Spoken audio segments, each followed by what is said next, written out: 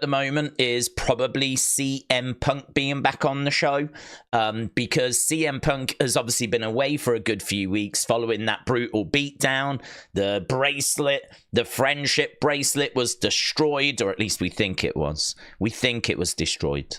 We're not 100% certain, because there is a rumor that it might have been a fake bracelet, but we'll wait and find out. But that was obviously destroyed and put in his mouth. And, like, you know, he was claymored, and it was pretty brutal. So we haven't seen him in a few weeks, and he's going to be back, and he's going to be addressing the audience tonight. Wyatt Sicks, we don't know exactly what we're going to get from them. I am expecting them. I think we're going to be seeing them, but I don't know quite what to expect from them tonight. So I'm thinking that there's going to be an interruption. I think that a couple of days ago, there was a tweet where they obviously had Max Headroom as a reference. That's a very interesting reference. It's all about interrupting a transmission. Makes me think they're going to interrupt a transmission tonight, and I'm guessing that we're going to be identifying their next victims, their next targets. We may not have moved on from American Maids, but we might have done, right? It could be American Maids. It might be Judgment Day. It could be the Final Testament. Like, there's a few options. There's a few people that we could be going after. But, yeah, we're going to find out tonight on that. So, I want to jump into the chat, of course. Say hello to all of you. But let's just do the quick official rundown. The quick official preview. And then we'll jump into the chat. So, right, this is, let me just swoosh this over. This is the one I want. So here you can see that this is the WWE website. This is the Quick Hits Raw preview. So we've got Damian Priest is going to be out to destroy Dirty Dominic Mysterio. So Damian against Dominic tonight. CM Punk returns in the wake of a vicious Drew McIntyre beatdown. So CM Punk going to be doing a promo tonight. Judgment Day are going to look to defend their titles. It's been a while. 70 odd days, 80 odd days since they have defended these belts. They're going to defend them against the New Day. Then we got Braun Strowman. He's going to be taking on Big Bronson Reed. So we know what happened last time with the tsunami onto the top of that car. It was an amazing spot. Really fun moment. We're getting that tonight. Sheamus battling Pete Dunne, which should be really good. And then Natalya taking on Zoe Stark. So that's the official breakdown. Obviously nothing Wyatt Sicks there, but I'm expecting them to be on the show as well. So that's the official breakdown. Let's swoosh back over. Hello to everyone that is joining us. I can see people filing in all the time. Millennial, shout out to you, subscribing to the channel. It's greatly appreciated. And we do member streams on a Thursday, and we've been doing unseen members videos as and when we can. Normally when the unseen video overfloweth, then it goes into the members folder, and there's been some really interesting stuff actually in those videos recently. So, yeah, appreciate the support. Carl and Dawn, hello. How are you doing? Said, how's it going, Daze? I'm feeling cheeky. You're always feeling cheeky, Carl. We know you, Carl. We know you, buds. Carl in a cheeky mood tonight, which is good to see. I hope everyone's in a cheeky mood, actually, after a pretty fun weekend. Don't know if any of you were UFC fans or watched the UFC show, but it was pretty impressive, the whole Sphere stuff. Even if you're not a UFC fan, I've heard loads of people saying, oh my God, could you imagine if WWE run the Sphere? I mean, some of the stuff was just absolutely incredible. There's videos all over social media. I would try and show you, but copyright, you know. Anything from an actual show is a problem for me. So with these, like, it was like massive screens, And like, it's obviously the same company that run WWE, run UFC. Triple H was there, Rey Mysterio was there, Dominic Mysterio was there, Steph was there, Nick Khan was there. I've got to think it has gone through their mind about doing a show at the Sphere, but it's very expensive. 20 million is apparently how much it's cost UFC. It's cost them so much money that Dana has come out and said, we won't run this again. I think there's a good chance they will, but he is saying, no, don't expect this every year. Like, I ain't looking to do this again anytime soon, if ever, just because of how expensive it was. So I don't know that bodes well for WWE, unfortunately, but that was a fantastic show this weekend. So, yeah, Carl and Dawn, hope you are well. Shout out to you. Edward said, Daze, how are you? My mum has gone out birthday shopping. She spent £290 on clothes. She got a new iPhone 15. I'm not allowed to wear or use any of it. Well, I mean, that's incredible that you've done so well for your birthday there. So very good. Very, very good. New clothes and a new phone. And seems like you're doing well, Edward. So shout out to you. Millennial said Raw still 3 hours today. Yes, goes down to 2 hours in October. Carlos says hello. Hello, Carlos. Hope you're well. Daze, I saw Jason Baker's interview on Bray in the Fangoria magazine. Do we think that Nikki still needs to face Ivy or a big Hell in a Cell tag at Bad Bloods? I mean, look, this is difficult for me because I love the Wyatt Sicks, but I do have a criticism with this feud, and there are people out there that do struggle with hearing constructive criticisms. So the only thing I can say is I'm going to answer this question, and I'm going to answer it in like the most honest way that I can, in the most constructive way that I can. And it's a criticism that you've heard before. I don't understand why the Wyatt Sicks are not striking fear into the hearts of American Made. I don't understand why we keep having to go back and do just the same match, really. I know that, like, we've done Howdy against Chads. We've done Wyatt Sicks against American Maids. We can do Nikki against Ivy. We can do a Hell in a Cell match. But this is just strange. It's just weird. Like, why are American Made not bothered? Like, why is it that they are walking around backstage still calling the Wyatt Sicks freaks in masks? Like, surely if you face them, you should be, you know, a message should have been sent.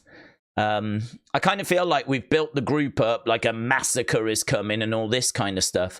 They've got into this first feud, which is like an introduction feud, like, you know, right, let's get to learn about the Wyatt Sicks. Let's find out about the characters. That's kind of what you do in that first feud, right? But they've put them in against some people that just don't seem to care or be bothered or intimidate. It's like, I just don't really understand, to be honest. It's a very different way of booking, isn't it? It's a different way. I'm not sure that too many of us would have booked this story this way. Certainly if I was booking, I wouldn't have. If I was booking, I would have had Chads scared for his life. I would have had him like, listen, I don't know how I get out of this, but I want out of this. Thing is, he can't help himself being nasty, right? That's kind of who he is right now.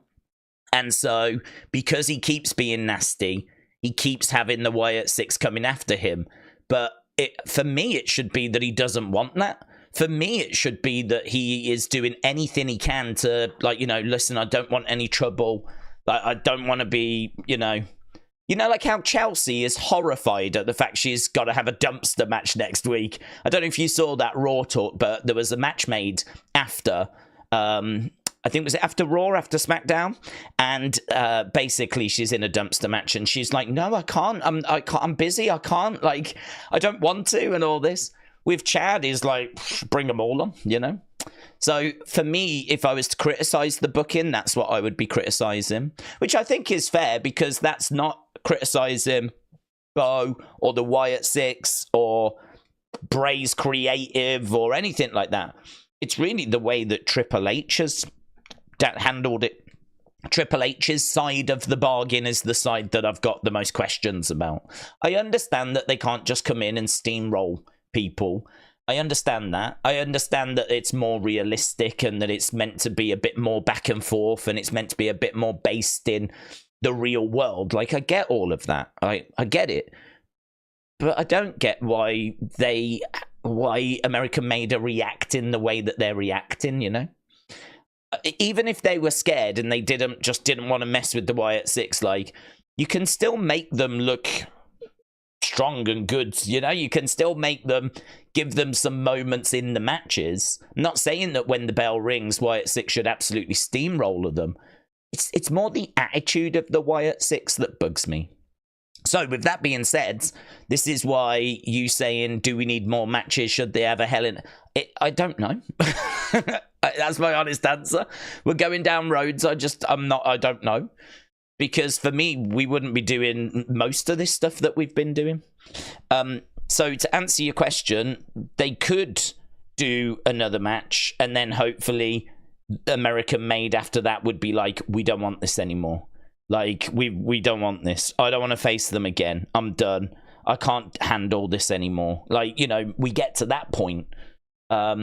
So we could do one more, or is it just time for us to move on? Is it just time that we just walk away and go, do you know what? It's done. Like, we keep telling him to repent. He hasn't, so we beat him up, but he doesn't learn his lesson. So at what point do we just go, okay, done now? It's bonkers and it's just weird. I just find the booking really, really strange. But listen, this is the road they've gone down. Maybe there'll be one more. I really don't know if we go after a new target tonight or if we stay on American Maids. But I'm interested to find out. Yeah, I'm interested. I'm going to be all right with either, to be honest. I'll be okay with either. If we stay on American Made, that's fine. But I really am looking for there to be a definitive conclusion to this, which I felt like we had. I felt like that street fight the other week. I felt like that was it. So I'm probably expecting them more to move on. Probably expecting them to move on now. I'm thinking that was it for American Made, but we'll find out tonight. Wrestling Daze fan says, hello. Telford is sweet for little monsters to eat curry and chicken balls and Coca-Cola. I don't think Telford is sweet for anyone, to be honest. It's pretty awful. So, Wrestling Daze fan, shout out to you. I love the fact you're trying to put a positive spin on Telford. It absolutely does not deserve it. AK Trip 4100 said, did you see the new tweet? It looks like it has a yellow creature type of face. I don't know what type of face that is for the Wyatt Sicks, says AK Trip. Well, if there's been one today, I haven't seen it. We might be talking about Max Headroom, are we? That's what I'm thinking we're talking about. Max Headroom? Let's have a little look. See what we've got. Should we whoosh over? Yeah, this one. So, I mean, it's worth mentioning because some people might not know. We do Wyatt Sicks videos that are branded as Wyatt Sicks, but in unseen, if there's anything that's happened in the day that's Wyatt Sicks related that we need to talk about, I put it in unseen. And actually, I could understand people not knowing that, because obviously if it says Wyatt Sicks, you know, it's pretty self-explanatory. But unseen is really my way of rounding up all the social media stuff, the key social media stuff. I'm trying to be a lot more selective with it. I'm trying not to just include everything, right? Before, I wouldn't include everything, but really anything that I found interesting would be included. And so the videos are like 30, 40 minutes. I'm now excluding things like the stuff that's not as important. And we've got the videos down to 20 minutes, which I think's better, right? I know not everyone likes that. I know there's people that love the longer episodes. I get it. But I think it's a bit snappier. and a bit more appealing maybe to those that don't have as much time. But one of the things that we do use Unseen for is Wyatt Sicks and talking about anything that needs to be spoke about. So pretty much all these tweets, certainly these two here, we've spoken about these in Unseens. So I'm not going to spend long on it, but that one, that's Max Headroom, that he was a character in the 1980s and he interrupted a TV station. So in Chicago, it wasn't actually him. It was someone just dressed as him. And basically, you know, imagine that you're watching TV. All of a sudden it starts going crackling. And then all of a sudden you've got this character on screen, looks very weird. And he does like a little bit of a piece and then he goes again. They never found out who did it. They never found out the person that was responsible. But that's why it said transmission interruption. That's why we've got the picture of Howdy. This is from the massacre, of course. We know Chad's about here. When we first see Howdy, you can see his arms outstretched. And then you've got the Max Headroom thing layered over the top. And so transmission interruption. This, to me, is saying that they're going to interrupt a transmission. It could be Raw. It could be NXT. It could be SmackDown. But I'm guessing it's tonight. My guess is at some point tonight, Wyatt Sicks are going to interrupt. That's what that message is communicating. So that's kind of what we've got from that bit. This one up here, the more recent one, that was obviously a quote, as has been pointed out by a lot of people, that was in the journal. So, and we've looked into like Dungeons and Dragons, where there's like a whole bit to do with whispers like 1,000 voices. And which was kind of interesting. I don't know that there's a big connection there, but it's kind of interesting. People have also sent me like songs that have got like that as like a lyric in it. It's one of those, isn't it? Like for me today, we're so close to actually, I think, finding out the answer. I think we're so close to actually getting this video, because I think this is a still image from the video that is going to interrupt the show. That's how I've interpreted it. So we're so close to finding out. Well, we'll find out. I mean, we're literally a couple of hours away, aren't we? And then we'll find out exactly what it is they want to communicate. Maybe more important than that, we're going to find out who they are going to interrupt, because that, to me, is potentially their next target. Or it could be American-made again, couldn't it? And they just stick with that. Can I just tell you that on screen I've got Raw from last week, and I was just looking at it, and I don't know why it's only just dawned on me, but oh my god, Isla Dawn looks so much like Lily. She looks so much like Lily. I was looking with her hair in like ponytails and whatever. She's just gone for a pin on Bianca, because obviously last week we had Unholy Union against Bianca and Jade. And the match is on right now as we're working towards this week's episode of Raw. They always play older last week's stuff before.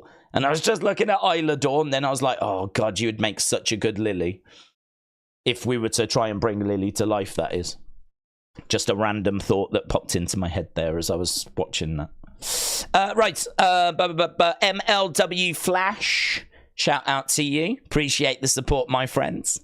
Carl and Dawn said, do we think if WWE did go supernatural with the Wyatt Sicks, the fear factor would be higher? I know that you don't like it. It's a good question. If we went supernatural with the Wyatt Sicks, then you would have to have the fear factor going higher. I suppose one of the things that bugs me though is that yes, the fear factor would increase, but it should not be higher anyway. I sort of feel like we're clearly dealing with people here that have got some mental challenges. Okay, you know, I don't know how far Bo and Nikki and Rowan and Gacy have gone in regards to like mental health, right? I don't know that they're perfectly fine, everything's great, they're just doing this like as a bit of fun, right? That could be true. But the way that they are acting, the way like that they come across, the way their body language is, and the way like that Nikki didn't say a word in her interview, but she just screamed. Remember that? She was just screaming. The way that she has been acting the character I'm talking about, not the real person. I'm talking about the characters. I get the impression that there is some severe mental challenges here, right? I think the loneliness, the abandonment, the being discarded, feeling devalued, I think all of that over a period of time has really took its toll. And to be honest, you know, Nikki as a character was not playing with a full deck of cards at the very beginning. If you remember her Insanity, she was always like wired and fired up, and then obviously she went off and did the Nikki ASH thing, which was a bit strange. So I don't think that Nikki has ever really had like all the cards in the deck, all the sandwiches in the picnic, if you will. So she is someone that I think has got, as a character, again, we're not talking about her as a person, right? I'm not talking about any of these as people in their real lives. They're just normal people living normal lives. But as characters that we see on screen, they, I think, have some mental challenges, right? And I think, like, they are unhinged. I suppose that's the word, really. Unhinged is a good word. I don't think they play by the same rules. And as a result, I really don't think that if you go up against them, you should feel comfortable, you know? I don't think it should be a comfortable, like, you know, I don't think you shouldn't be bothered by them. I feel like if you go down an alleyway and there's a guy standing there in a creepy mask, wearing like a pig mask in an alleyway, you're not going to just be like, oh, this is fine. You know? Yeah, nah, this is fine. That's not that. Do you know what I mean? You're going to seriously think twice about, do I want to keep going down this alleyway or shall I turn around? Like, you're going to seriously think about that because it's not normal and you should be uncomfortable. And that's kind of what I want American Made to be showing, and they're not. And I don't understand it. I don't get it. I don't understand why they're not, and I don't understand why no one's had a word with them to say, can you please start doing this, please? Because this group's really important when we want to get over how intimidating they are. That's it, isn't it? If you want to get over that Wyatt Sicks are intimidating and that they strike fear into people, well, then they've got to do that. And American Made are just no-selling this. I find it very frustrating. Again, I know that it's a moan, but I'm moaning at the booking. I'm not moaning at Bray or Bo or Jason or the masks or the characters. I'm not moaning at Wyatt Sicks. I'm actually moaning at American Made. It's American Made that I've got the big problem with. It's not the Wyatt Sicks. So, yeah, I think if you went supernatural, then, yeah, they could be reacting to that and being scared, but they don't need to do that. To me, there's not a reason as to why they're not acting that way anyway, because I don't know about you, but someone in a mask, coming after me is not something that I'm going to take too comfortably. It's going to be a concern. Let's put it that way. It's going to be a concern. I'm quite happy to sit here and say if someone was coming after me, if someone knocked on the window now and I looked outside and they were wearing a sheep's mask and they were outside, like, tilting their heads and they didn't no weapons or anything, but they just stood there in a sheep's mask, I'm not going to go away. Shoo, go away. I'm going to be like, oh, we've got a situation here. So no one do that, please. Thank you. So Carl Dawn, good point. Yeah, I think, supernatural it would, but it should anyway. Millennial said, I love Wyatt Sicks. They absolutely rock. I still think that American Made shouldn't have been the chosen ones for this feuds. They're just starting and they're losing every match. That's probably part of the problem, isn't it? Is that they're trying to keep both groups looking credible.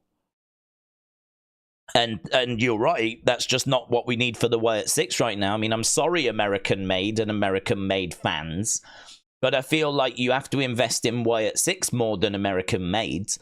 And I feel like I think you've found the answer. The answer is that we don't want American Made to look weak because they're a group we want to invest in as well. and they're a group that we see a bit of a future with, and they're just starting. And so we find ourselves in this unfortunate situation where both need to be kept relatively strong.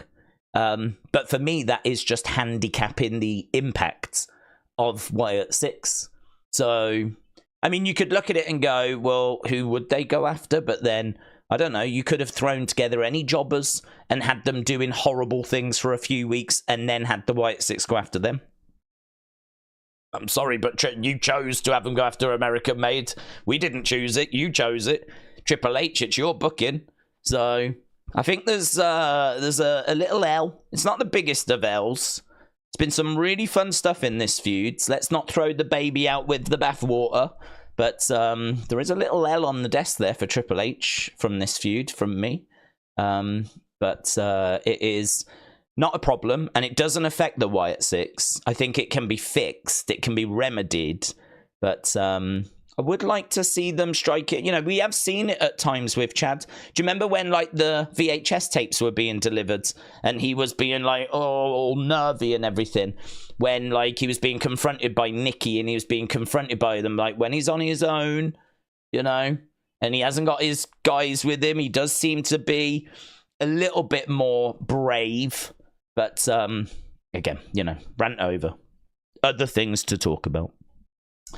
Lisa, hello, shout out to you, said, I would like to have a super brawl for a premium live event for next year where it would take place in Tokyo and we could have a WCW throwback. Thoughts? Hello, Lisa.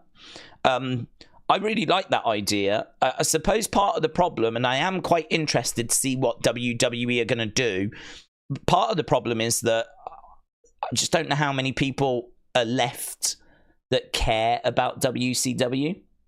And what I mean by that is you've got to remember it's 25 years since it was around. It was massive, but a lot of those stars are gone now. So who can you use for WCW? I mean, Sting's retired. Goldberg, you could get Goldberg. Hogan's done. Nash is done. Scott Hall's no longer with us. You could always bring in Eric Bischoff. You know, there's people around that you can feature, but how do you represent WCW? Like, really, it's just going to be a WWE show with, like, WCW branding, which is okay, and I would be down for it. And you could have some special guests, and you could do some fun stuff, so I'd be down for it. But they have actually trademarked a lot of, like, WCW old pay-per-views. And there was a thought that there might be something happening with WCW. Like, could they be bringing the brand back? Could they be doing a bit of a special? Like, I don't know, to be honest. I don't know what's happening there. I haven't heard anything about what they're doing with some of these trademarks that they've acquired. So I'm interested. It'd be great for me and anyone that was around in the 90s, but there's a lot of Lapsed fans that are not watching anymore. Maybe you could bring some of them back. If, you know, there's a lot of WCW fans that just left when WCW closed. Like, it's one of them, isn't it? I mean, if WWE went out of business, would you all go over to AEW? You probably wouldn't. Some of you would, some of you wouldn't. Some of you would just go off, that's it, done, you know. Football, basketball, you'd spend your time watching that instead.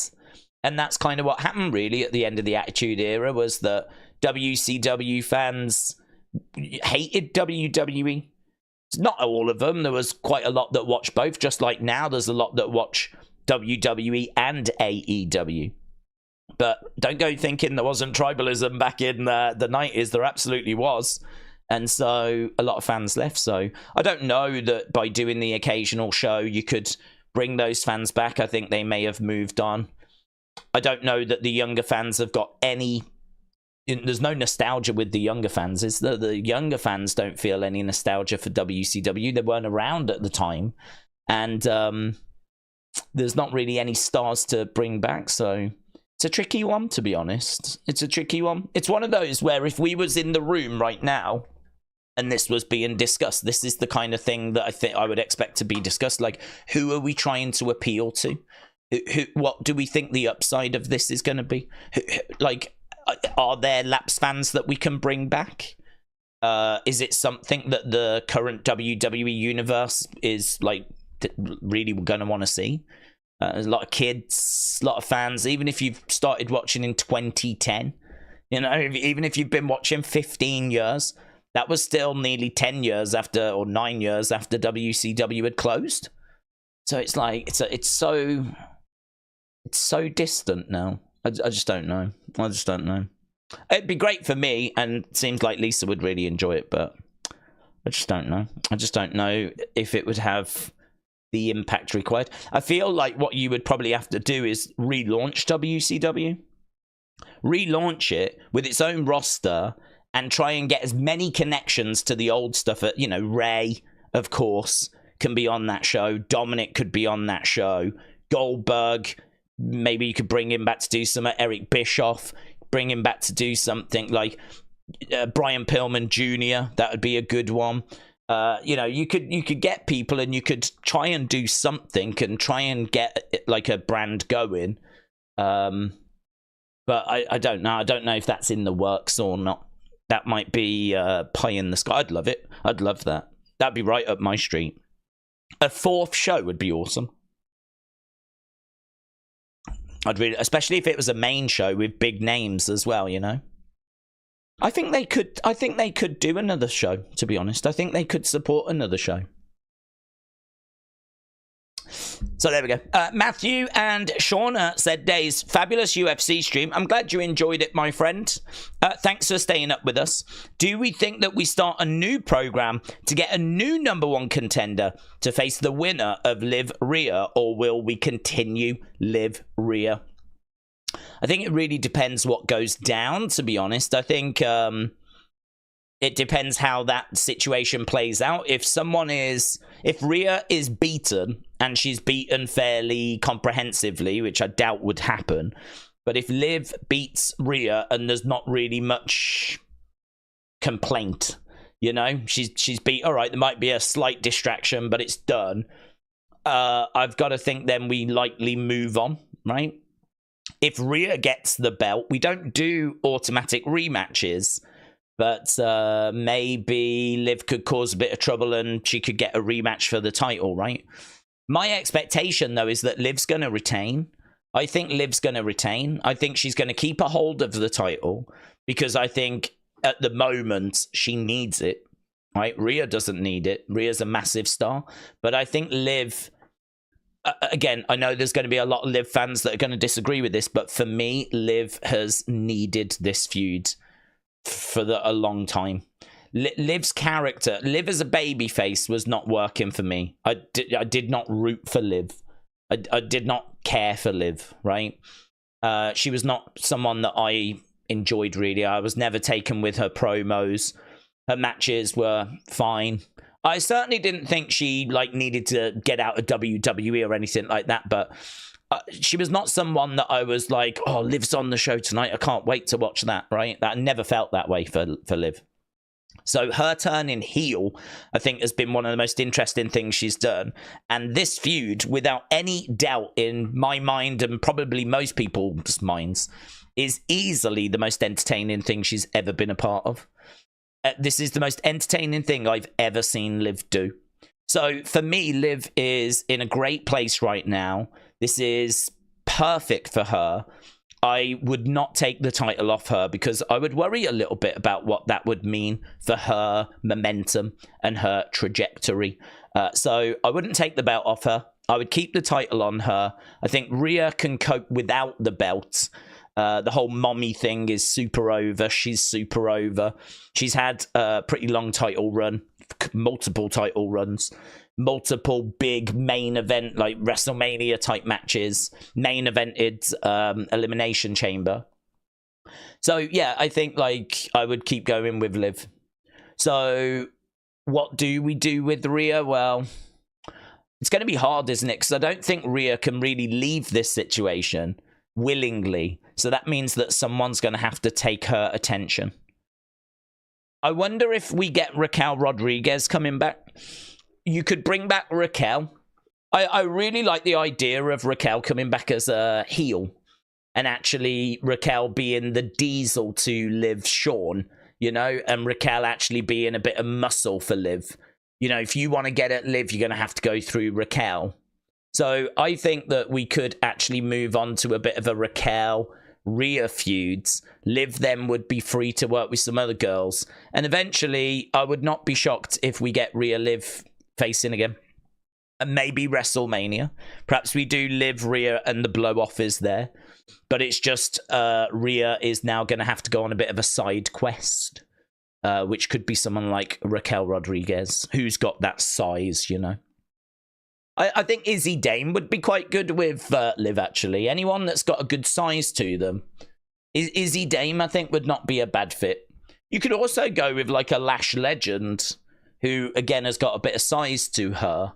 And you could kind of go with that dynamic, but... Yeah, I don't know. People seem to be quite bored. I did a video about Rhea, and people were quite bored now of her being sexualized, and they were not really keen with keeping going with this story. They love Rhea, but they feel like this story is... I'm kind of done now. I'm ready for something else. So I would say let's do Bad Blood, then move on to something else. We can always come back to this further down the road. But James said, I'd be fine if WWE went out of business. I'd still have the other 20 companies to watch. Yeah, you would. You would. James, hope you're well.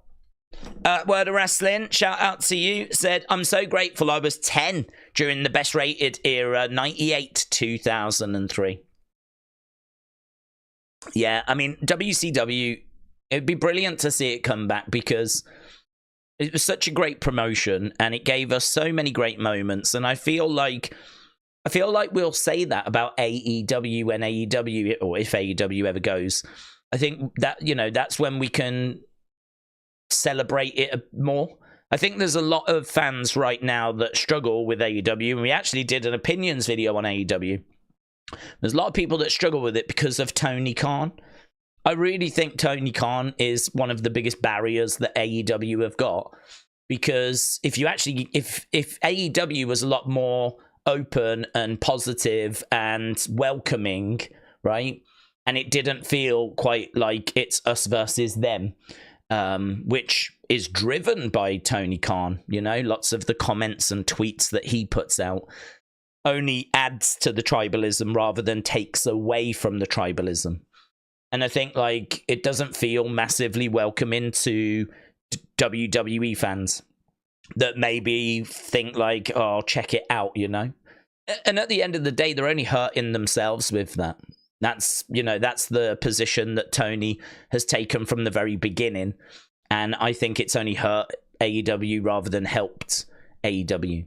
And, but I think if ever they do go out of business, if ever they do cease operations... I think we'll look back on it with fondness, because at that point then it's not a threat to WWE. It's not, we don't have to worry about, like, the tribalism or anything. Like, you can just put all of that to one side and you can just look at what the product was and cherry pick it, to be honest. To be honest, if you look at, say, WCW in, like, the 2000 era, it's awful. It's so bad.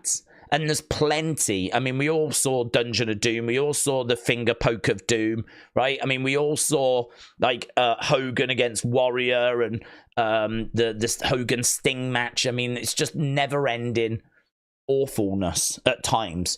But hidden within that is Rey Mysterio against Eddie Guerrero, right? The build, the rise of Goldberg, which was fantastic. Sting turning into the Crow character, which was fantastic. The birth of the NWO, which was fantastic. Like, who's the third man, which was fantastic. Like, there's loads that WCW did that was great. It was just mixed in with a load of stuff that was also not great. And in many ways, it is very similar to AEW, because AEW, I think, have got a lot of stuff that's great. I keep saying that. I mean, genuinely, how can you not enjoy Will Ospreay? I think Will Ospreay is, well, I think he's the best wrestler in the world. I think right now, AEW have got the best wrestler in the world right now. Professional wrestler, Will Ospreay.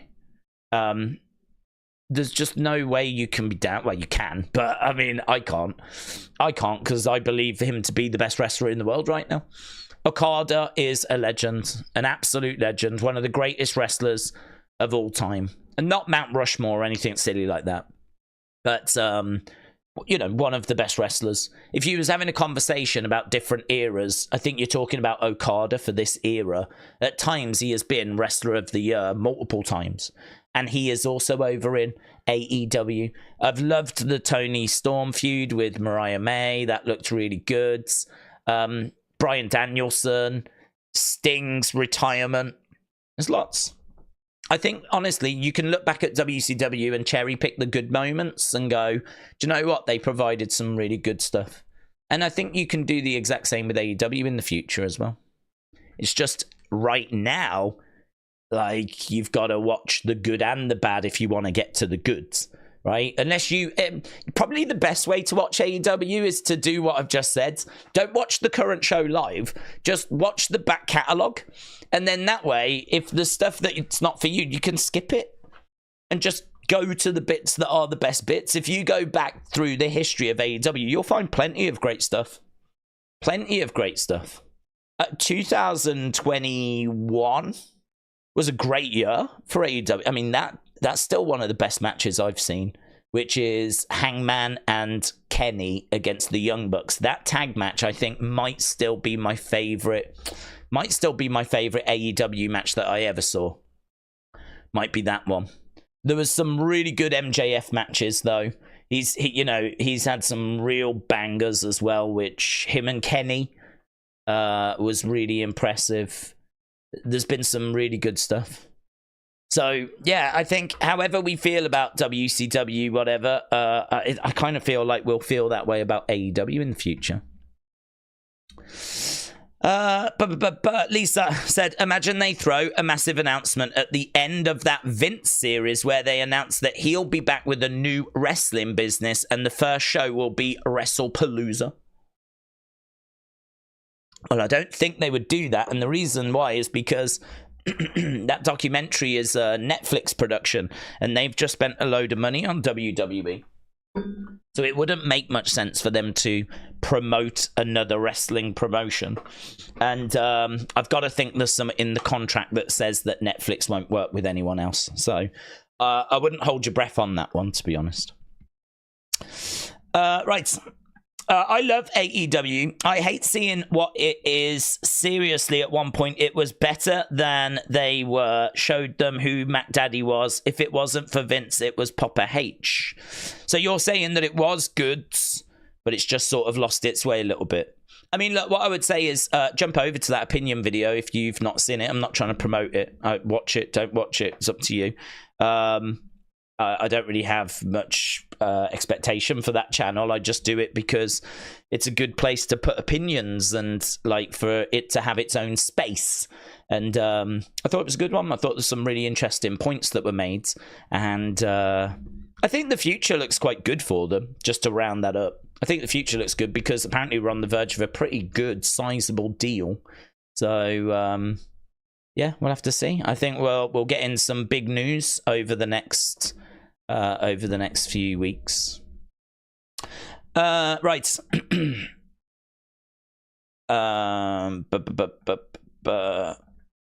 James said the real savior of wrestling is not Tony Khan, it's Janelle Grant. Well, she did get rid of Vince, that is true.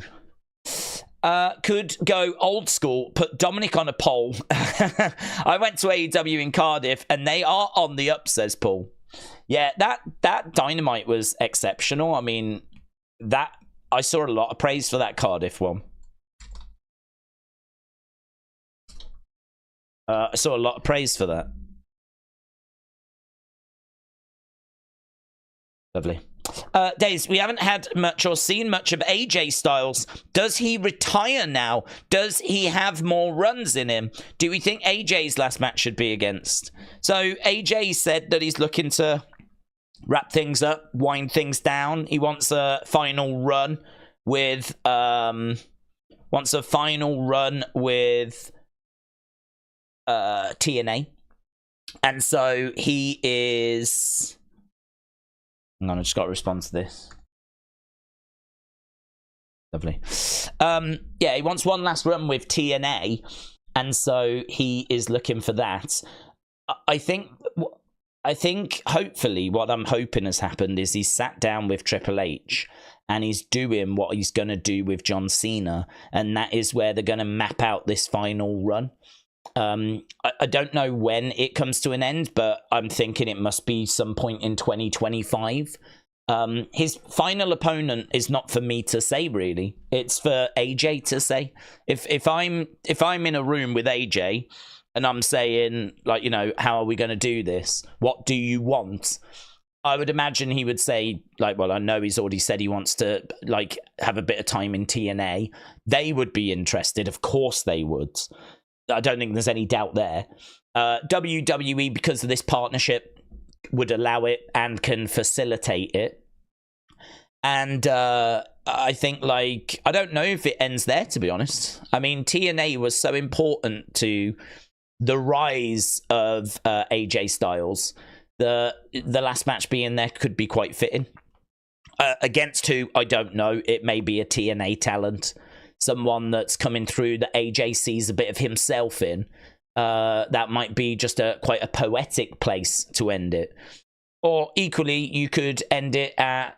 I feel like WrestleMania might be a bit soon. You could maybe end it at SummerSlam, which is a pretty big show, isn't it, in the summer? Or do you try and work your way to WrestleMania 42? Do you just extend it that little bit longer and say, listen, what I want to do is I want to end at WrestleMania.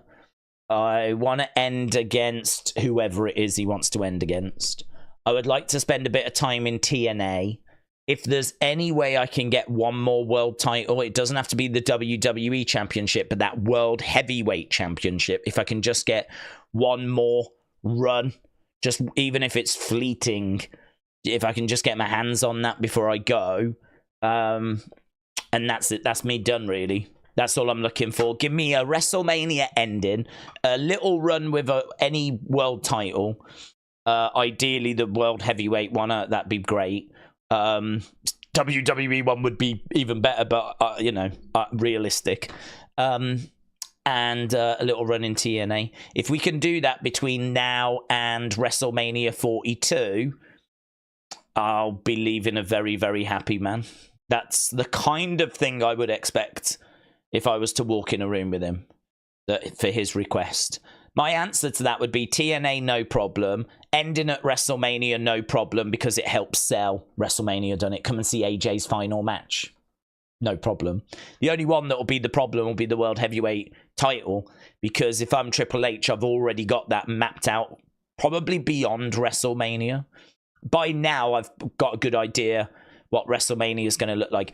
Do you remember that documentary for WrestleMania? And Triple H said that by, was it October, November, it was like WrestleMania was 80% done by the time they got to October, November. So that must mean that as we're sat here right now, it's probably 50% done.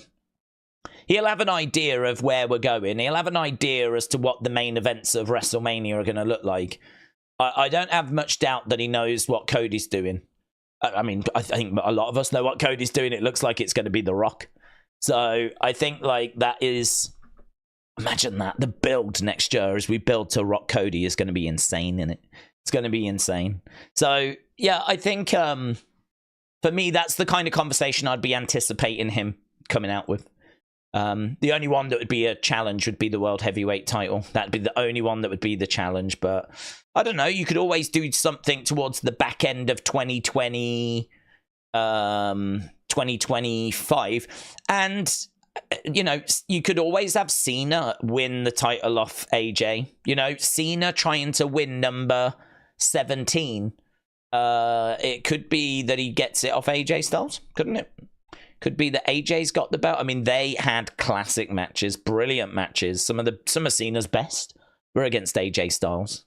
And with Cena retiring next year, I wouldn't be shocked if we ended up doing AJ versus Cena. So we haven't seen AJ in a while. You are correct, but plenty to be excited about. Kim's Chain said WWE could buy TNA and they could make that a new WCW kind of promotion. It's a bit of a challenge, that, because you're taking a much loved brand and you're trying to turn it into a previously much loved brand. You know, I sort of feel like if you buy TNA, you wouldn't really change it. If I bought TNA, I'd keep it TNA because there's a lot of love now for TNA. TNA have done a really good job of rehabilitating. I've said before, TNA to me was a joke. TNA was something that you rolled your eyes at. I mean, I'm sure there was great stuff that was happening, but when they were the main competitor to WWE, there was a lot of what you're seeing now with AEW, and that is WWE fans just highlighting the bad stuff. So with AEW, for example, if you search for AEW on X, there's a good chance that you'll see highlights from the shows and whatever, but you're gonna see things like AEW botches, and you're gonna see pictures of empty arenas, and you're gonna see like botched moments and weird comments, and you know, like WWE fans are highlighting all the bad things about AEW, yeah, and they're amplifying those. And as a result, you know, I mean, look what it's done really to the company. It's not none of that has helped. And if you look at like where, I'm not saying it's the main reason, but it's not helped like the perception of AEW, yeah. Well, the exact same thing was happening back in the day with TNA. You know, TNA, you would see all the awful stuff, and that would be amplified. That would be, like, you know, loud and clear, and there was plenty. Even TNA fans will tell you there was loads of stuff that sucked about TNA back in the day. There was loads of good stuff. They had a great audience, but the stuff that I was seeing was just bad stuff, bad stuff, bad stuff, bad stuff. To the point where you didn't quite understand why people even bothered watching it. But they did, because there was a lot of good stuff that just wasn't coming through, yeah. So I sort of feel like to go from that to where they are now, that's been a fantastic rehabilitation. That has been a fantastic rebrand, a fantastic reset. And whoever is responsible for that deserves a lot of credit. I don't know if it was Scott D'Amore that did that, who managed to achieve that. But whoever, I'm sure it's been a team effort. Whoever has been able to kind of do that deserves a lot of credit. To be honest with you, part of me wonders if the reason that TNA has now fixed its reputation might be to do with AEW, because no longer are people taking the mick out of TNA because they've got another target now. That other target is AEW. So a lot of those fans that used to take the mick out of TNA, they don't bother anymore. They've got another hobby. Their new hobby is taking the mick out of AEW. And that has benefited TNA massively. Because you just don't see bad stuff now. I don't see it. I don't see, like, I'm sure there's botches. I'm sure there's bad matches. I'm sure there's bad stuff that happens. But I don't see it anymore. It's not amplified. It's not shouted about. All you see now is just like a real positive vibes, positive kind of, you know, happy vibes around the company. So it's in a much better place. So if we were to get TNA, I wouldn't do their fan base dirty like that, you know, and just take away all that history and everything. I think someone said, haven't they been going longer now than WCW had? So they've actually been going longer than WCW, which is like amazing, isn't it? It's amazing to think like the longevity of that company. So yeah, fair play. I'm not a TNA fan. I'm not a TNA hater. I'm a TNA non-engager. That's what I am. I just don't ever engage with them. But that puts me in quite a unique position where I can tell you from an outside perspective what it has looked like to me. And go back to the early days, it looked like a joke. It looked like a mess. You know, I'm thinking about things like Jeff Hardy, like stumbling down to the ring to try and have a main event match with Sting when he's like intoxicated. You know, I mean, there's loads of examples of stuff like that. And it was shouted about as well. It was amplified. Everyone was talking about it. and it was a bad perception.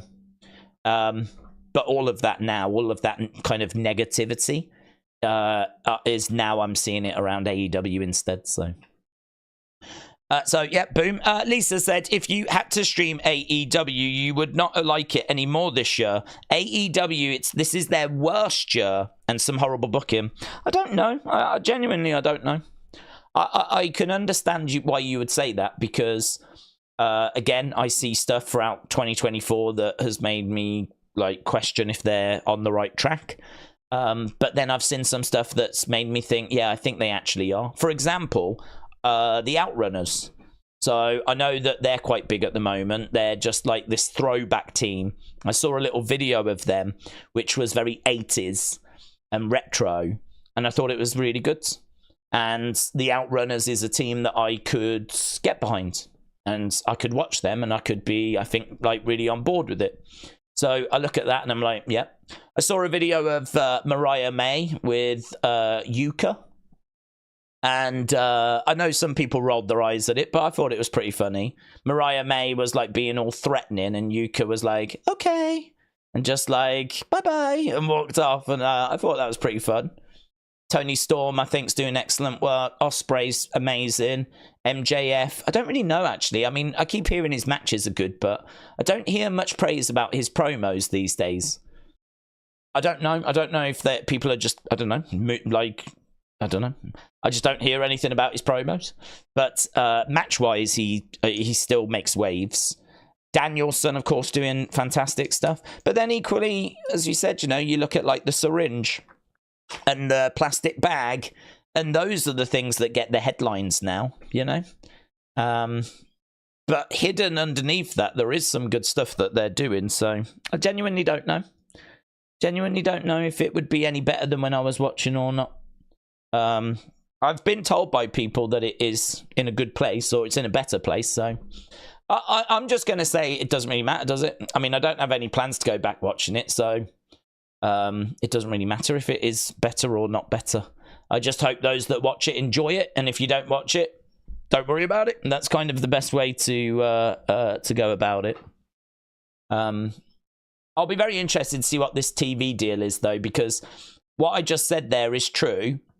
Because it's nothing to WWE, is it? It doesn't matter. It's on a Wednesday and a Saturday, and they're doing their thing. WWE are doing their thing. If this TV deal comes through, though, and they do have a new Shockwave show that's going to be on a Monday at the same time as Raw, then we do have a problem, don't we? Because that means that there is a choice that has to be made. Are you going to watch WWE Raw, or are you going to watch AEW Shockwave? And if you think the tribalism is bad now, it's going to go to a nuclear level. A nuclear level, if that is where we're heading. So that is going to be, honestly, biblical, right? Biblical. And certainly if that show goes on to like Fox or something. Word is, though, that it won't go on Fox. It'll go on Fox Sports, which I think is that not FS1. Which is like a bit of an awful channel, actually.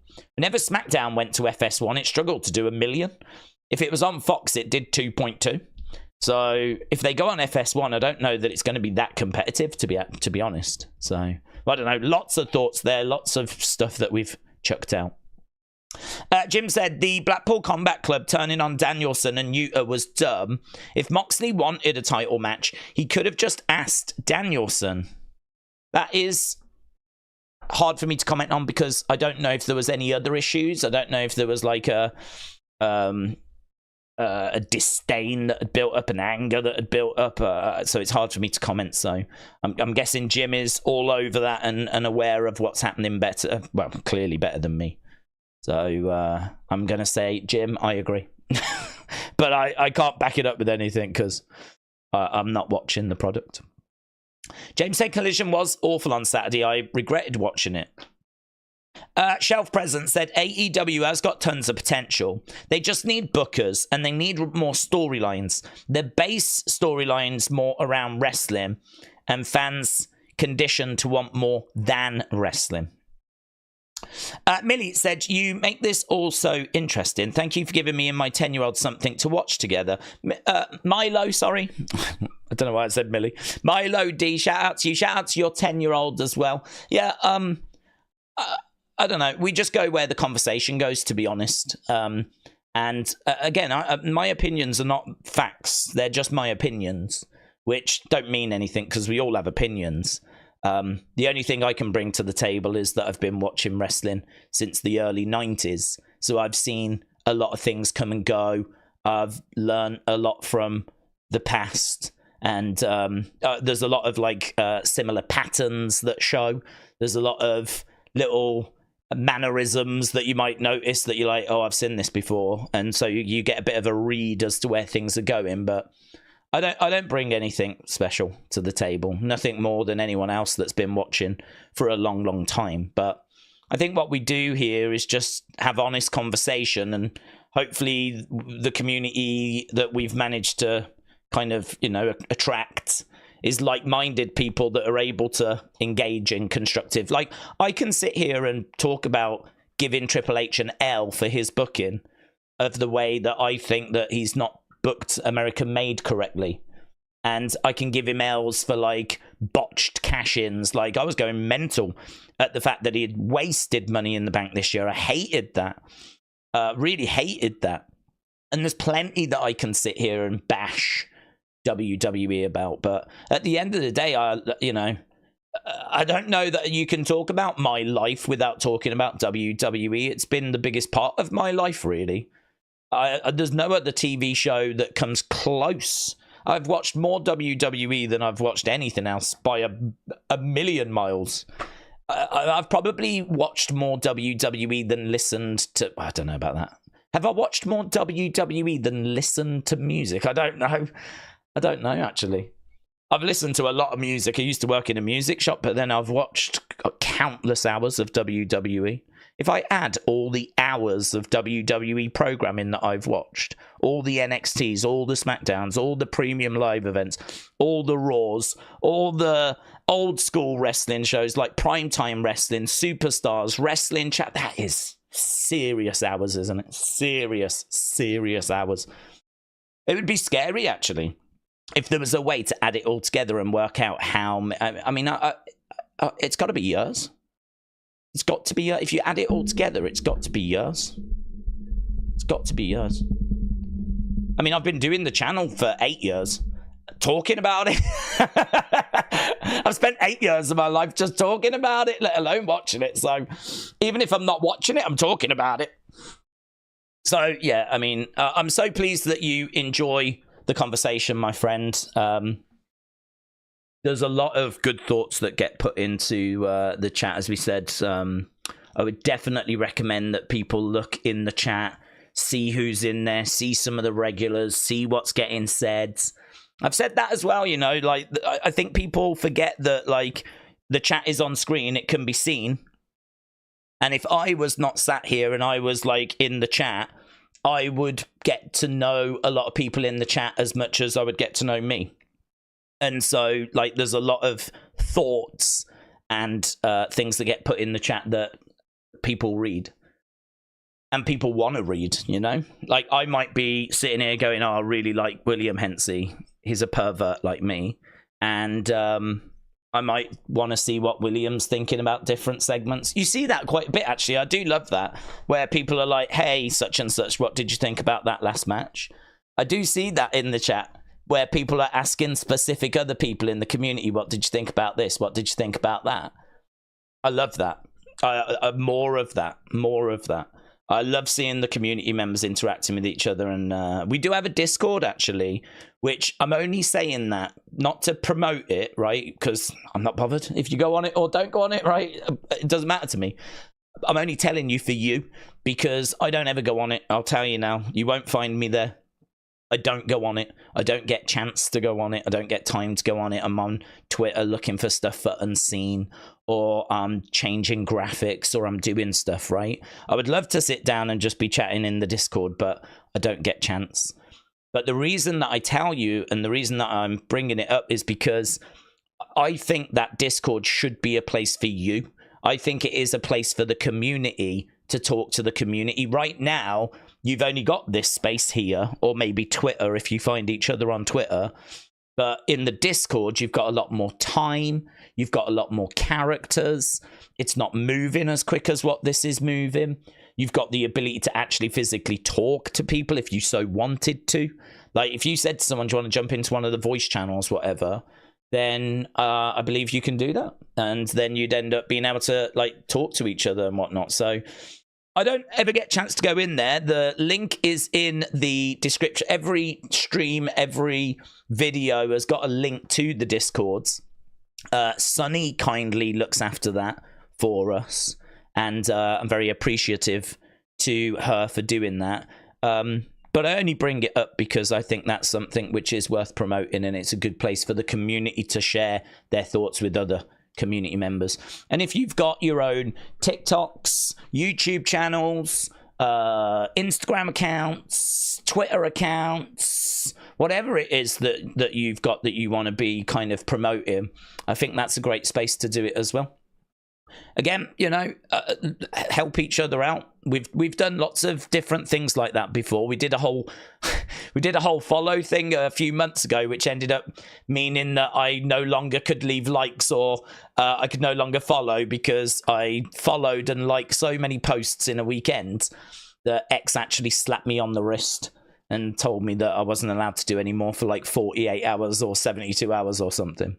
So we've done that a few months back. So, but yeah, there's loads of stuff that I think we can do as a community. I don't think we do enough as a community, to be honest.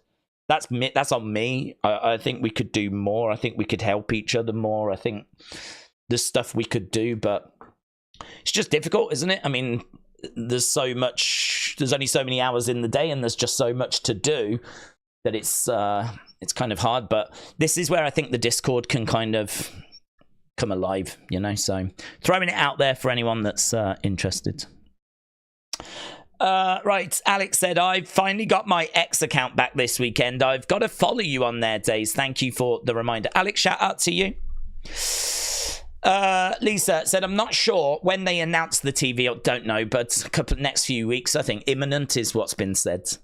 If it's on Mondays, then both shows might be affected, with AEW taking the bigger decline, the viewership due to flipping TV.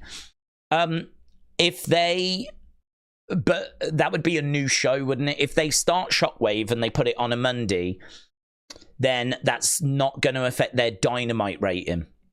I'd imagine Dynamite would stay on the Wednesday.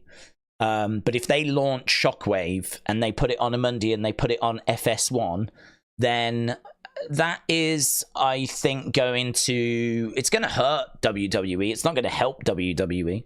It's going to hurt.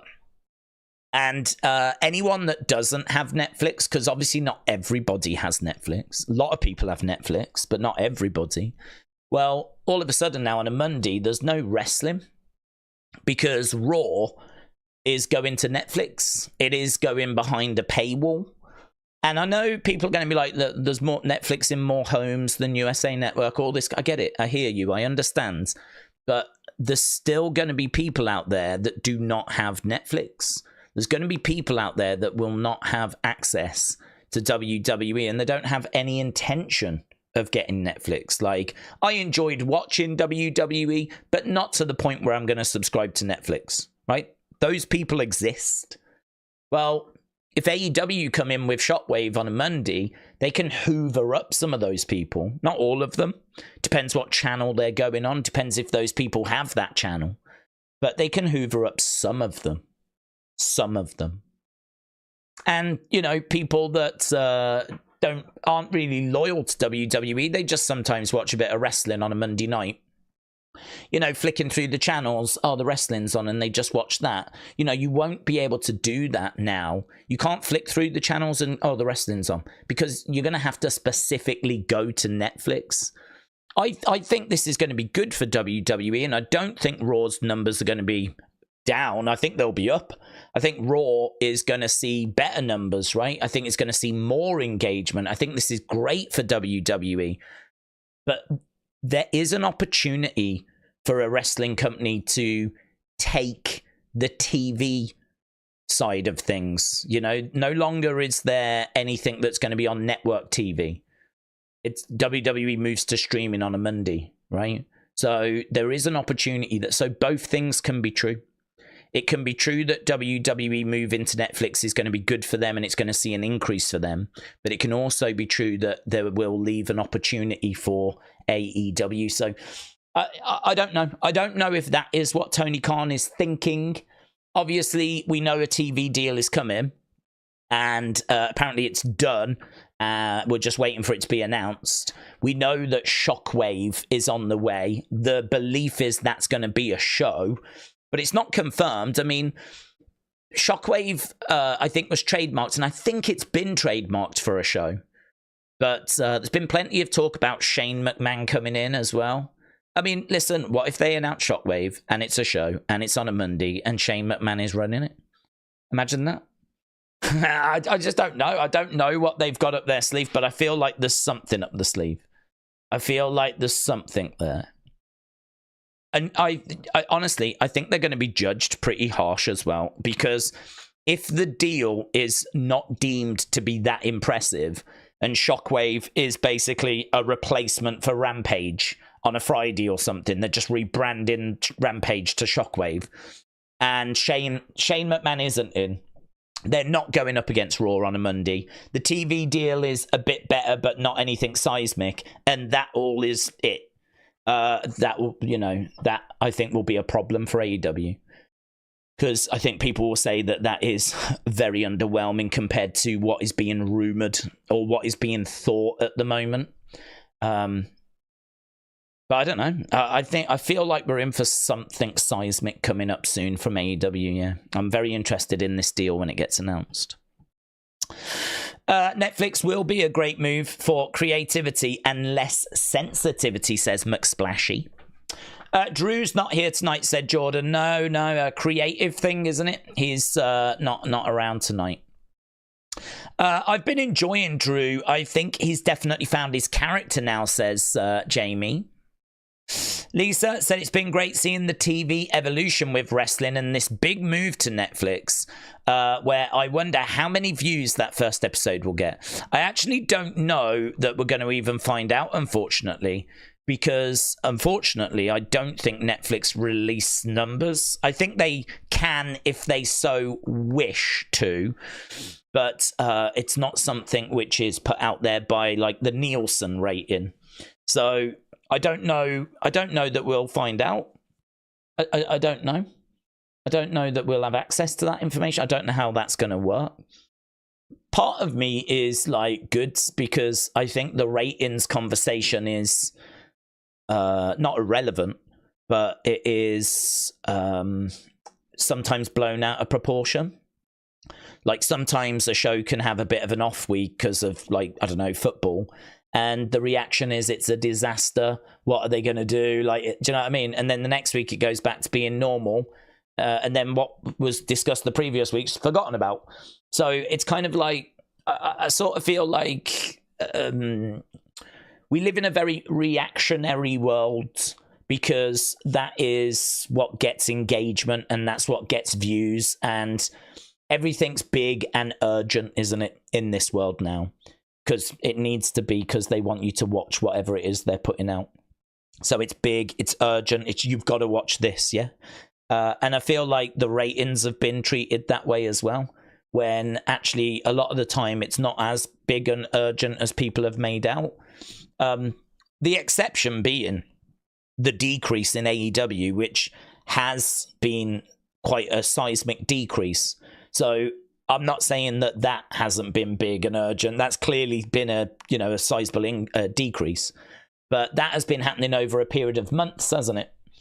It's not just 1 week it fell off a cliff. But for a lot of times last week, it was 850, then it was 815, then it was 820, then it was 800, then it was back to 830. Do you know what I mean? Like last year, it just kept doing that week after week after week after week. We were just in like a holding pattern, really. Week after week after week after week. Part of me thinks like getting rid of all of that noise is not a bad thing, really. Like just focusing more on the show side of it rather than the business side of it. Business side of it is interesting, but I just think there's a lot of bad takes. I just think there's a lot of reactionary OTT dramatic reaction that's just not necessary or helpful, when, you know, the truth is a little bit more subdued than that. You know, I don't think there's mass panic if you're going up against a massive football game. You'll have a internal projection. We don't know what those internal projections are, so we don't know if they're happy or sad with the numbers. It's Twitter decides if they should be happy or sad.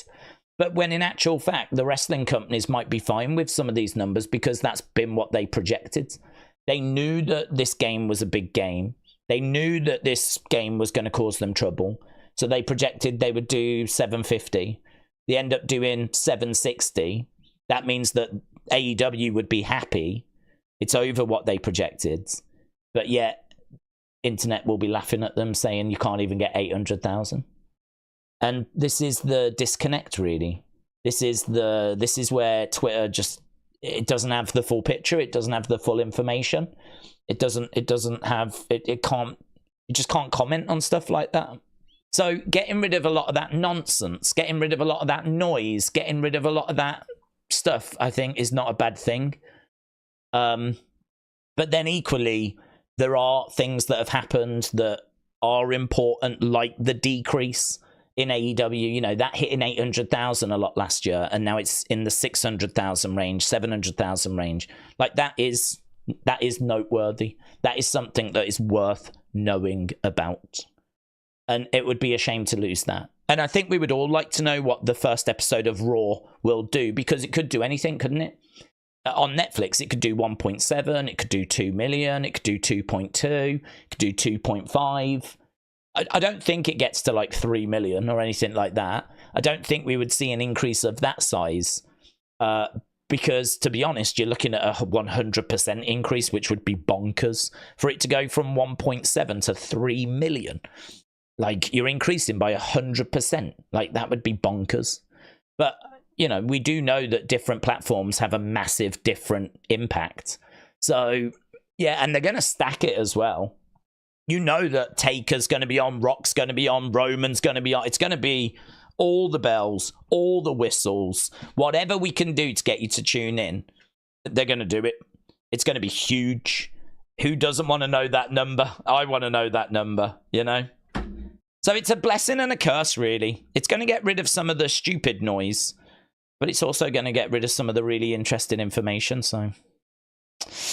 Night Legacy said, all the street lights and the house lights in my area have just gone off. Well, that's probably due to the excitement, but I'd imagine it's because we're getting so close to the beginning of Raw that they are just literally turning everything off, so...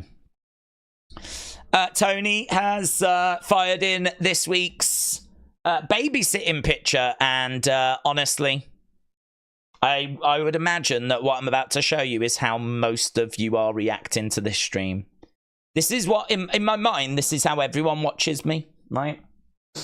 You can see right here, fast asleep, we've got a Spider-Man blanket, right? Pacifier in the mouth. Again, in my mind, this is at least...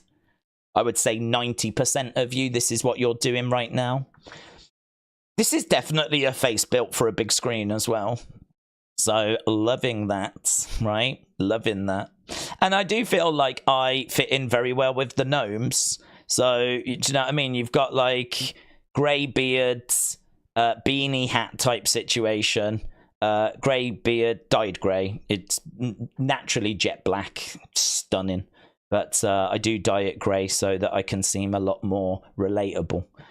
So got that. And then the hat as well. If that was red, that would be like my family, wouldn't it? These would be my brothers and sisters. And I don't know why you've got skulls, skeletons and whatever so close to a child. Like, that feels like abuse, actually. That feels like that would actually terrify the kids. So I don't know why we've done this. There is actually a lot that I could get stuck into with this picture, but that would feel a bit unfair, so I'm not going to do that. Instead, I'm just going to say thank you for keeping me and my brothers and sisters so close together.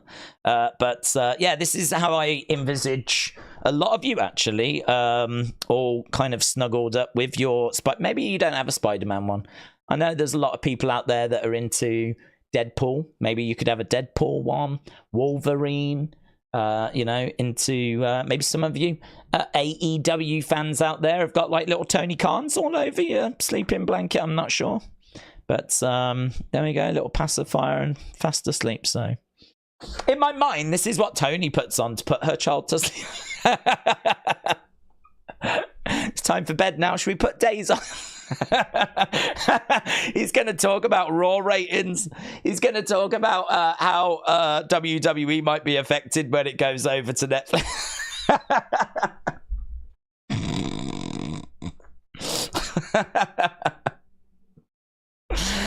This has really hurt my ego, actually. I'm laughing through the tears. It's a really somber situation that I find myself in. So, Tony, thank you. Thank you for absolutely ruining my evening. Appreciate it, my friend. And I hope that... I hope you get rid of these. That's what I hope. I hope you get rid of these, because I'm telling you now, that kid, I don't think is going to be appreciated. He's probably scared to go over here, I would imagine. Fearful of this side of the room because of these two crazy cats over here. So, just saying, give it some thought. Yeah.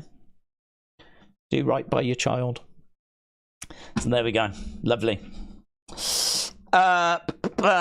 We do need to say that you're going to bed on repeat over and over. Do you need to say you're going to bed on repeat over and over for an hour if you're going to bed, says Frankie? Yes. Yes. You have to tell yourself repeatedly.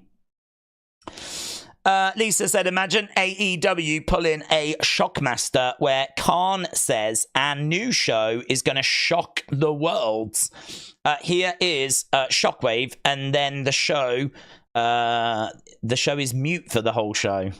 Like they do a bit of a botch on purpose. A little throwback to the Shockmaster. One of the greatest botches of all time.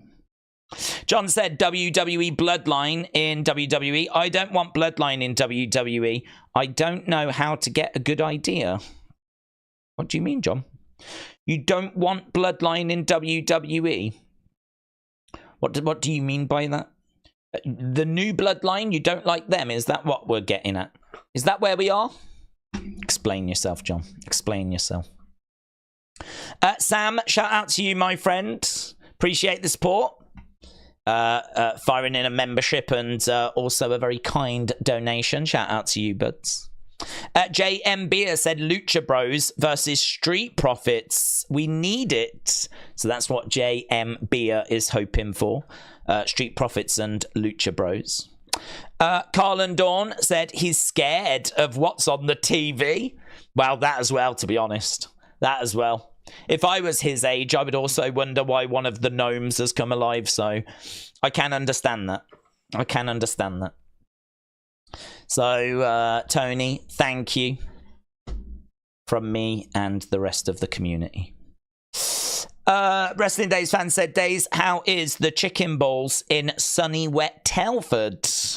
Listen, if there's one thing that Telford's got, it's good balls. So you don't need to worry about them, my friend. Edward said, I'm not going to talk to Daze again. I'm going to talk to some of you. It's not my fault that he waffles on and just shows pictures and keeps talking for ages and misses comments. Edward, I think you're right. I think you are absolutely... I think you've nailed it.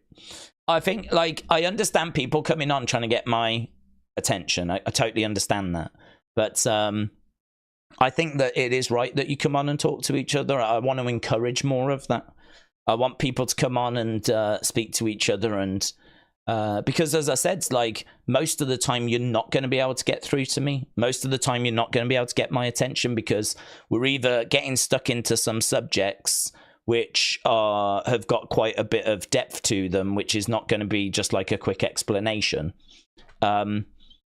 So, like, the 2 hours before, we're getting stuck into, like, what people have super chatted or what I see in the chat, and that's got quite a bit of depth to it. And then, of course, when the show starts, it's very difficult then to go off on side quests and having side missions, because then we're talking about the stuff that's on the actual show. So I think you're right. I think that's exactly the right approach, is to come in and chat to the community more so than trying to come in and necessarily kind of grab my attention.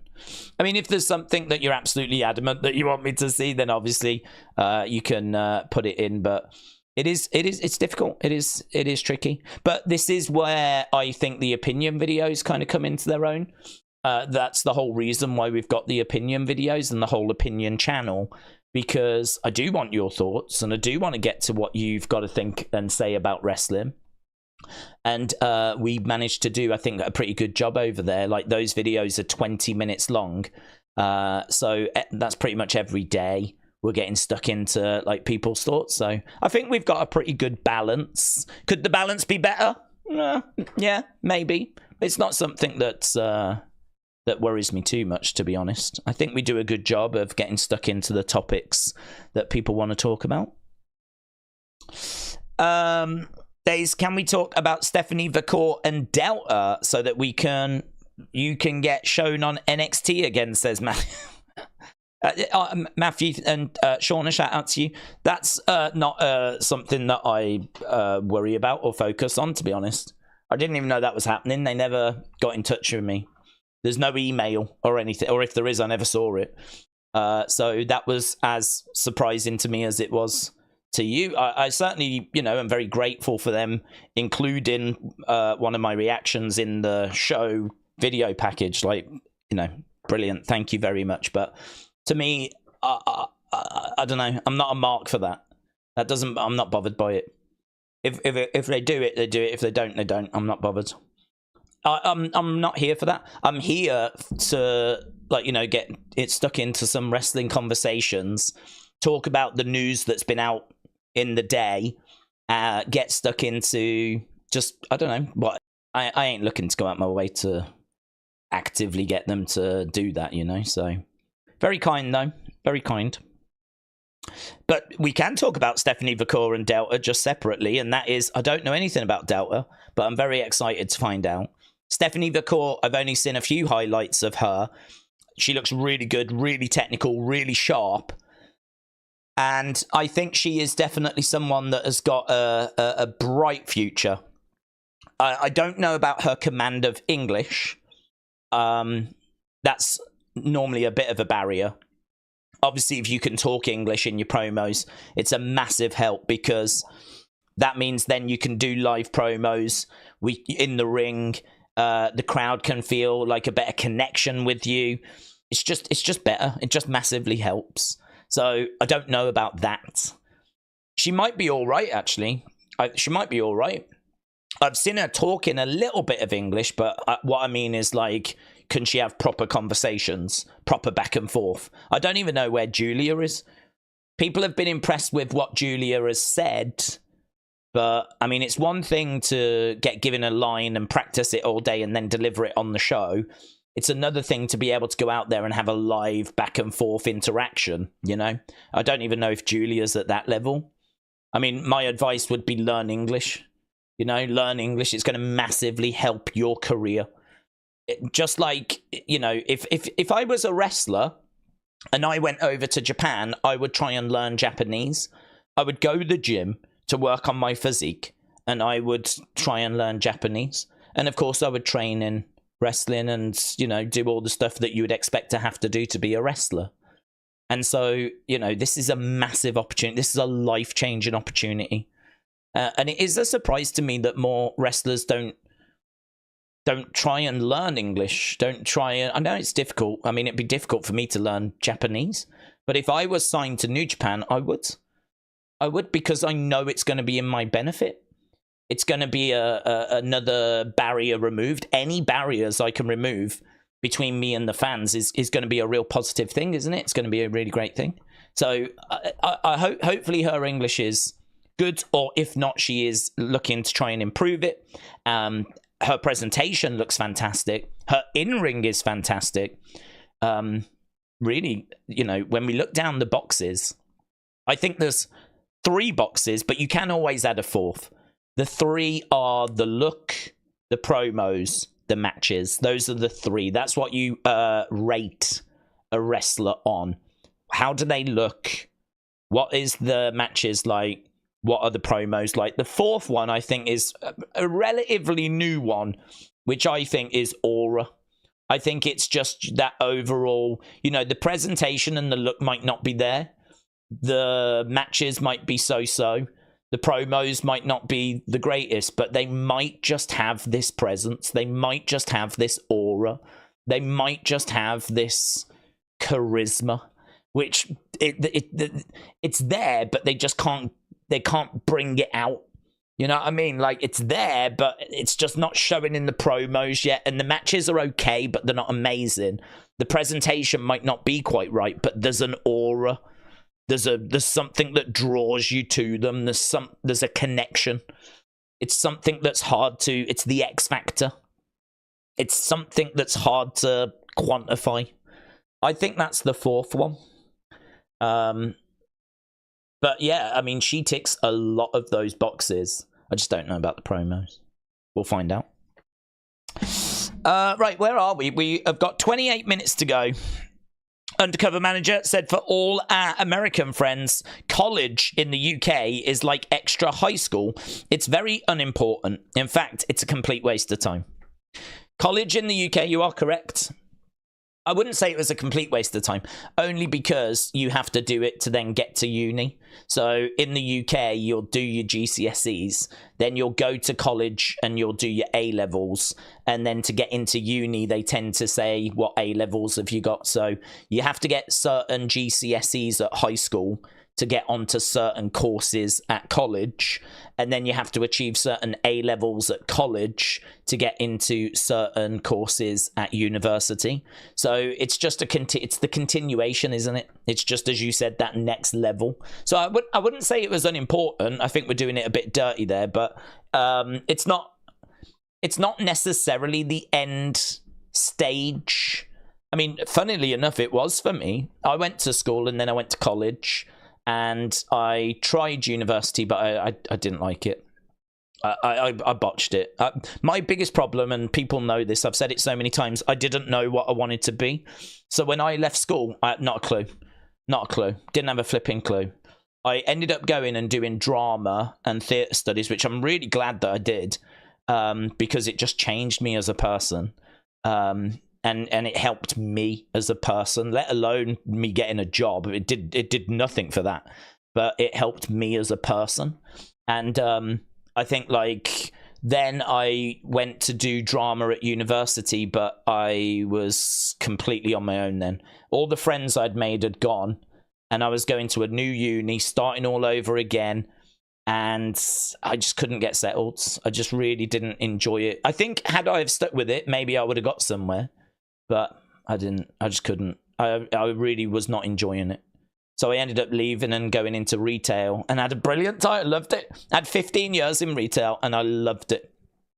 So I don't regret the path that I've been on. But had I have been at school and knew what I wanted to be, I could have ended up being, I think in a better position than I am now. Certainly a better financial position. But, you travel the road that you travel, don't you? You make the decisions that you make, and I've ended up where I am, and that's great. That's, this is great. I don't have any complaints. But had I been at school and I knew what I wanted to do, I think that would have changed my life. I could have been anything. I could have been someone. So if you are young, and you're watching this, and you're at high school, or you're at college, or you're in education, the biggest thing I can say is, yeah, wrestling's cool, and I know you're here for that, but please try and figure out what you want to be, because it's the biggest mistake I made in my life, and I think I could have achieved other things, bigger things. This is good, don't get me wrong, but, could have been a doctor, couldn't I? Do you know what I mean? Not that I want to be a doctor, that's the problem. I don't know what I want to be. So that's how you end up doing this. Do you know what I mean? Putting children to sleep on the internet. Yeah? Was that my dream? I don't think it was. Having people sending me pictures of children fast asleep. Because of how dull the streams are. Yeah? Certainly wasn't dreaming of that when I was in maths class. Can tell you.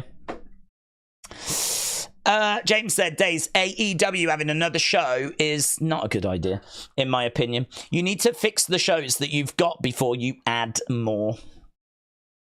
I think, though, the problem you've got is if you offer any company another show, they're going to take it because it's more money, it's more ad revenue. And the other problem you've got is you just got to take the opportunities when they arrive. It's difficult, isn't it? Because if you're Tony Khan and you've been losing money and they're like, listen, we're going to give you this much, but we do want another show for that, you're probably going to go, okay, aren't you? You're probably going to take it. Even if the company's not really in the place where you think this is what we need right now. Sometimes you just got to go, yes, and then worry about it afterwards. So I don't disagree. I think like they're struggling a bit at the moment. Again, it makes me sound like a hater, but I'm not. It's facts. This year has been a tough year. It's not been a year of growth. It's been a tough year for AEW. So I think for them right now, it's not ideal. But for that to come along, as you said, but you just gotta play the cards that you dealt, haven't you? Lord Shiogarath, shout out to you, said if you go to uni and do a subject that has a future in a workplace, media studies or gender studies, they don't tick any boxes, and then you end up flipping burgers. It's good advice as well. Know what you want to be. Well, I would say like know what you want to be and honestly be happy with that, because if you did something like media studies because you wanted to go into maybe a production side of, you know, TV or something, and you know specifically the job role that you are training for, you might need media studies for that. And if that's kind of where you go in and you know the job you want, then go for it. Because we need people, we need producers, we need like editors and whatnot. And I would imagine media studies is a foundation for that, right? But it is true. Don't take those courses thinking, oh, I'll work it out from here. You really do need to have a good idea of what you're working towards. I really don't think in England, I don't know what it's like in America, and I don't know what it's like in England now, but I can tell you my personal experience. You have a meeting with like a guidance counselor at high school. You have a meeting where they sit down and they're like, what do you want to be when you leave school? And you get around about, I don't know what it was, 15 minutes to talk to them. And they go through different options, different jobs, tell you the kind of, they look at your grades, what you're projected to get. And they're like, this is the kind of thing I think you should go into. This is where you seem to be leaning, like with the grades that you've got. Genuinely, I cannot tell you what they said to me. I know people would love to know. I genuinely don't know, right? I genuinely can't remember. I don't even know if they told me. But that was the kind of thing that they did. But this was not like something that you had regular appointments for. There was not an action plan. There was not something there which was like, we're going to try and get this because you've identified you want to do this, so we're going to work towards this, but you need this grade, you need that grade. There was none of that. I remember a meeting, maybe two, with a guidance counselor. Everyone had one. It was like the whole year did it. And it was a very, very underwhelming thing, which resulted in me still not knowing what I wanted to do. And when I left, I did drama and theatre studies, not for any future plan, but just because my mate was doing it. That's true. I liked drama. I always enjoyed it. So I thought that it would be fun to do. What was wild, though, was that I never did it at high school. When you got to year 9, you had to choose what courses to take. And I didn't choose to do drama. So I didn't do it for a few years because it wasn't one of my choices. And then when I end up leaving school, I end up going and doing drama. I mean, this is how messed up it was. I only did it because a friend of mine went off and did it. And I mean, it's just crazy, isn't it? It's just crazy. It's just crazy. So, yeah. It's not wrestling connected, but do you know what? Some things in life are bigger than wrestling. And if there's someone out there, a kid out there, who's like, yeah, I should do that actually, and they maybe look into it a little bit more than they would have, then I think we take that as a little dub, don't we? And then it was probably worth the 5-10 minutes that we've spoken on the subject. Johnny, shout out to you, my friend. Welcome. We are just 20 odd minutes away now. Just 20 minutes away. So Johnny, welcome. Brummy Road Bouncer, welcome. Shout out to you as well. Harry said, what are the thoughts for Gunther, Sammy for Bad Blood and Punk at Survivor Series? Is that what we've got? Survivor Series, SS? I so struggle with that. In my mind, SS is Survivor Series, but everyone was using it for SummerSlam. Using it as a short way of saying SummerSlam. But in my mind, it's Survivor Series. So people were like, what do you think is going to happen with such and such at SS? And I was like, hang on. What do they mean? What do they mean? So now you're doing it to me again now. But now I think you mean Survivor Series.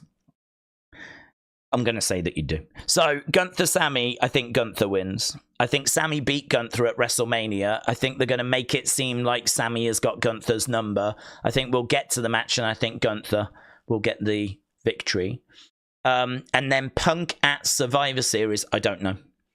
I can't answer that because I do think that this will be the end of the feud at Bad Bloods. So then it'll be, what does Punk move on to next? And I don't know what is next for CM Punk. It's got to be something big. I heard a rumor that they were interested in Punk Gunther at Survivor Series. I heard that rumor. Was it Survivor Series or WrestleMania? I think it was Survivor Series. So I'm going to say Gunther wins, Punk wins, we do Punk versus Gunther. That's what I'm going to say. But I can't confirm that because I don't know. But that's what they're saying on the street corners. That's what I've heard. Jed J, shout out to you, said we need an Iconics versus Liv storyline because she was the reason that they had to break up. Well, we'd have to bring them back, wouldn't we? And I'd be down for that. I'd love to see them back. But what with them both being moms now, and I just don't know. I mean, I'd love to see them back, but I just don't know that they would. I think they would. I mean, listen, it's going to be good money. It's going to be great exposure. You got to take opportunities as they come along, although, you know, I don't. So I don't know. I don't know what they would do. But I don't even know that WWE would reach out to them again. I don't know that there's a real clamour for the Iconics, but I loved Billie Kay. I think Billie Kay is one of the most overlooked superstars of the past 5 years. I think that, look at what we're doing with Chelsea Green and how much love there is for Chelsea Green. I think we had that with Billie Kay. We had Chelsea Green. What we're doing right now with Chelsea Green, we had with Billie Kay.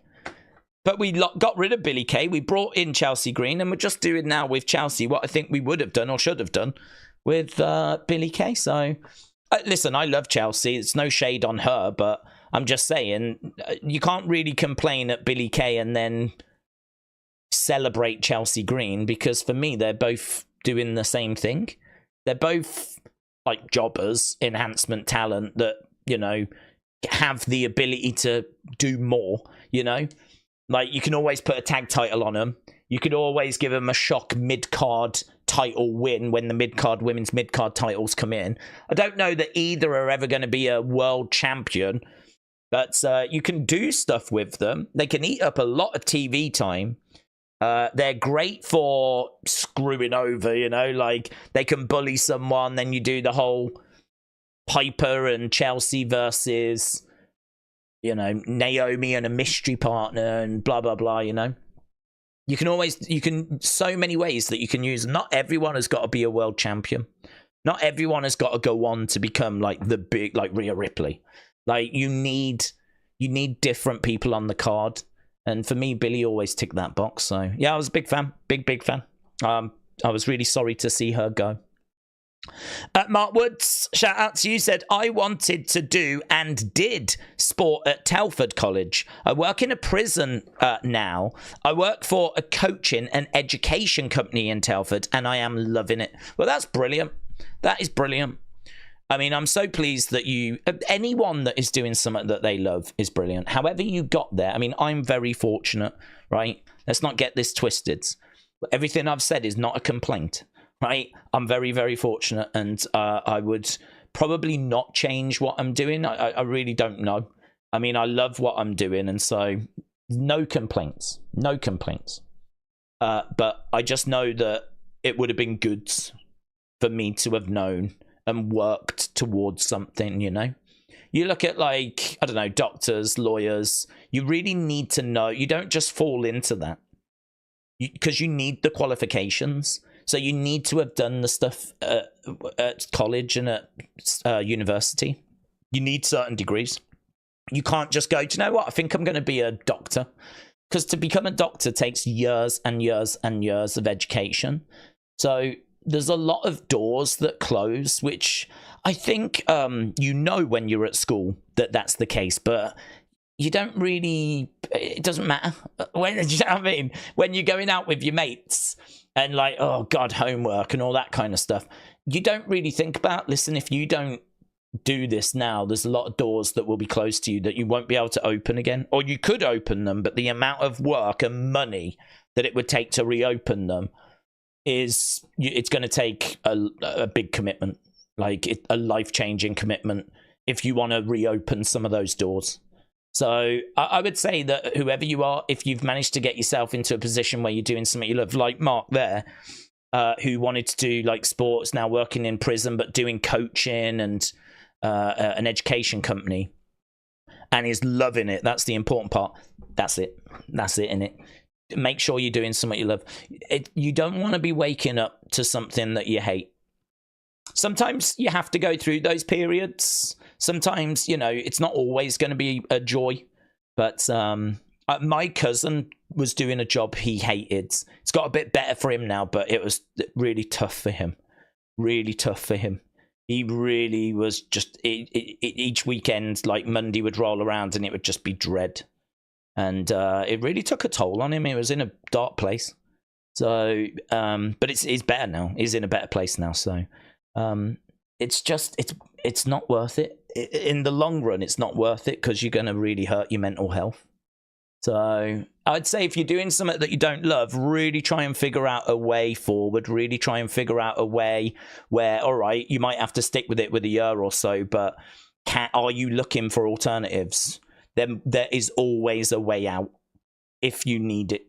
So, like, you know, there's always other companies looking for people. Like, can you be looking for something else whilst you're doing a job you don't enjoy?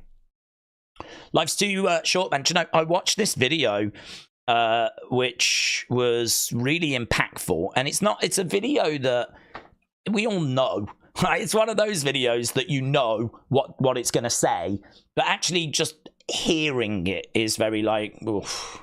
And it's one of those videos that's like everything you own right now is irrelevant. Like you will be forgotten. Like your grandkids' kids will likely not know much about you. And certainly their kids will know less, and their kids will know even less. And it's like, or there will come the day where your name will not be spoken ever again. And it really puts into perspective, like, it's a real downer, but it puts into perspective about how we're working for that car, that house. We're working hard so that we can afford that collectible, you know, all this kind of stuff. And it puts into perspective, like, how unimportant all that stuff is. And what's actually important is your friends, your family, the time you're spending with what you're doing in life, you know, how you're spending your time, because time is very limited. It was a really great video, actually.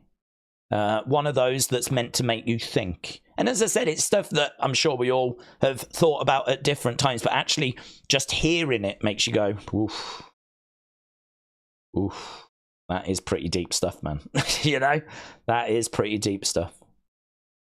When you leave this world, what will you be leaving behind? Oh, deep in it. Deep. Hey, this is the kind of stuff that puts the kids to sleep.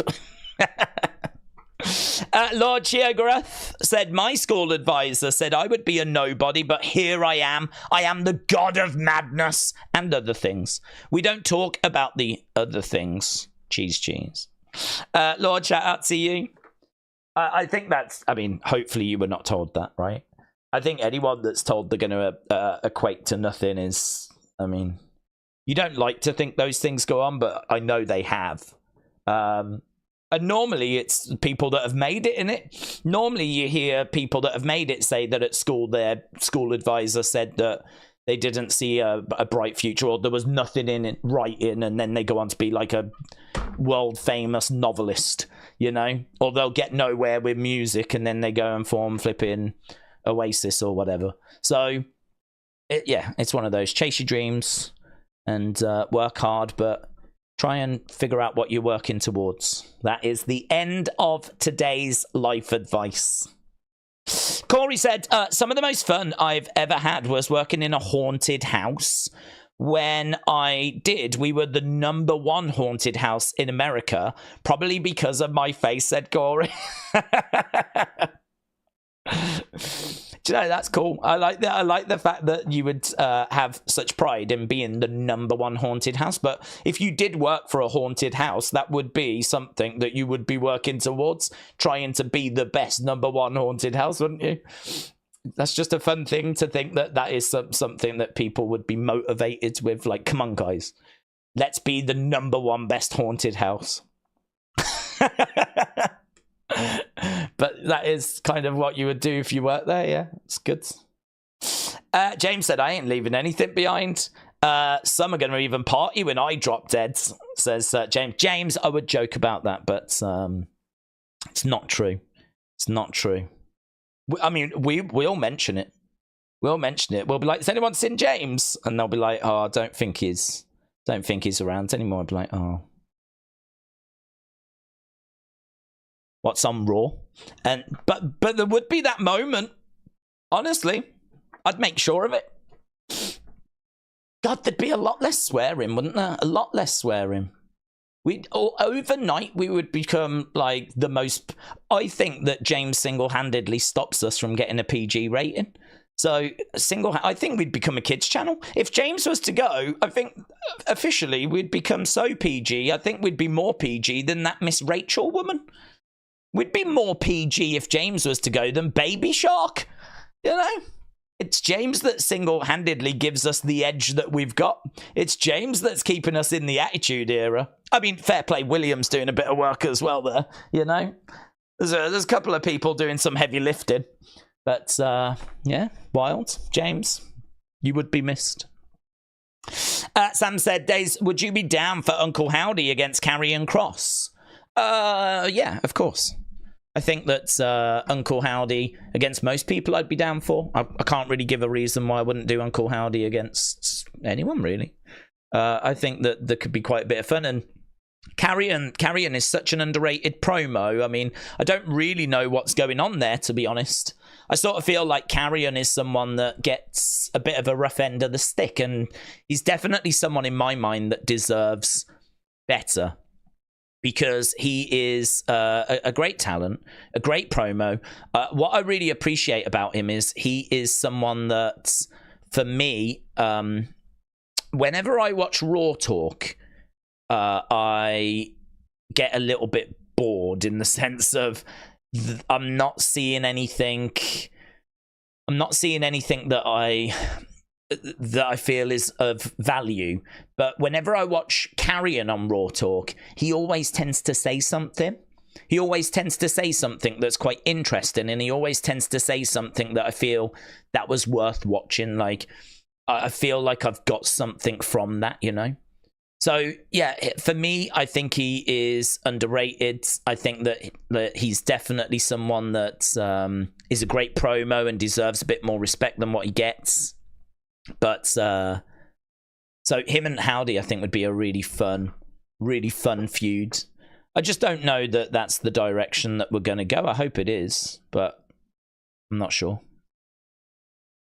Right, we do need to start thinking about getting ready for what's coming up, because obviously we are working our way towards the start of the show, which should be starting very soon. Very nice. Right. Nathan said, people doubt my abilities because I'm disabled. I always say, don't tell me what I can do. Tell me what I can do so I can improve, said Nathan. That's an extra challenge, isn't it? If you've got a disability, that's obviously not something I can really relate with. But it's something that I'm always very impressed by because life is hard. I mean, it is really tough. Like, it can really beat you down. So just facing and getting through life is difficult enough at times anyway, right? Which is why wrestling is such a wonderful escape and why wrestling brings so much joy, as does many things like football and, you know, other sports. But to face that whilst having a disability is, I mean, it's unfathomable to me. It's, you know, it's making a tough situation arguably even tougher. So nothing but great respect to those that have to face that extra challenge. But, and then to, you know, get advice like that, I mean, you just don't need that, do you? So, Nathan, shout out to you, my friend. I hear you. I hope that people are treating you a bit better now, giving you better advice now than that. LS Dub, shout out to you. I hope you are well.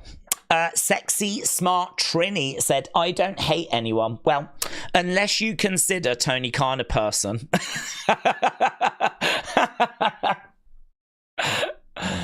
That was good. That was good. I mean, I think he is, but he's a rich person, so it doesn't count. I think as soon as you've got over maybe $1 million, if you've got more than £1 million in the bank, then it's open season. And then it's then whatever we say cannot be classed as bullying. If we was to say that about someone on the street, like, you know, I don't hate anyone unless you count Jane down the road as a person, right? That might be seen as bullying. Because what's Jane done? Jane's just trying to get through life. Poor Jane. Poor Jane. She's just a good person trying to get through life like the rest of. But I reckon if you've got $1 million in the bank, open season. Screw Jane. That's what if she's got $1 million, say whatever you want. It is literally open season. So for someone like Tony Khan, I don't think there's anything that can be said that's off limit. Well, there is. I mean, let's not get into racism and stuff like that, right? But stuff like what Trini's just said there, no problems with that. No problems with that at all. Carl and Dawn said, PG, I guess I've got to step up my game. Well, listen, you've had some great attempts to drag us into the gutter, and you've succeeded. But I'd say you've still got a way to go to get to James's level. And that was my bad. I pulled out the wrong chords. Sorry everyone, sorry, my bad. That was my bad. I just wanted to get my headphones. Doofus. I know, I just wanted my headphones. And so I pulled the cord out, but I pulled out the router instead. Bye. Because I've got a countdown here, ain't I? Got a countdown. So I'm like, oh, I need to get ready for this. I didn't realise I was pulling out the wrong cord. Amin, shout out to you. I hope you are well. Moldy said, my mother pulled out the wrong cord once. I was supposed to have a brother. Oh, my God. Oh, my God. Right, here we go. I think we are going over live to Raw. Big shout out to everyone that is around. I thought I'd give you a heart attack just moments before we started for the lols. Right. Daze, the Simpson kid says that words. The Simpson kids. What, Bart? What words? Cowabunga. Imagine if I just said cowabunga nonchalantly. That would be the best, wouldn't it? Forever. Then, now, forever, together, forever. Oh, I don't even need them. Oh, my God. Flipping hell. I pulled out the wrong cord, which ended up shutting off the internet. And then it turns out I didn't even need those headphones. I need these headphones. Oh, my God. I'm an idiot. I'm an idiot. Right, there is Rhea hobbling along.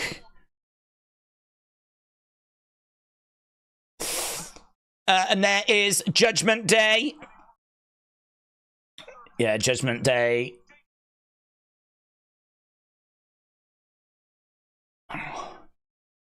So we've got Dom, we've got Liv, we've got Damage Control. Keep an eye out for those Plutos. We've got Kyrie, we've got Iyo. We've got Bianca, we've got Jade. So we're just seeing all these boomers arriving.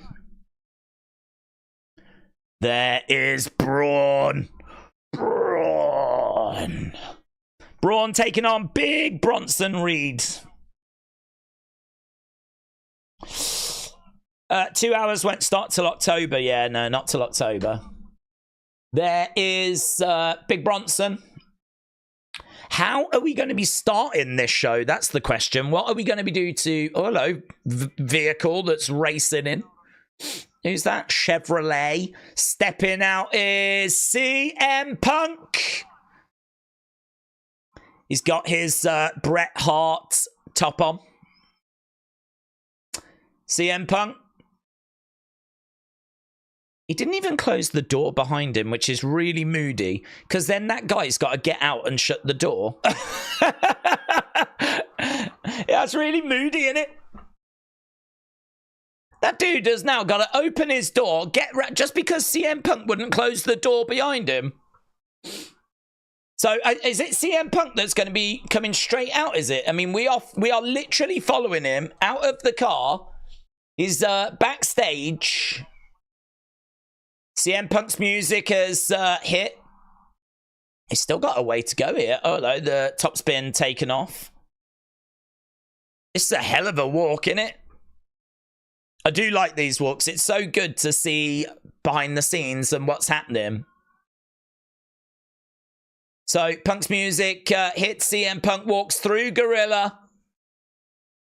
And there is the arena of people. That is so good, isn't it? To follow him from the car all the way to the gorilla position.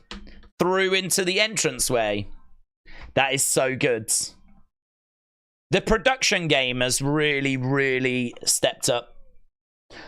Well, the production was always good. It was just we had a million camera cuts. And we were never doing stuff like that. Brilliant.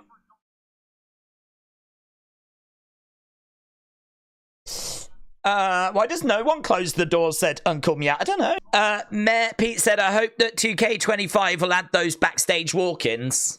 Oh, yeah, I've got to think they're looking at all of this presentation. I mean, I don't know if you can come through the crowd and fight in the concourse, but if you think about, like, what Jey Uso does for his entrance sometimes, and as you said, those walks, like, all of that is stuff that should be added to the game.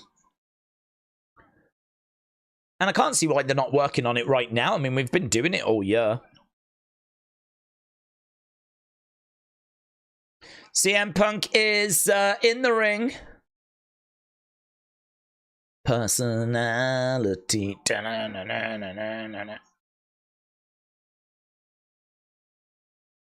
So, CM Punk in the ring. What has he got to say? We're building towards Hell in a Cell on October 5th. That one continuous cut with the POV is awesome. I hope they never stop doing that, said Brian. AR1 said TKO are taking over. They have upped the camera presentation.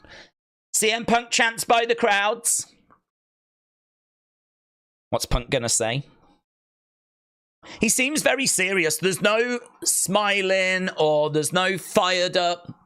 I mean, the man has lost his bracelet. You can understand. It was a big loss. I'm at the point.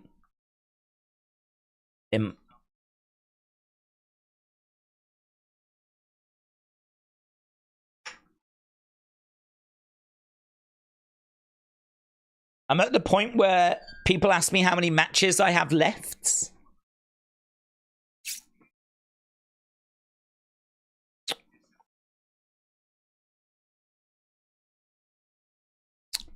The answer. Oh, way more than you think. Oh, well, I'm pleased. Way more than you think. I was thinking 1. Perhaps it's 2. Loud CM Punk chants. I was ready for him to be like, not many.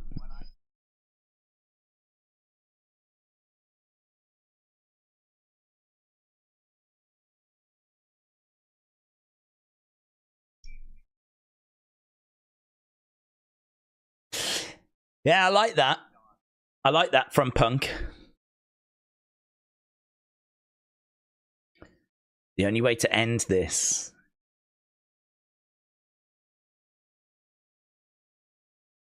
He's talking in very deep tones, isn't he? The only way to end this is hell in a cell.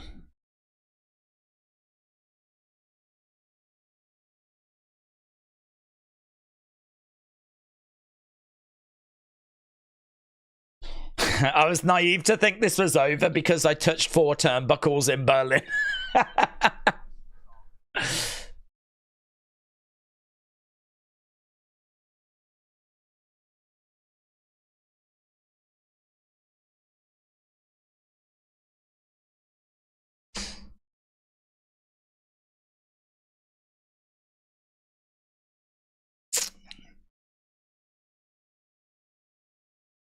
It probably should have stopped the second time that Drew sent me to a hospital.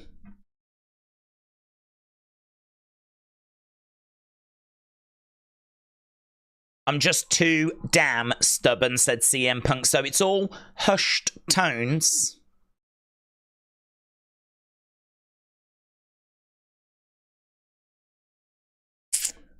So he's talking about how Drew's fatal mistake was not getting the job done. Greatest thing WWE ever did was getting rid of Kevin Dunne, said James. Rock Rat Zero said, yeah, no shiz. 4 turnbuckles after being destroyed ain't nothing. Is this Undertaker saying?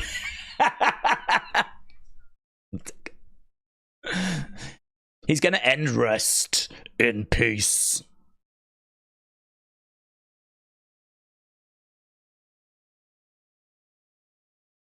My little sister has asked me not to do this.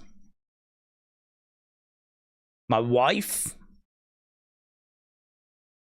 Don't do it then. We love AJ Lee. Listen to her. She's queen. Listen to mother.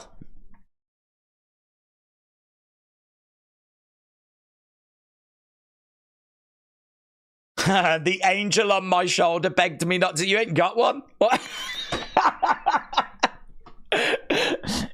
What angel?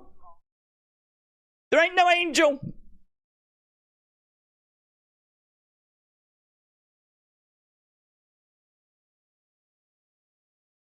Let me explain why I'm going to do this.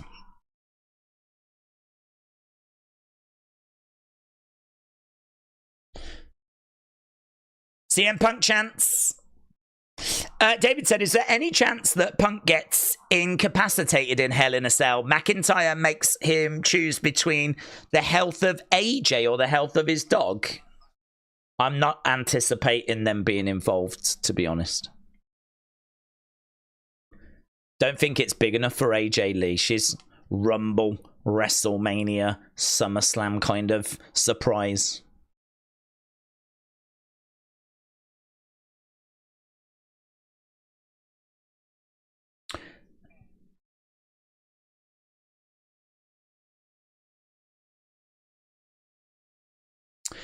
The only way this ends is going to be Hell in a Cell. So that's why he's doing it.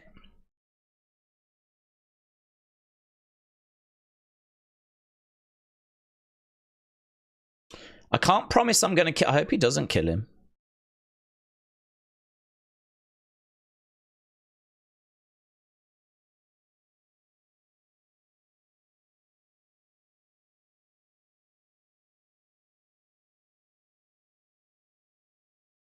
I'm going to make you bleed.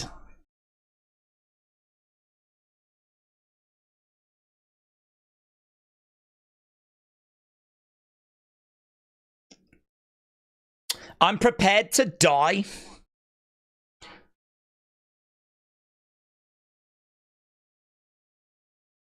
It seems a bit excessive, doesn't it?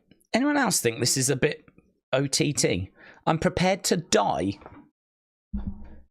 You were just fighting over a bracelet?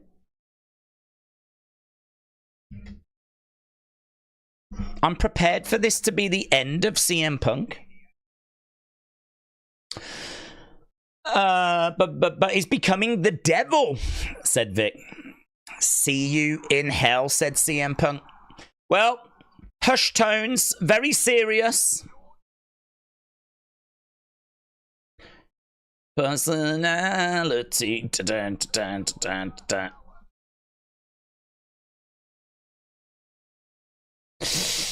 I don't know, what did you think about that? He looks possessed, said Dexter.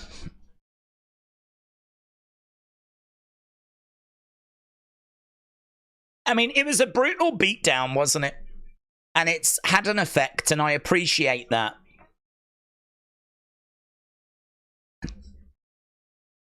I don't know about the whole unprepared to die thing. To die in a PG Hell in a Cell. Yeah. He's going to die in the most PG way possible. Daze, CM Punk did not talk about NXT tomorrow, and he's showing up. He is. He is.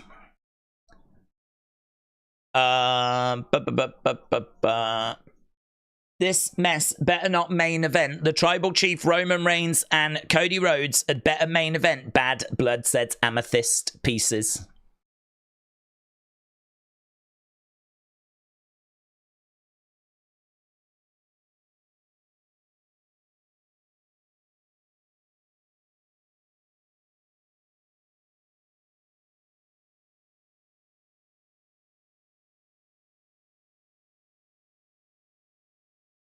Okay, we got Sheamus backstage.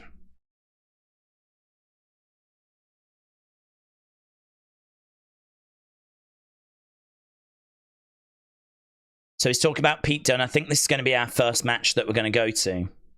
Drew Punk, Hell in a Cell, deserves to main event. We've got Jen DTA, who is watching as well. We've got a fun little image. Of dog over here, and I'm guessing this is like a partner maybe over here. I feel sorry for this guy.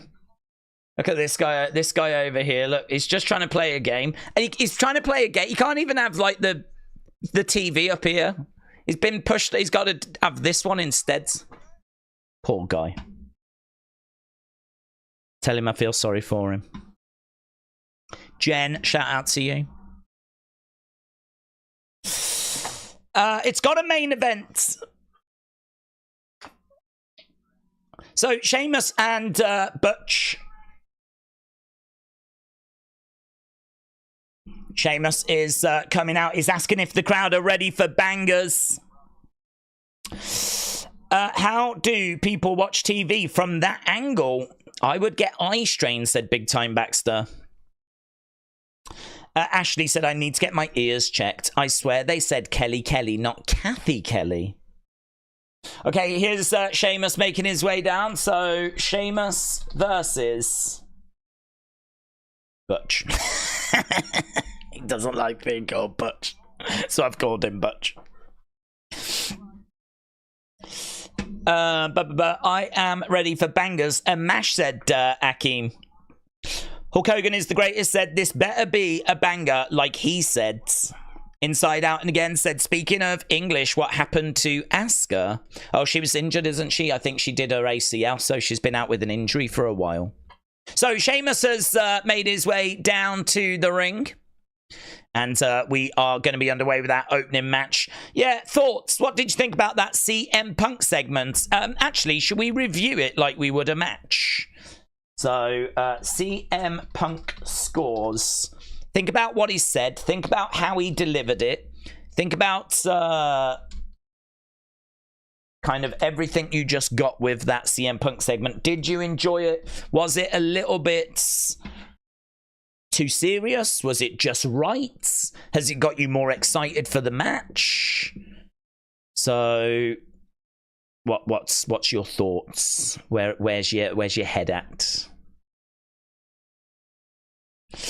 How do you like the lower screen compared to the Jumbotron? How do you like the lower screen compared to the Jumbotron?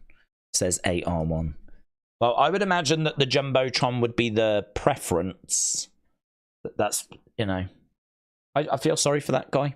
I think that maybe he'd rather have it at eye level, though. I can understand that. So perhaps he's happy. I don't know. I just want everyone to be satisfied, really.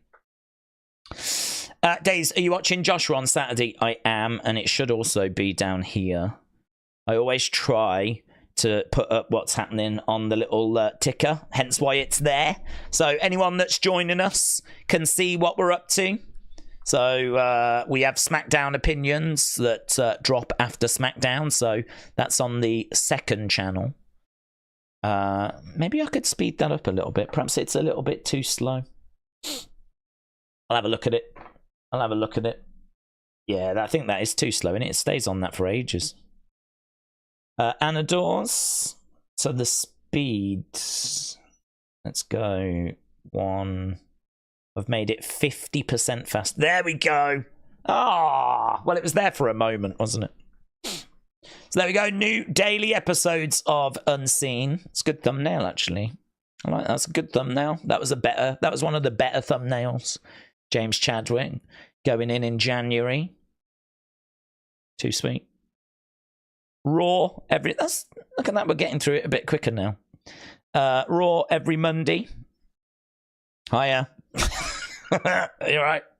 I don't know what's coming next. Sonny's coming. There we go. Sonny's next. Okay, we're not going to just sit here and watch that. Marrow said, I want to ask you something. Ask away. Wrestling fan said you should post the 10 best and worst matches in January or end of December for the year. Yeah, I do need to put all of that in. I'm months behind when it comes to all the scores we've got, but it doesn't really matter because we've got them. So it's just about putting it in. So that's going to take me a long time, but I will try and get like the best matches information out there. And we've got all this data that we've been collecting. So there's obviously lots that we can do with that. I could do the top 5 Rhea matches, top 5, you know, everyone, Cody matches, top 5 Raw matches, top 5 SmackDown matches, top 5 NXT matches, top 5 pay-per-view matches, top 5 matches overall. I can filter it down to anything. So, yeah, I mean, all that data is, I think, going to be really useful that we can do at the end of the year. I just need to get my backside into gear and get the spreadsheet populated, so... Daze, what stopped you streaming football, said WWE biggest fan. Just the fact that time. So I could do football, but the problem is that if I stream football, I then don't, you know, I would have to go to sleep, wake up, do football, then go into wrestling, and then I need to get back to sleep because I need to wake up because the next day would be more football. I mean, football's on pretty much every day if you cover Champions League as well, like we were doing. So, you know, Premier League tends to be on a Saturday, Sunday, Monday. Champions League is on a Tuesday, Wednesday. I think the season I covered it was Man United in the Europa League. We might have even done some Thursday games. And even now, occasionally, there's a game on a Friday. So, I mean, all the time there's football. So it's one of those, if you're going to do it, you got to do it, haven't you? You can't just faff around. So, unfortunately, it just took up too much time. There would be no opinion videos. There would be no opinion videos. There'd be no unseen videos. There'd be no Wyatt Sicks videos. We even did a little reaction one the other day, which I don't know if everyone saw. But I was having a little look at that because I saw on Watch Mojo that they had like countdown. And I was like, that's interesting. So I thought that could be just a little bonus, really. The main focus is unseens, and the main focus is like what we're doing, the streams, of course. But I'm always looking for little extra bits, you know. We've had a few breaking news videos that we've put on the channel. We did the reaction to the Vince McMahon trailer. So yeah, I'm always looking for other little bits. Well, none of that would happen, so... There we go, Metal Mama. Do you want me to show this, Metal Mama? Metal Mama is joining us. Look, happy Monday. Who is watching Raw? We're watching with Wrestling Daze. Whispers like 1,000 voices. You can check out the watch along here. Metal Mama, thank you. I really appreciate that. And if you know Metal Mama, I'm stunned that she was able to actually just write that. Because honestly, normally it would be like all the way down here, and like then the picture would be about here. But normally she'd fill this whole thing with text. So Metal Mama, shout out to you. Hope you are well, and hope you are enjoying Raw at the moment. Right, here we go. We got 10 beats of a battering. Let's end the poll, shall we? We'll end the poll. My voice, by the way, is still recovering a little bit from the weekend. Obviously, we did a 7.5-hour UFC stream, so it was pretty full on. Oh, Pete Dunne planted.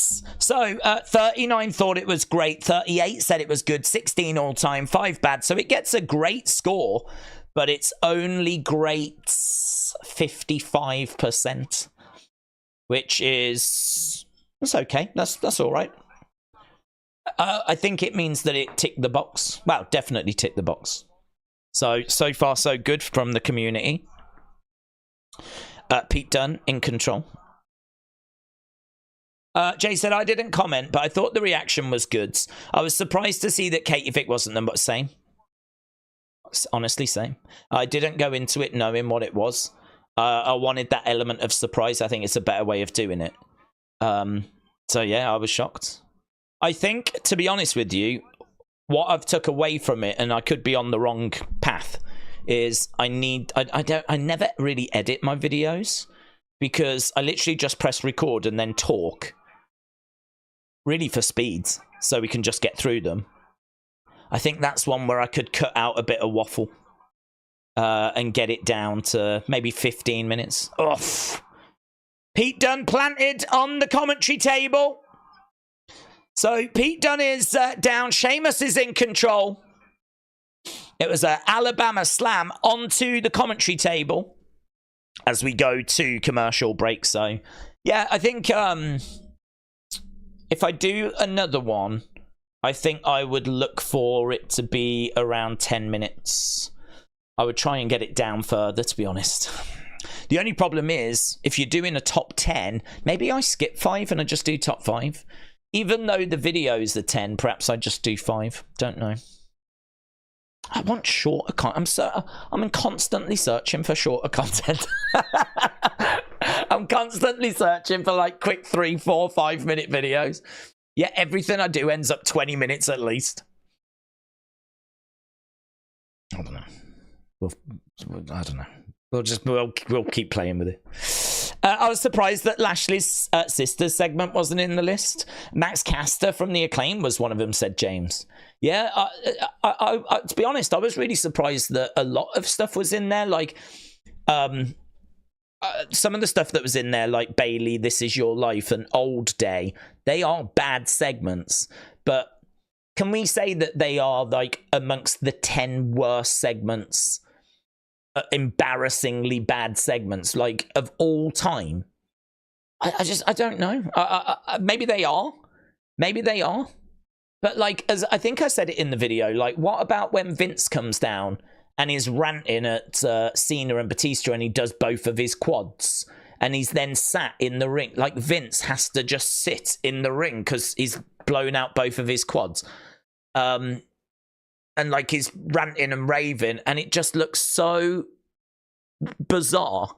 It's a grown man ranting his head off, and all he can do is sit there because he's done both of his quads. Like, that has to be embarrassing. That's embarrassing. Like, but Old Day is worse. I don't know. This is why we haven't really ever done those kind of lists, because I don't know that you can ever do like a definitive list like that. But then people don't worry about that, do they? See, I worry about that.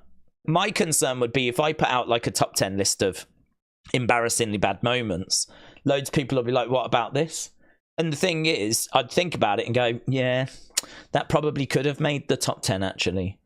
And then all of a sudden, even I'm looking at the list going, oh yeah, that's not right. So I'm looking, I think this is better. I'm not making the list, but I can comment on it and we can talk about it. If I was to make the list, I think pretty soon afterwards, someone would come up with one and I'd go, yeah, God, you're right. I forgot about that.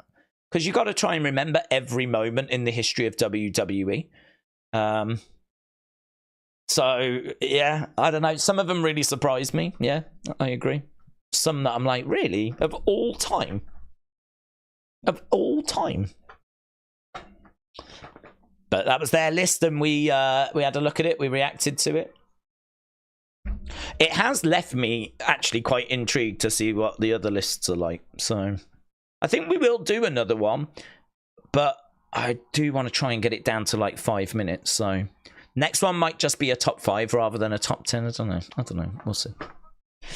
Pete Dunne in the corner with Sheamus. Boom! Planted! Dexter, shout out to you. Shoulder up by Sheamus. WWE biggest fan said maybe for opinions we do who wins the Rumble. Oh yeah, we'll do that, but it'll probably be when we get closer to the Rumble. I mean, what we do need to do relatively soon is predictions for Bad Blood and get your predictions for Bad Bloods. We do 2 prediction videos now. We do one where we get your thoughts. So we'll definitely be doing that. Yeah, we'll definitely do Rumble, but we'll do that a bit closer to Rumble. Unless it's one of those early, super early prediction ones, you know. Right now, Pete Dunne is on top of Sheamus, throwing in some elbows, stomping to the side of the heads. It is good to see Pete Dunne back, isn't it? The Bruiserweight opening up Raw.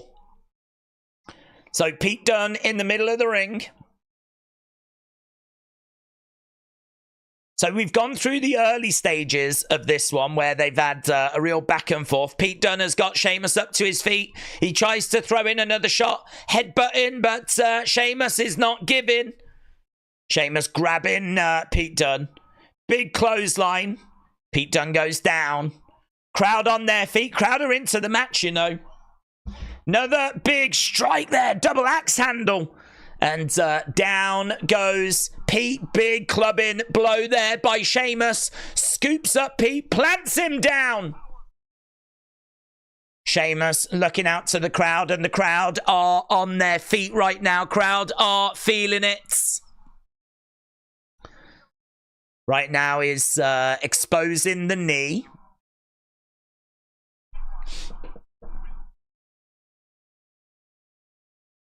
Here we go, going up, looking for a knee. Down comes Sheamus. 1, 2. Kick out there by Pete. Kick out by Pete. So a knee strike there by Sheamus. Right now, we've got Pete. He's about to get powerbombed, gets picked up. No. Into... and into nothing because he's gone onto his feet. Nice enziguri. Big boot coming in there by Pete. Sheamus goes down.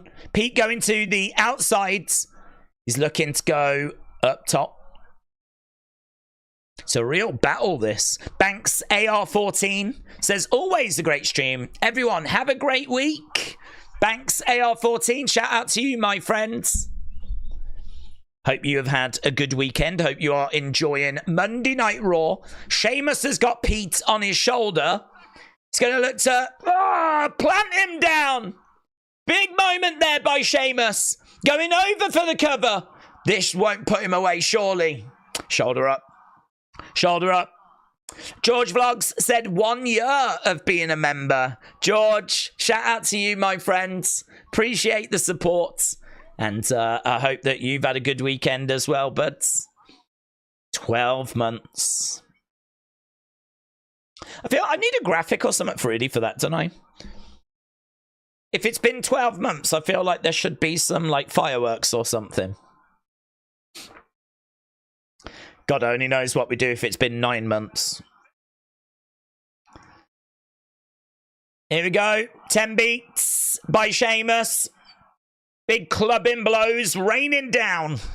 James said, when, if NXT Europe becomes a thing, do we think the European title will make a return?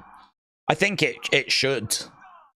I think the European title being the top belt in that promotion and being the old design as well. That'd be nice. Pete has got a shillelagh. Oh, big knee. Big knee by Sheamus. Pete Dunne is down. The shillelagh is in the ring. If Sheamus uses that, he's going to get DQ'd, isn't he? He knows it, though. He knows it. He's looking around to the crowd and the referee grabbing a hold of that. Oh, cricket bat, yes! Cricket bat by Pete Dunne. Yeah, we see your shillelagh and we raise you a cricket bat. 1, 2, 3. Pete Dunne has got the victory. So Pete Dunne, thanks to a cricket bat. I don't think he hit him with it. Sheamus sold it. But I don't think he quite got all of it.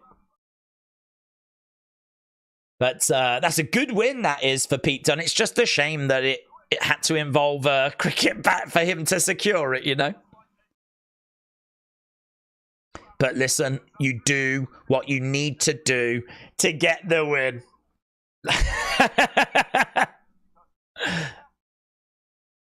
So, there we go. It is a victory.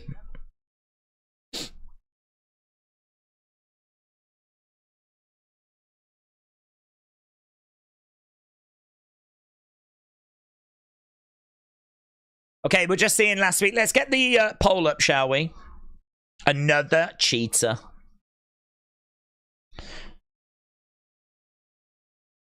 So, a victory for Pete Dunne. Using a cricket bat. I do wish that there was some cleaner finishes, though. I mean, if Pete Dunne had beaten Sheamus clean, it would have worked wonders for Pete Dunne there. All of a sudden, you know, Pete looks like he is able to get big wins over former champions. That would be brilliant for him, even as a heel.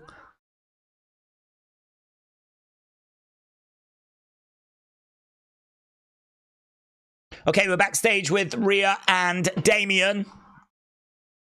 Here's Jay Uso.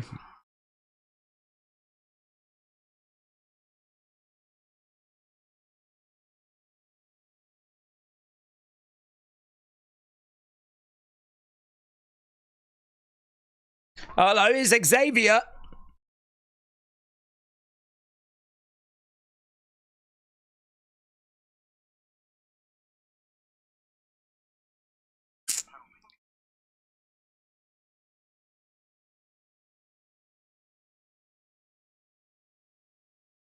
He's talking about how they can be 13-time champs.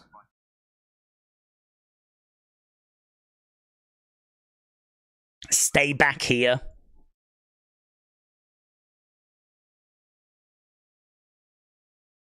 Take those titles. So basically Damian is like, okay, we'll stay back here. We won't get involved, but you better whoop their asses. Yeah. Little bit of flirting.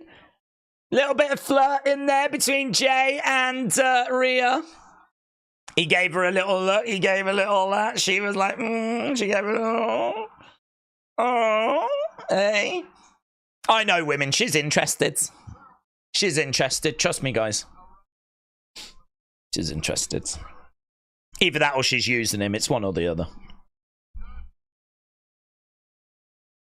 Days for 9 months members, we should have a graphic of that person giving birth to your head. That would definitely get the PG level up, said Corey. I don't know quite how I would do that, but you've given me food for thought. Joe is doing a good job, said AR1. Days, I would say that WWE has been consistent with the great shows, and that's good for business. Rhea is all giddy, says Kelly, the wise lady. Kelly knows. Kelly knows women. Kelly can see it. AR1 said, Daze, Xavier turn finally tonight. I just don't know. It's so hard to know where they're going with that story because, to be honest, I don't know if they know. Because obviously they had a plan with Odyssey and all of that stuff, and now that's all fallen through. So what do you do now? Do you continue on the path you're on? Do you change direction? Like, it's difficult, isn't it? It's really difficult. So, yeah, we're going to have to wait and see. I'm not expecting him to turn tonight, but he could. I mean, it was a story that it felt like we were teasing, so we could still keep going down that path. But I'm not expecting it tonight. It'd be good if we did, though. It'd be a hell of a moment if we did. The New Day finally splitting. I think if they're going to do it, though, I think if they're going to turn, wouldn't you do it on the 10th anniversary? Because didn't they say the 10-year anniversary is coming up really soon? It's not tonight, but just wait for that. Like, they split on the 10-year anniversary of them getting together. Poetic. They scrapped the Odyssey Jones segment. Yeah, well, they scrapped Odyssey Jones. Brian said, Raw on Netflix is having commercial break. It's ridiculous. You pay for a streaming service that's uninterrupted, says Brian. I can understand that. Brony said, I think the New Day breakup has been dropped because of what happened with Odyssey. Saw Hack Duggan said, I have got a dream Wyatt Sicks will interrupt Judgment Day tonight. They could do. They could do. Marley said 9 months, Days favourite beverage bottle giving birth to a day's head. And why if someone is celebrating 9 months, would I be born? They would be born, wouldn't they? Why am I emerging out of bottles and lady vaginas? I don't think anyone suggested that. In my head, I just pictured it. But why am I the one that's being born after 9 months? I feel like it should be the person, but that I don't even know how we would do it. Because there's people, you know what I mean? I understand. People like to keep the privacy and all that stuff, you know. Listen, there aren't that many people out there that are going to want to see their own head popping out of a lady vagina on a Raw live stream, yeah? That's going to be a hard sell. So I don't know. We'll have to just think a little bit more, just a little bit more. Jimmy Johnson, shout out to you, my friends. I'm gonna put 3 crowns because you are a king. Let's go over whilst we're just at commercial break. Here is Jimmy Johnson. Look. That's more how I think people watch that and on a phone. It always freaks me out when I'm on a TV screen. But so Jimmy, shout out to you, my friends. Very cool. Very, very cool. I retweeted with some crowns for you, King. Hey, look, we got Miz and Braun.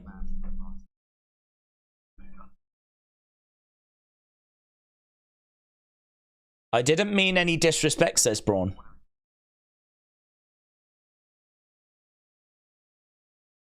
I've seen the career that you've had. Sometimes it just takes a monster to beat a monster. Thank you. Yes, sir. Oh, I like that. Do you know what? I've never really thought about the presentation of Braun, but it was really nice there seeing him being like, listen, I know how good you are. And, you know, like in America, you lot are like super polite, right? More when it comes to the service industry. Not if you're just walking down the street in New York. But like, it's like, yes, sir, no, sir. Yes, ma'am, no, ma'am. You know, it's all really polite, professional. He was just like that then with The Miz. It was really good. He was like, yes, sir. And, like, you wouldn't really get that here. We use bud and mate. You use sir and ma'am. Sounds a lot better, to be honest. A lot more professional. But that was nice hearing him talk to The Miz that way. Yes, sir. Just make sure you get it done tonight. Yes, sir. I will, sir. It's kind of cool. I've never really thought about the presentation of him, but it was kind of cool. That's opening match, by the way, 93%. Good. Right, we've got Lyra. She is engaged. Many congrats. She's not watching, but, you know, I'll put it out there anyway. And also, we have got Natalia. Here is PFC.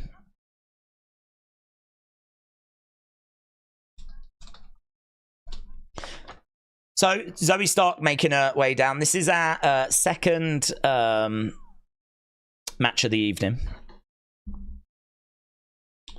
Carl and Dawn said just the name being born, not the picture. I'm sure we could find a way of doing that, yes. I'm sure we could find a way of doing that. But that's probably better, isn't it? It's less intrusive. Still don't quite know what I'm putting on screen, though.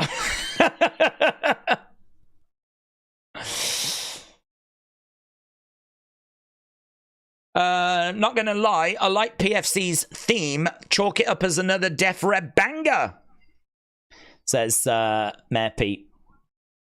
Apparently, Drew McIntyre has tweeted, "That's the CM Punk that I want." So Drew McIntyre is was impressed with what he saw tonight. I haven't seen though the clip, obviously, but I have retweeted it for anyone that wants to have a little look at it. So again here, Jason, thank you. Drew McIntyre, that's the CM Punk I want. But look, it goes for 2 minutes 18. Why has he got subtitles on? Does he struggle to understand like what American people are saying or something? What's going on? Why has Drew got subtitles? Right, we are underway. It is no longer Sheamus against Butch. It is, of course, Zoe against Natalia. We got Zelina at ringside as well for all our Zelina heads. Lovely. Before Natty was a wrestler, she worked in a cookhouse restaurant in Calgary. She got her call at work, said Uncle Meowdy. Ah. Well, her being in wrestling it's just right, isn't it? There's some things in this life that people are born to do, and Natalia being a superstar is just right. WWE has filed a trademark for Shotzi Blackheart. So it looks like Shotzi is going to get her black heart back. So that's interesting. I'm just totally ruining Unseen, by the way. By the time we've finished watching the Raw, you'll know everything that's in Unseen. But Bea, thank you. What happened to Seth Rollins? Well, he's injured. He's been struggling with injury. I think he had an injury at WrestleMania. They were able to get him involved at SummerSlam as being like a ref, a guest ref. But he's gone again now. To be honest, the only reason he was guest ref was just to get him on the card, wasn't it? I think he's really struggling with an injury at the moment. Big Time said, fun fact, SmackDown and Rampage, now being both on USA, are basically next to each other. Channel 242 or 245. SmackDown finishes at 10 and Rampage starts at 10. This week it was 1.7, takes on 250,000. Interesting. Spartan said, doesn't longer videos do good for monetization? No. Well, yes and no. Basically, the way that you earn on YouTube is by the adverts. So you know all those adverts that people hate. I suppose you just have to remember that whatever you're going to click on next after that advert, that channel is benefiting by you watching that advert. I can't say this enough, though. I've got YouTube Premium, and I'm not just saying this, right? I would willingly lose every other subscription first, right? I would cancel everything before cancelling YouTube Premium. I can't live without it now. I can't live without it. I don't know what it is. Can't cope with YouTube adverts. I just can't do it. I've got there's 4 channels that I use. I use Wrestling Daze, Wrestling Daze Opinions. There is a clips channel where I put up clips from the streams. It's only a few weeks old, so no one really knows about it at the moment, but I am putting stuff on there. And then there's Wrestling Escape Pods. So I've got those 4 channels. Those are my 4 channels that I have got access to. And if I'm on the Wrestling Daze channel, I can go onto YouTube and I get no ads. If I go on any of the other channels, I'm not covered. My YouTube Premium only extends to 1 account. So if I'm putting some up on the Clips channel or on Opinions channel, or I'm setting up the Wrestling Escape Pods, and then I go and watch a video, I get adverts. And honestly, I can't cope with it. Nothing infuriates me more right now than having to deal with that. So yeah, the way that it works is basically a longer video, you would be able to put in like an ad break, but I never do. I mean, if you watch Unseen, it's uninterrupted. If you watch the streams there, I could put ads in the streams. In fact, there is an option where YouTube will insert them where it thinks is the best place to put them. And I have never, ever turned... Well, I think it got accidentally turned on for 1 stream by accident. But for this, no. It's uninterrupted, isn't it? These streams are rubbish for making money, and this is outside of the donations, because you just watch 1 ad at the start, and not even everybody gets an ad at the start.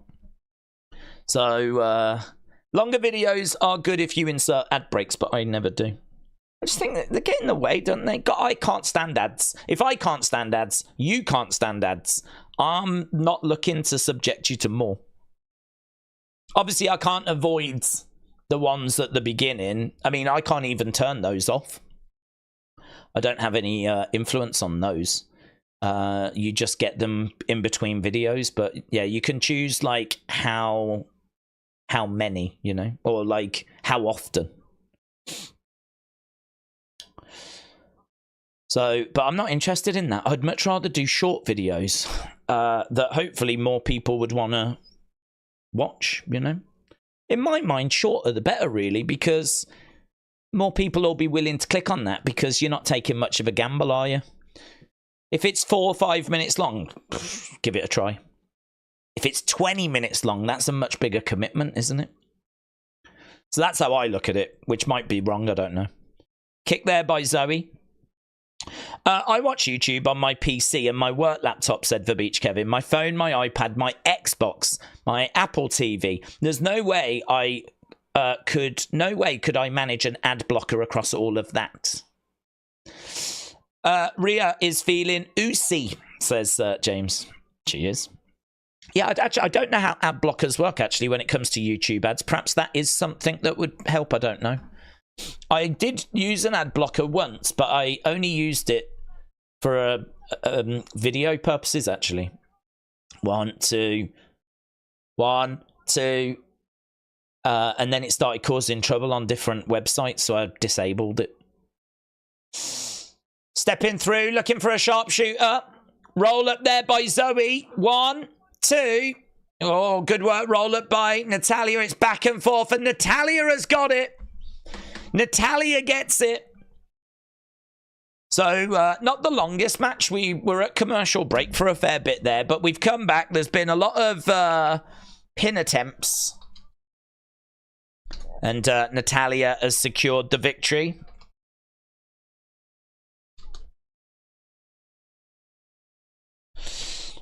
There you go. She gives a little kiss to a kid in the crowds.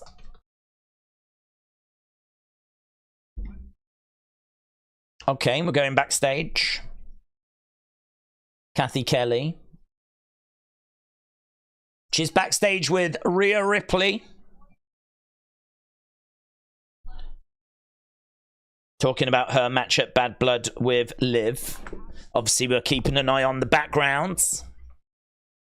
Oh, hello, Finn Balor's here. Hello, Rhea.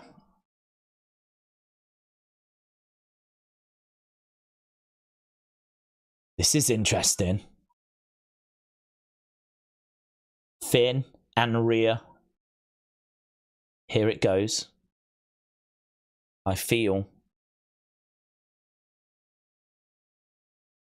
like you're just as bad as Damien.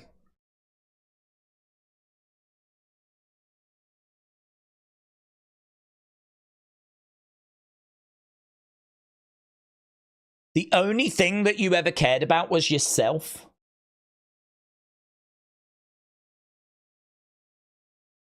Wow. You and Damien are the reason I wasn't world champion last year.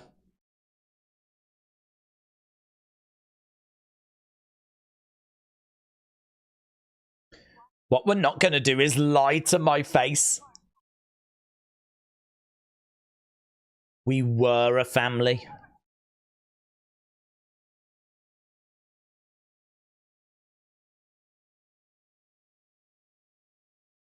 Rhea getting a little bit emotional in the voice there.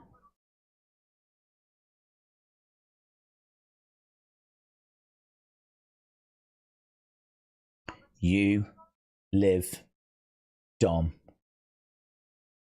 And the other two bozos will see how bad it can truly be.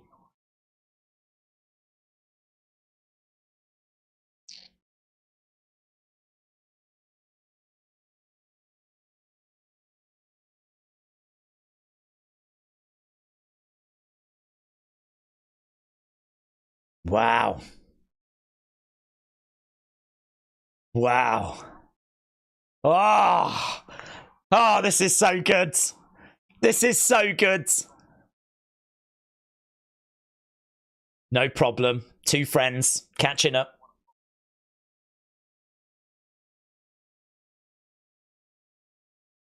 You might be a bit out of your league. So Finn has told Rhea he encouraged Dom to get with Liv. Jay has just come to Rhea's aid.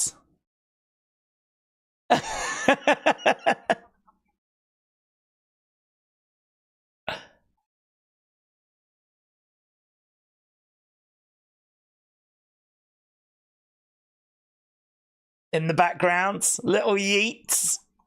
Oh my god, what an amazing segment that was. So much to unpack there. So much stuff to unpack.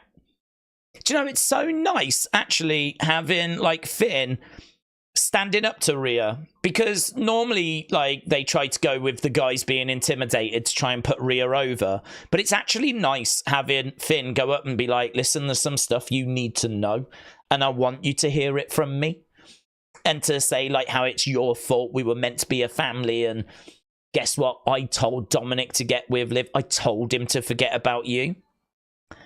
And like seeing the interaction between them, seeing Rhea getting a bit upset, saying like, we were a family. And then Jay arrives.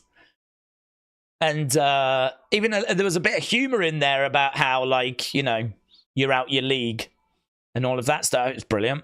Brilliant. Brilliant. Cameron said video idea. Let's hear it. Let's go. The suggestion box is always open. Let me just mute the TV though. Video idea. You can ask us on Twitter what we think about some of the worst or embarrassing moments are, and then we could make a community top 10. Oh, that is a good idea. That is a good idea.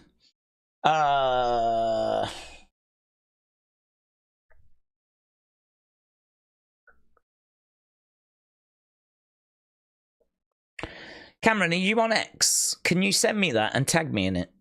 Because what I'm thinking is, that is a good idea. I definitely would do it. It definitely can be in an opinion video.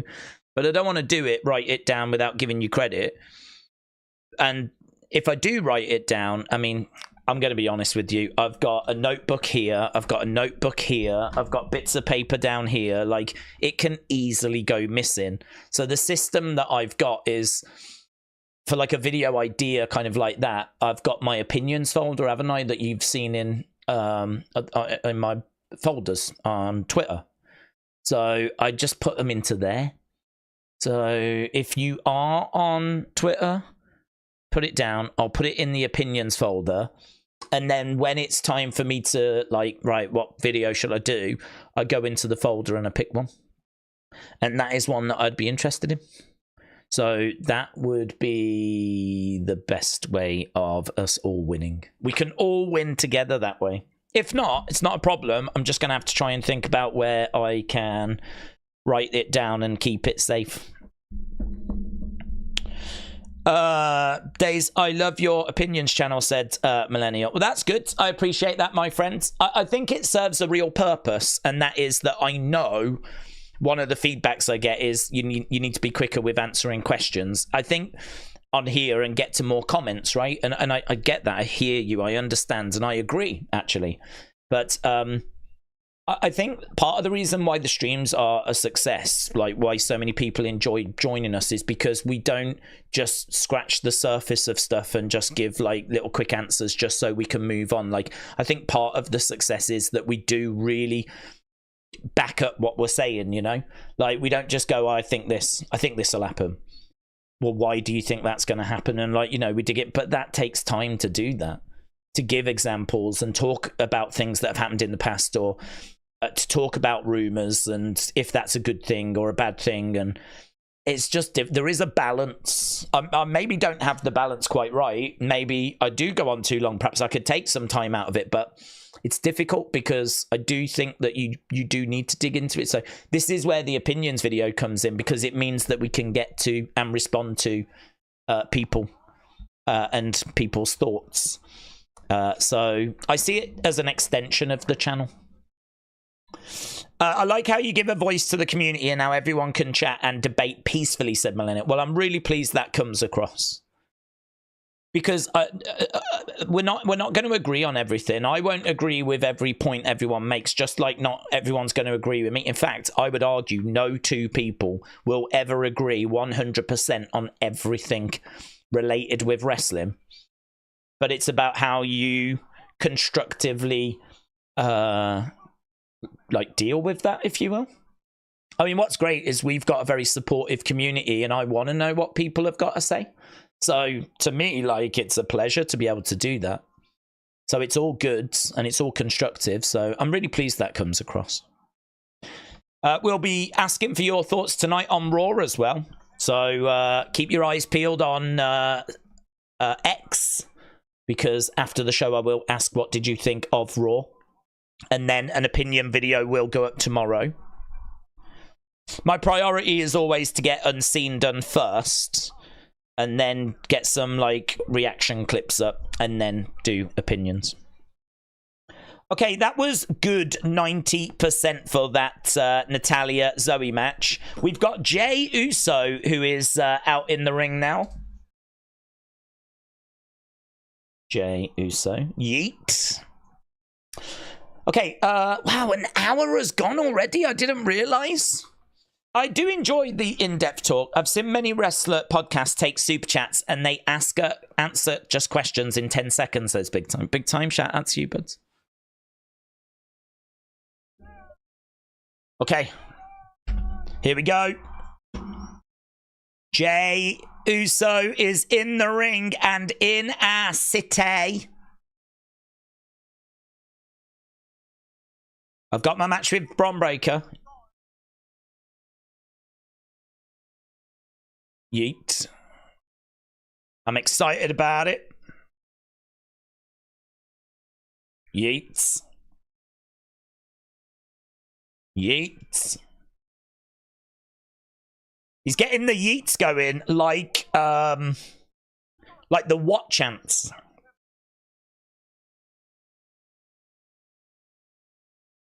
Yeah, man. So over. The amount of merch that he's selling, he is so over.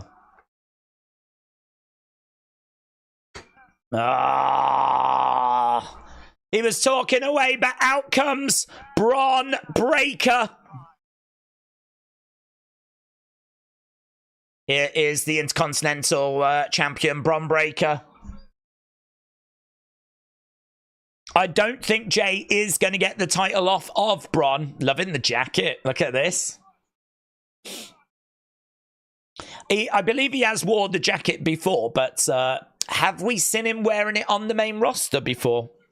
I seem to recall him wearing it in NXT on a few occasions.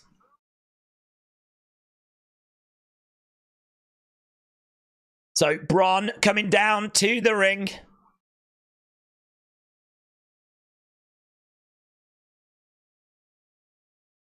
I think Braun's getting the job done, to be honest, but it's going to be a great match. Have we got any dogs barking in Portland? We certainly do. Braun Breaker in the ring. Braun looks great in the leather. Wrestling fashion matters, said Sis. I like Jay in the white and the electric pink and the blue. Like, I like the colours. You're trying to prove that you can do this by yourself. Crowd yeeting. I've done my homework. 14 years you've been here.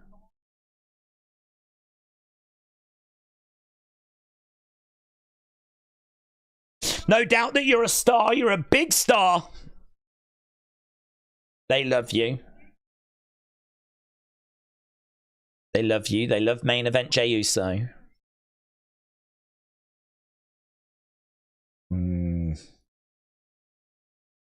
I've done more in 6 months than you've done in your whole career as a single star.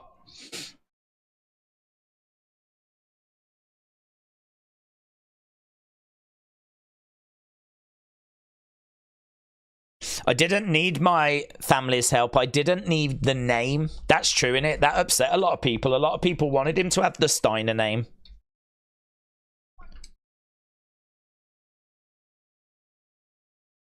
It's good promo, this, by Braun.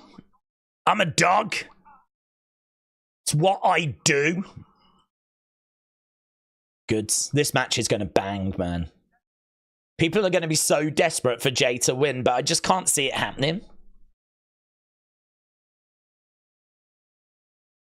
You are nothing without your family. Oh. Oh. You can't say that to the Yeetmeister General. The shades are coming off by the looks of it. The shades are coming off. This is deadly serious, Jey Uso. I see it. I see it in you. You got that dog in you. I won't take you lightly. How long you been here?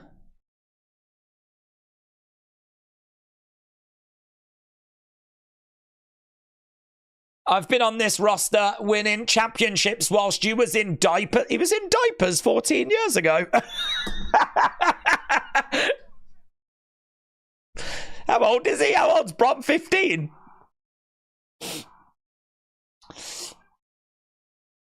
Yeah, he's fired up, man.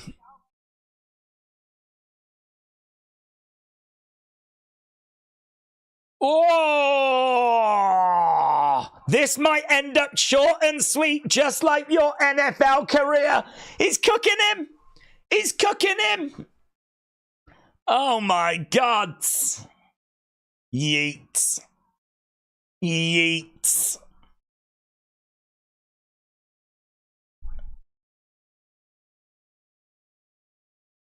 He's cooked him, mate. He's absolutely cooked him. Braun, you can tell that Braun just really wants to wallop him, but he can't. Oh, and he does. He couldn't find the room to do it. So he takes that step back and then boom, smacks him one. Braun grabbing Jay. Oh, here we go against the ropes. Oh, but a spear by Jay. Spear by Jay. Braun goes to the outside, selling it.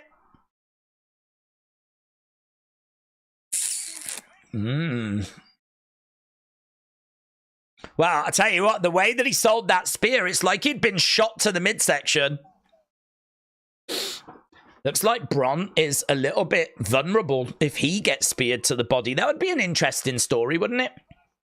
Imagine Braun is an amazing person to hit spears, but imagine he doesn't take them well. That'd be good. That'd be a good vulnerability. Good, really good. Jay cooked him, said AR1. This is more personal than Jimmy and Jay, said Matter. Wrestle with Andy, hello. Daze, Braun is what we've been missing for years. We've not had enough badasses. He would be great in any era. It is true. That is very true.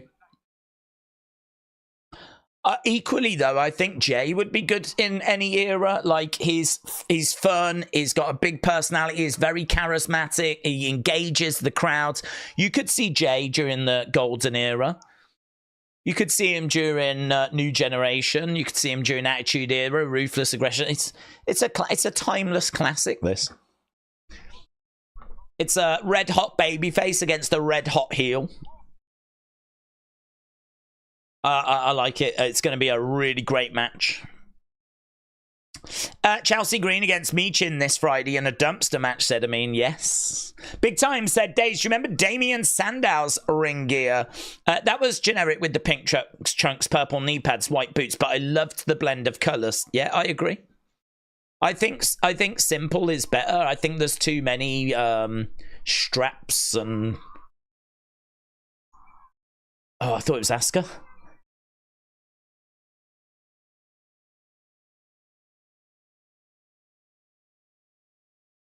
You cowards!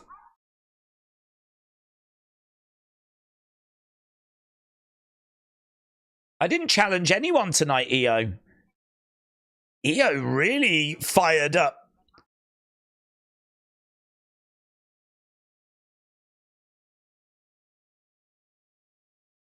Maybe you should step up. How about me and you? Oh, smile on the face of Iyo. I accept. There we go.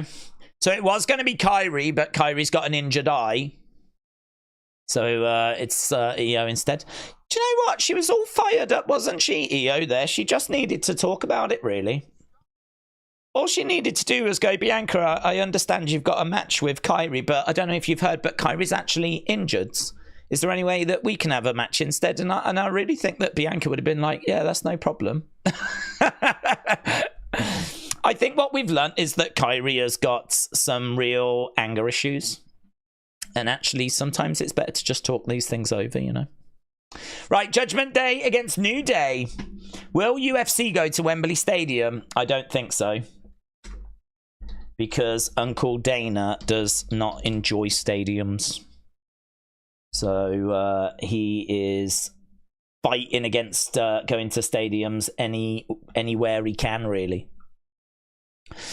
Problem with the spear is too many people are using it, says John.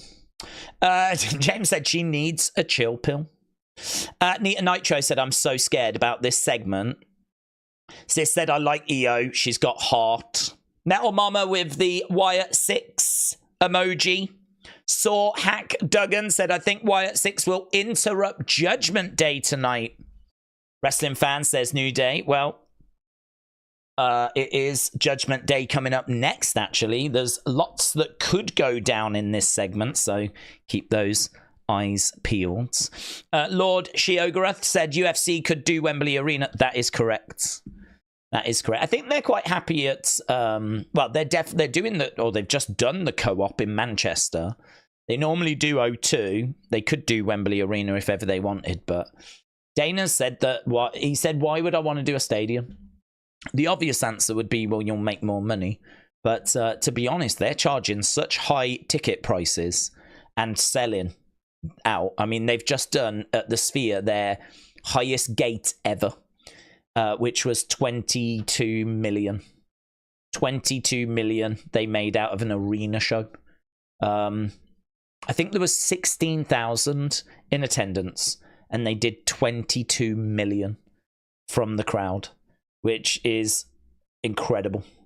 Now, you're not going to be able to sell 80,000 tickets at like $1,000. So, you know, you're going to be selling a lot of tickets for a much, much cheaper price. So could you make more than 22 million? Maybe. But in Dana's mind, it's just a rubbish atmosphere. because it's too big, and if you're really far away from the octagon, you can't really see what's happening. He said, if you come to a UFC show, you'll never forget it. You will always want to come back to another one. But if I do it in a stadium, I can't guarantee that same reaction. He said that he went to a boxing event in a stadium with his son, and his son said, I don't want to come back to another one. I don't know if that's true. That's what he said.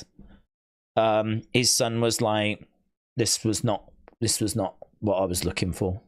So Dana puts a lot in the experience. So he ain't looking for stadiums, which it's very interesting, because obviously the opposite is true for pro wrestling.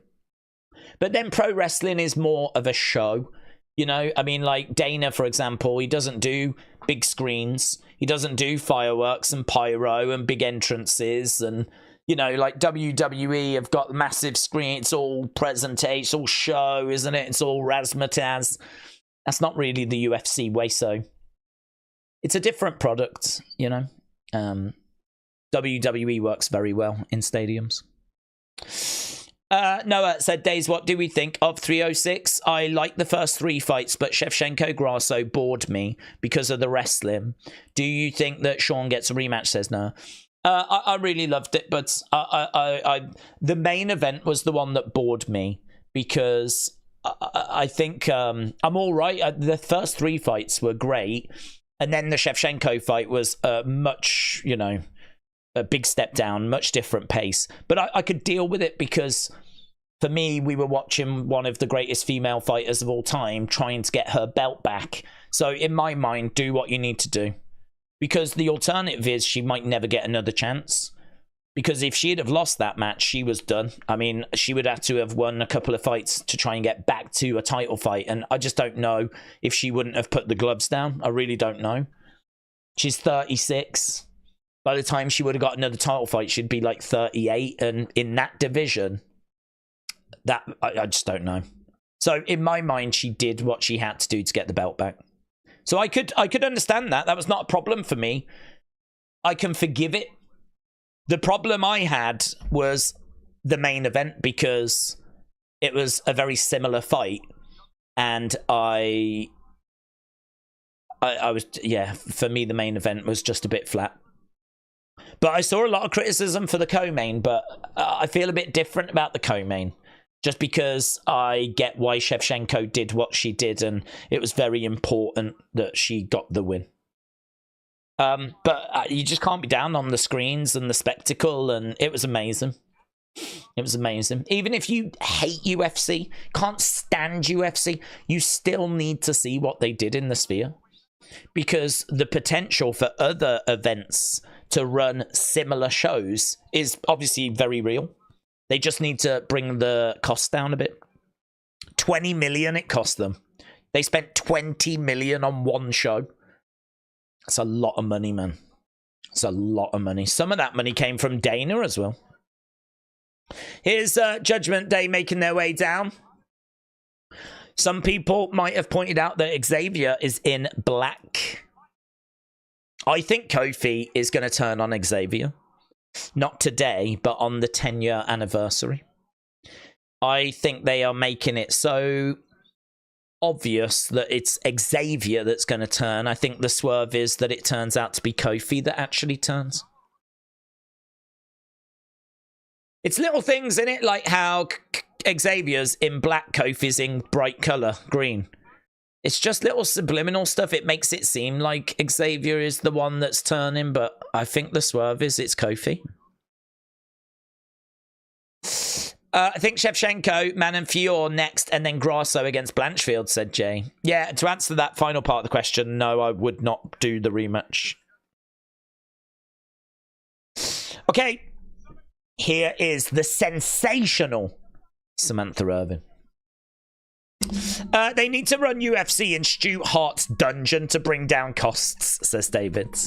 20 million just to have the Sphere is disgusting, says Big Time. It's not just for the Sphere, though. That was like, they put on like specially custom made films, and they did quite a bit.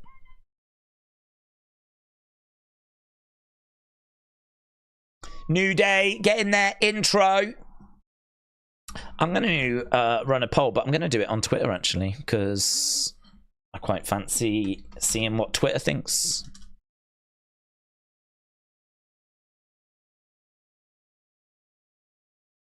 I'll do it here as well. Will New Day split at the end of this match? Yes.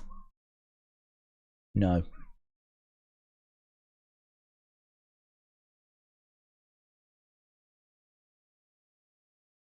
Let's put it in the chat.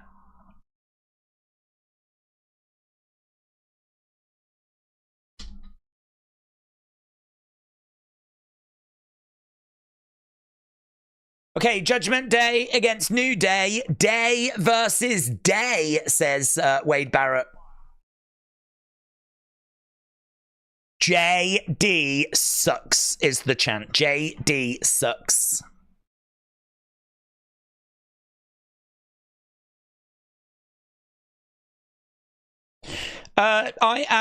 It's gonna be weird seeing Kofi as a heel if they did go that way. The only time I remember him being heel was when New Day had that short heel run. But they did get over. Yeah, it might not go that way. I mean, it's not one that I'm absolutely adamant about. I just think that if I was booking it, that's what I would do. I would do everything I could to make you think it's Xavier, and then I'd swerve you by having it be Kofi. The other thing as well is I think Kofi has had his career, like, in the sense of if he was to call retirement in a few years, I don't think people would be that shocked. And he's been like WWE champion, all this. If you look at the success Kofi has had compared to the success of Xavier, it's just night and day, isn't it? Like, Kofi has had a lot more success. And I think, like, to kind of get the sympathy on Xavier and have Xavier then go off into, like, hopefully a kind of babyface solo run would be interesting. It'd be interesting him going off in a heel run as well, to be honest. So you could go either way. It's not a deal breaker. It's not like it's gonna suck if it's Xavier turning on Kofi. But yeah, I do look at it and wonder if they're just pulling a swerve. Right. I am so happy that Roman and Randy returned last week, and poor Ricky got stunned, said Amin.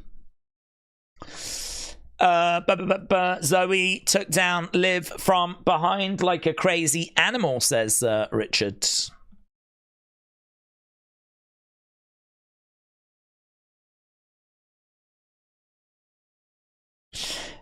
No, Samantha does these intros when it's a title match. Yeah, they do go a bit bigger when it's a title match.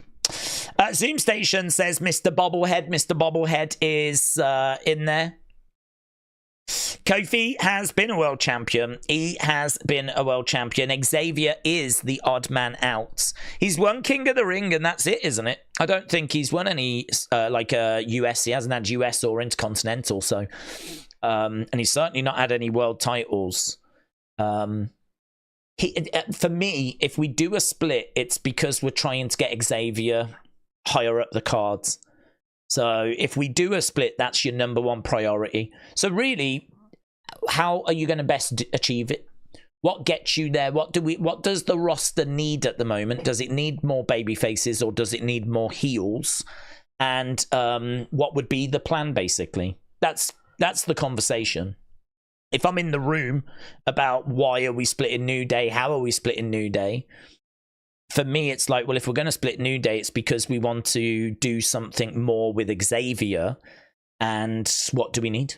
What do we need more of at the moment? How are we looking? Heels versus baby faces. Like, what do we need more of? And that would dictate the direction that I would go, and hopefully would provide a bit of a pathway. Because obviously the first thing you do is Kofi versus Xavier, of course. But what about after that? And so if he's heel, then of course you're looking at the babyface feuds and mapping a few things out. And I don't know. But perhaps they won't even split. Perhaps we're having all this conversation and New Day are just going to keep on going. So the whole thing could be redundant.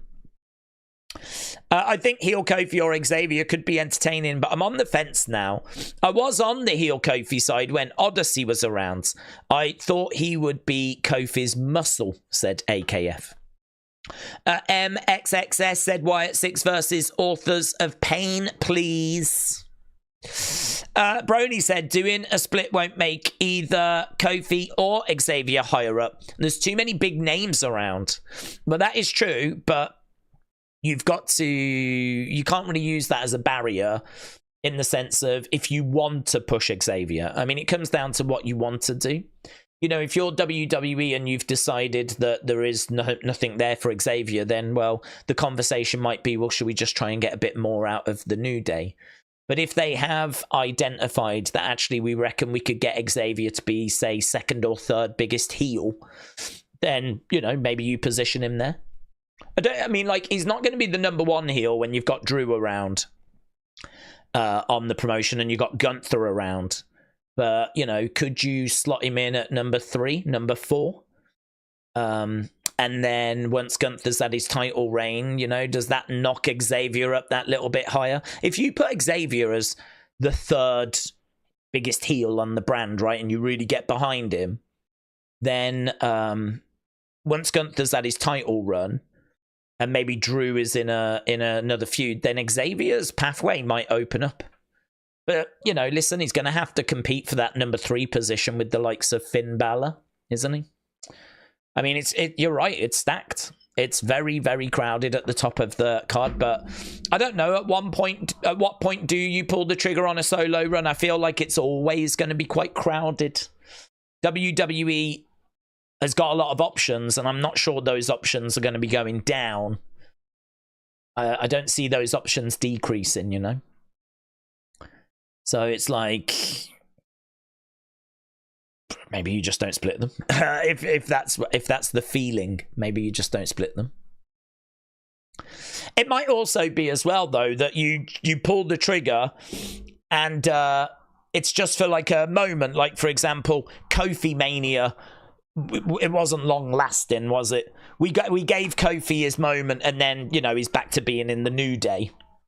You might end up doing something like that with Xavier, where you build him up, get him to a title, give him a run, and then he just goes back to being in a tag team or something. It's not that he gets up there and then stays there. It's a good point, though. It's a good point. You are correct. It is very crowded. Kick out. I think Roman turning on Cody at Bad Blood and challenging him to a title match, says Amin. James said, how British is this? 2 brothers get 11 years for streaming football illegally, but who you talking about? Thingy? Hugh Edwards. Avoiding prison time. Oh, hello, Judgment Day have come down. LWO have come down. Okay, so Liv came down with Carlito. Was that Dom as well? Kick out there by Xavier. We've got big brawl on the outside. Kick coming in there by Xavier. Xavier is climbing up. We've got Kofi climbing up. Kofi's going to look to launch himself on the outside. Lands on top of all of the LWO and Judgment Day. Elbow drop there by Xavier. No referee, though. The referee's on the outside. Oh, Xavier. He would have got the 3. Oh, my God. That is going to cause some serious frustration. Referee is out the ring. Look, Xavier's saying to the referee, he's going to get back in. He's going to get caught. Of course he is. Balor is back up. Referee sucks is the chant. Ref, you suck. Xavier going over. Tags made. Finn Balor is climbing up. Xavier now doesn't know why the ref's not counting. Oh, coup de grace. So that's it, innit? 1, 2, 3. So, New Day have lost. Oh. Oh. So the belts are staying with Judgment Day. Kofi is in the ring. Xavier is going to be so frustrated. So frustrated. Look, Xavier's having a go at every time. Why? Xavier's like every time, he's gritting his teeth, he's walking away, he's going through the ropes.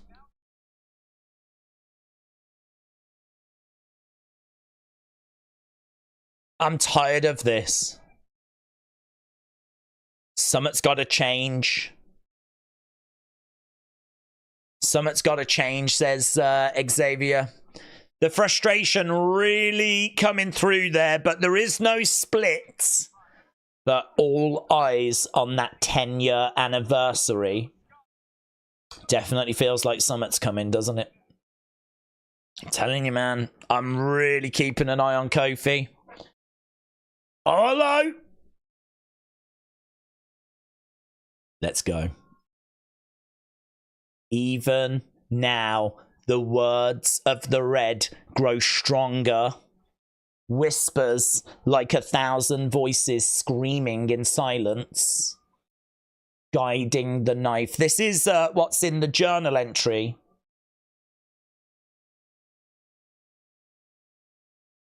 You speak, we follow. And then we get static. We see...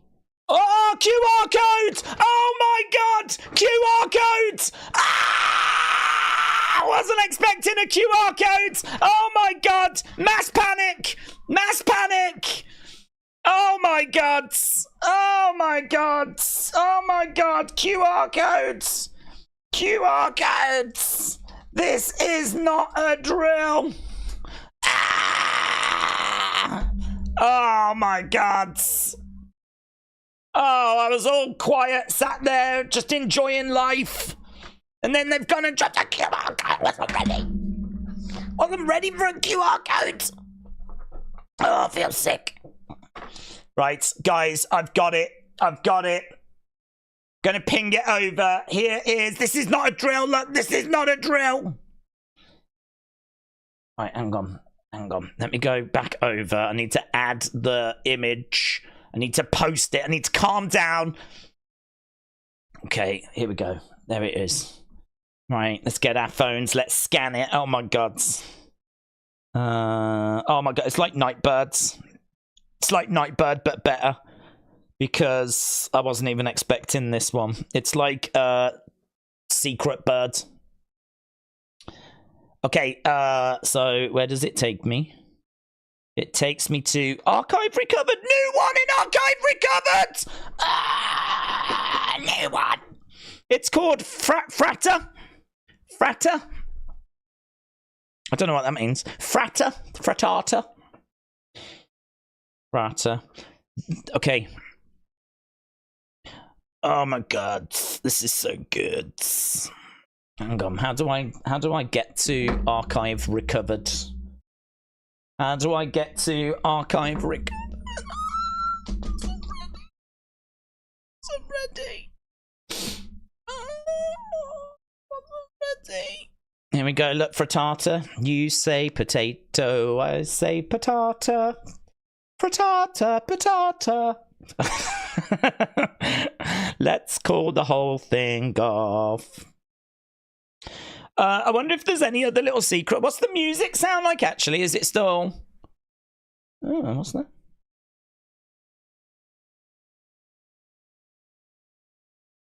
Have I seen this before? Have I seen this before? Have I seen this before? Have you seen this before? I just wanted to hear the music. Have we seen this before? Have I seen this before? I don't know. I'm going to ask people.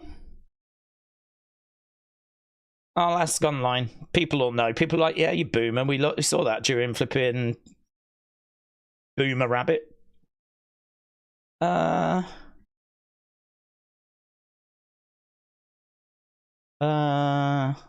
need to get to the chat. Have we seen it before?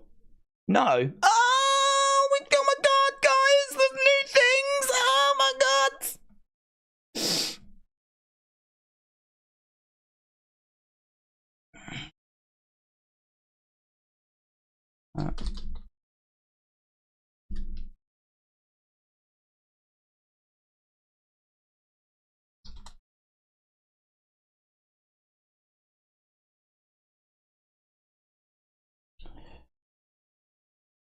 Oh yeah, he gave him the mask.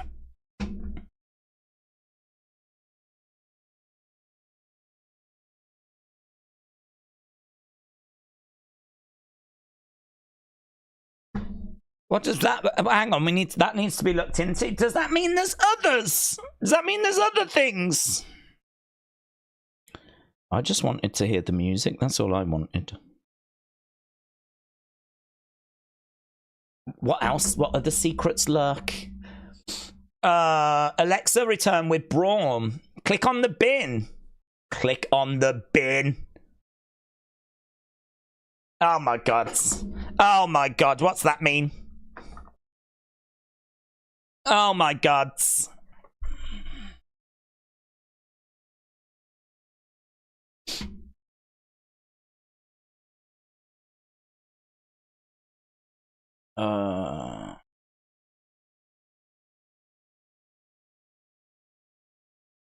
Hello, we've got Kathy Kelly backstage.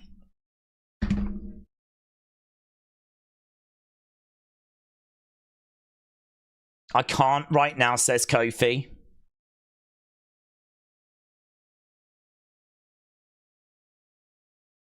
Oh, he's going mental at the LWO.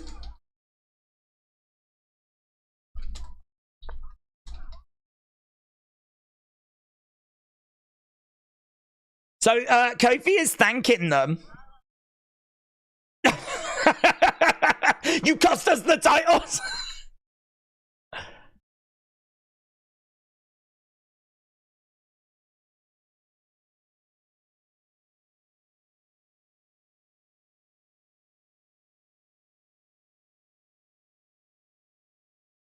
We didn't need help before because we had E.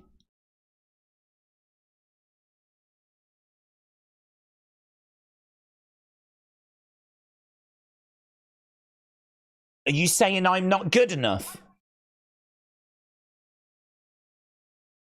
It's a good point. Why do the LWO know the plan for our tag team title match? He's livid. He's livid. He's livid.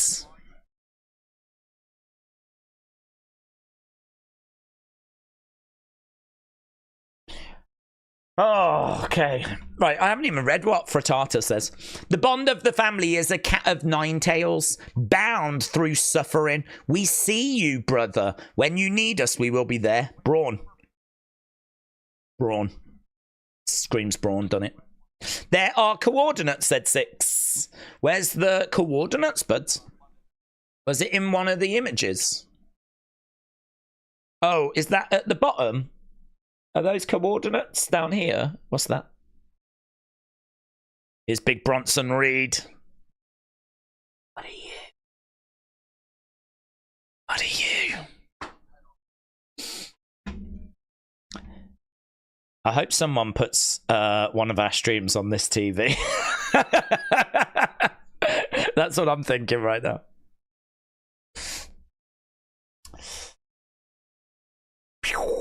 Braun is joining for sure, says Tatum. There's coordinates. It's in the corner of the bin picture. The bin picture.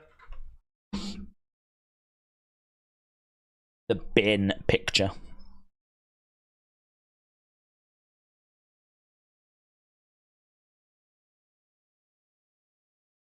That other picture looks like a bit of a... I don't know, is that a Bible verse or are those coordinates? Is the coordinate on the one picture and that's the other one? Is it like latitude and longitude or whatever? Is that one set of coordinates? What is that? What is that? So I'm guessing, is that one of them and that is the other one? I can't point, but you can see the white writing. Is that what? And then we had this as well, which seems to connect to Braun. What does frater mean, actually? Is that brother in another language? Frater.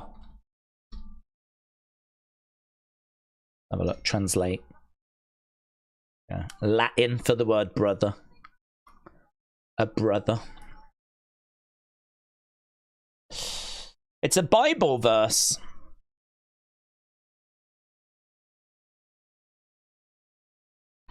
Frater is brother said, little knapsack. Shout out to you. Daze, someone should put the photo of Bret Hart watching the TV on that TV and Inception. Yes. And just keep going. Yes. But I zoom in and it looks like it, but it's hard to tell. Rashad said it's a Bible verse. There's a blooming puzzle. Oh, hello. There's a puzzle. Well, we have quite a bit of excitement, and understandably so, because there is plenty to plenty to be excited about.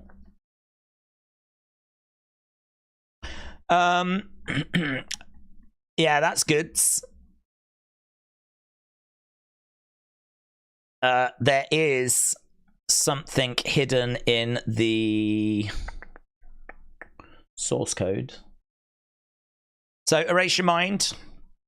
Shout out to you. There is Frater. And in the source code, J. Winthrop Diary. J. Winthrop Diary. What's that? What's J. Winthrop? History of New England. Winthrop's journal is essential reading for anyone interested in the history of New England. Is it that one? Winthrop's journal. History of New England, 1630 to 1649. Is that what we're dealing with? J. Winthrop's travel diary, 1645. In November 1645, Winthrop travelled overland from Boston, across Massachusetts to Springfield, south to Hartford, and Old Saybrook. Okay. I hope you had a nice time. I feel like are we pointing to places here? Are there places here that we need to be aware of? Are we teasing that we're doing something at a certain place in the future?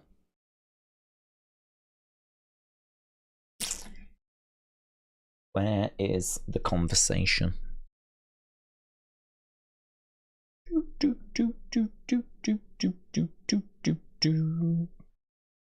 New QR codes, lots of excitement for the new QR codes. Luke 10, 25, 37. How do I receive eternal life? Oh, is that what it stands for? How do I receive eternal life? So that's what the one stands for. I was doing so well with Twitter. I was kind of like on board and everything. And now it's all just gone. It's exploded. When you click the sound button in the top right, that is correct, yes. Oh, hello, puzzle, new entry.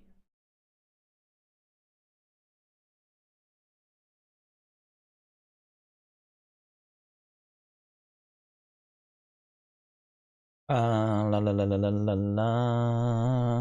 have that. I don't know where that's from. Still trying to piece together where this has emerged. If you click the bottom right, there is a puzzle. Oh, okay, so it's that's where it's emerged. Bottom right of this page or the main page? Kintsugi? No, didn't want that. Want to go back and what bottom? Oh yeah, God, that's a bit random, isn't it? That's a bit random.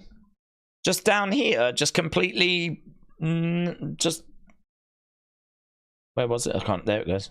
Yeah, that's random, isn't it? And then you're presented with that.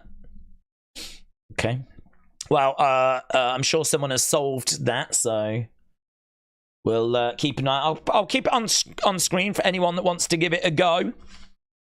We've got Big Bronson Reed in the ring.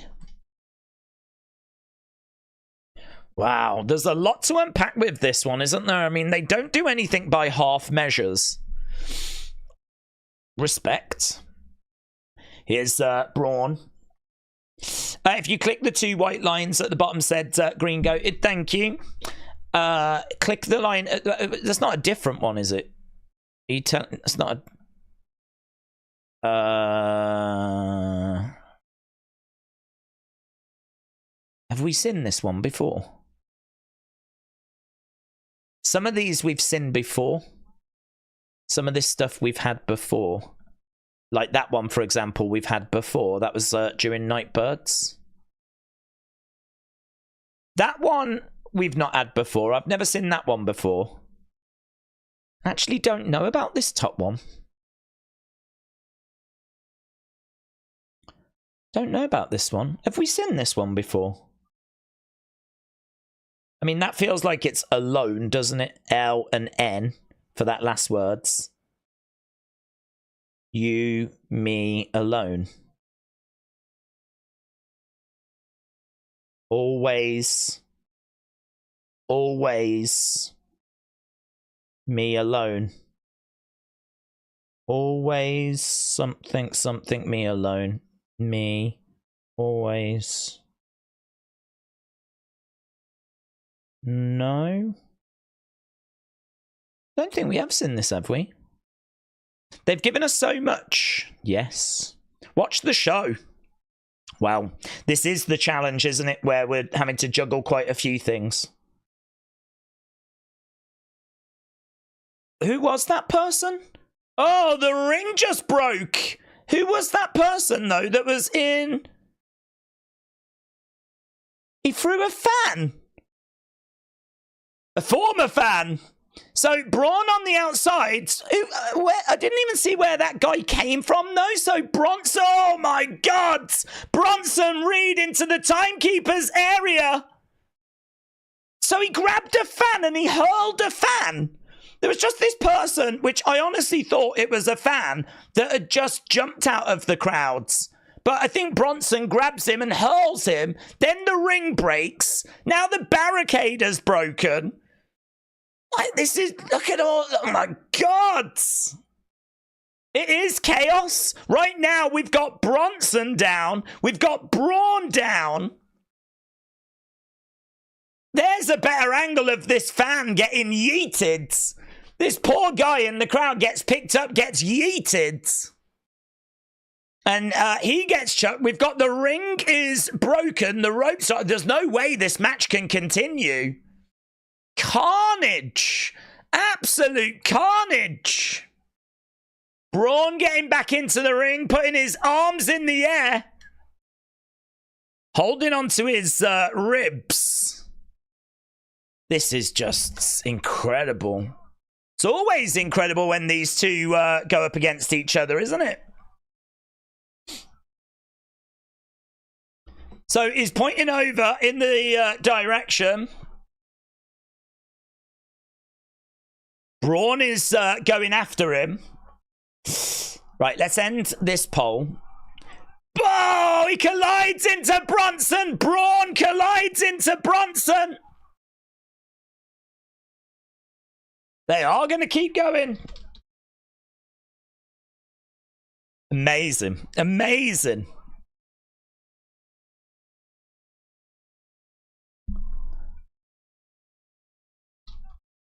Right now he's got Bronson. Hurls him into the wall. Bronson screams in pain. Well, this isn't a match that we can review. So the match we're reviewing is... Oh, wow! The security thing is tipped over and the camera cuts off. Wow. What did that... Oh, it's bonkers. It's just bonkers. We're getting back to the old Braun, aren't we? That's what we're getting back to.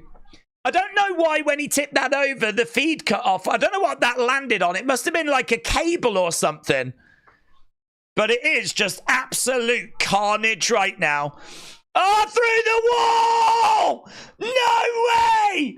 Ah, and a load of stuff falls off the roof as well.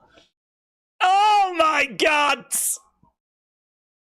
They just go through a wall backstage. Bonkers. Bonkers. It's bonkers. We've had a fan being thrown. We've had a ring being destroyed. We've had a timekeeper's area getting destroyed. Golf cart flipped over. Wall has been knocked down. It's amazing. It's amazing. Oh, let's go, man. Let's flipping go. So good. So good. How are we meant to be solving flipping riddles and all this when we've got that kind of carnage kicking off? Insane in the membrane. That's what it is. Insane in the brain. So good. Lisa said halftime. We've missed halftime, but halftime's gone. It's dead. It's over. Forget about it. We'll mourn it. We will mourn its loss. That is excellent. It was so good. I agree. It was so good. It was done really, really well. Whenever they do those segments, it's done really, really well. Was that an interruption in the broadcast? I don't know if it was on purpose. I'm guessing it was. But it was done really, really well. It feels like Daze gets wet after anything Wyatt has been shown, said Lisa. Oh, well, I mean, surely we all enjoy a good QR code. Oh, there's nothing better for the soul than a good QR code. This is wild, said Alex. This is what AEW think those small guys using furniture looks like. December 16th, Raw is in Massachusetts, said Averted Vision. Yeah, there are coordinates, but people are struggling to, I think, work out what they are. Sinco Edits said, I finished the puzzle. I've tagged you in it. Thank you, my friend. Is it this one? Have a little whooshy. This one, is it? My life for you. I lay down my life for you.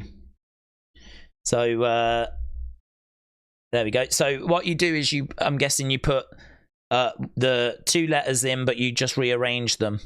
My life for you. I lay down my life for you. I would retweet it, but your retweets are off. Look. There's a few people that do that. I always wonder if they know. There's quite a few people that have turned off retweets, and I wonder if they've ever, just forgotten about it. Because there's quite a few times I get tagged in things from people, and I'm like, oh, yeah, that's really good. I'll retweet that. And I go to retweet, and I can't. It doesn't bother me, but if you're not getting retweeted certain times, that might be why, if you've turned it off. I'm still going to put that in unseen, though, so... Boom. Thank you. Very good. Yeah, this is what people are coming back with they can't quite make out the coordinates, so I don't know if anyone's managed to work it out yet as to what it is. But it's all coming back a bit blurry. It's all a bit of a blur. Fra is Latin for brother. Oh, hello. What's yeah. Titled Non-Nitavid, an anagram of devotion. Oh, that's very good. That's very good. You can go in as well because you brought it to my attention. I'm putting that one in because it's been solved, but I didn't know the title of it. The title is an anagram of devotion.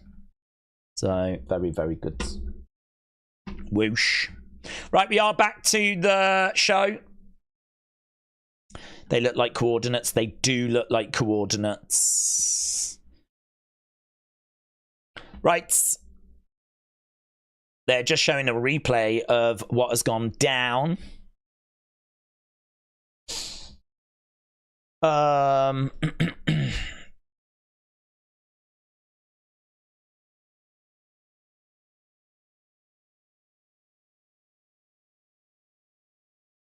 So there's a bin picture, there's a sound clip picture, and there's 2 puzzles. We've got the answer to the one puzzle. There's also coordinates. Took out one of our cameras. Oh my god, so good. So good. What's happened to R-Truth? I don't know. What's happened to R-Truth? Oh, hello. We've got another...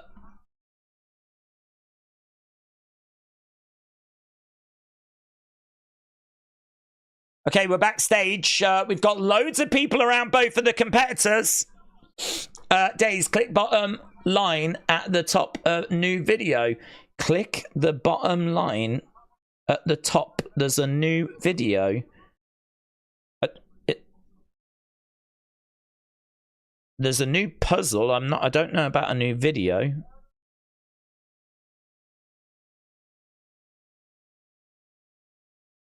Here's Ludwig. The other puzzle says, do you know why you're afraid when you're alone? Thank you.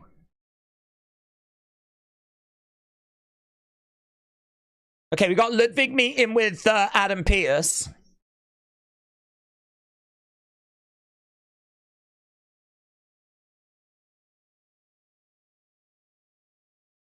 I asked you for an adequate opponent. So Sami Zayn is making his way out. So I'm thinking we're getting Sami against Ludwig. No?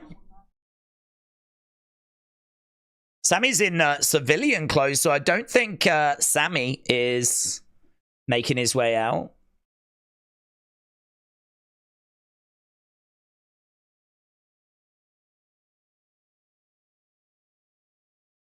Okay,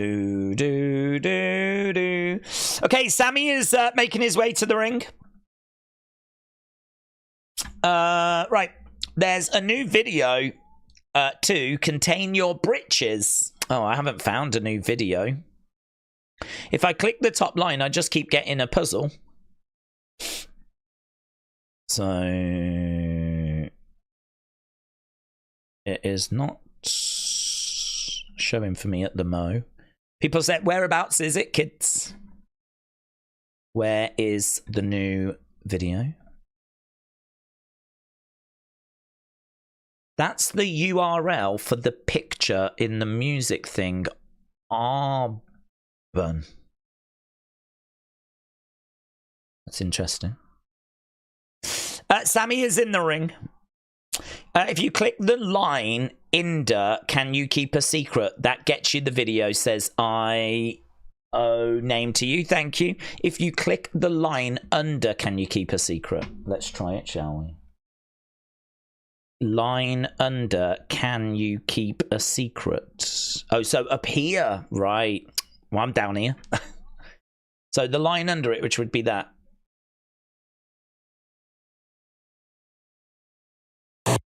Oh. Oh, is this the one that was on TV just though? Yeah, this is the one that's just been shown on TV.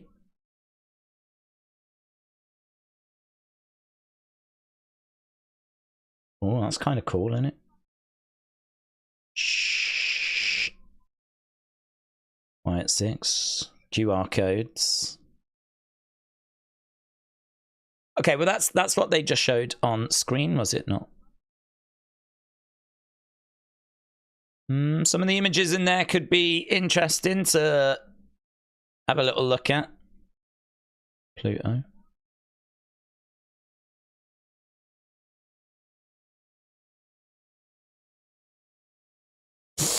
Let's see what Sami's saying.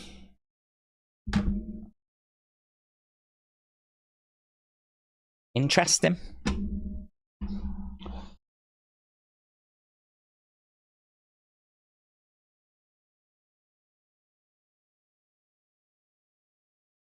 Coordinates lead to brothers in Oregon, said Jonah. Jonah, thank you. That's interesting.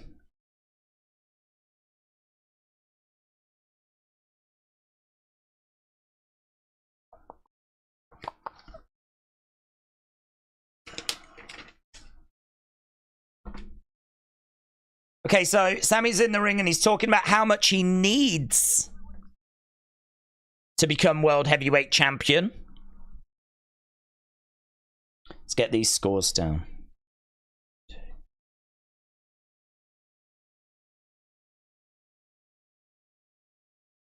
There is a rumor that this match will be made and it will be added to the Bad Blood card.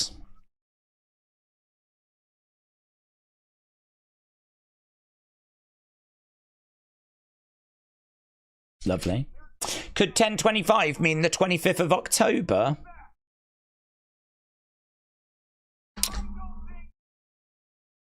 I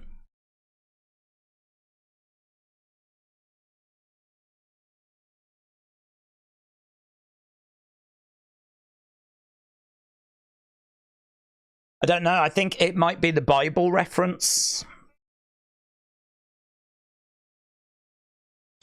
He did a little more digging with the coordinates. It takes you to a cemetery called Whitney Cemetery, says Thomas. Thank you, my friend.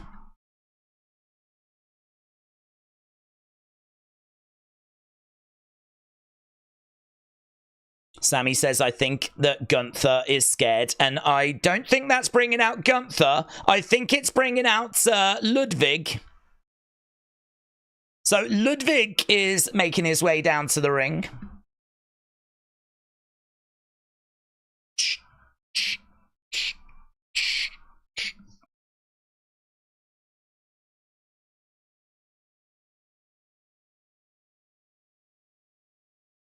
Boos for Ludwig.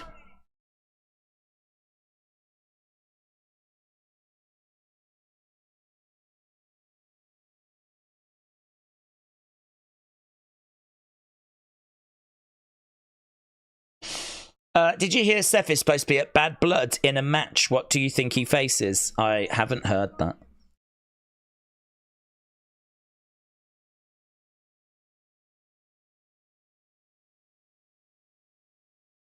So Ludwig's coming out. He's saying, why would Gunther be scared of you?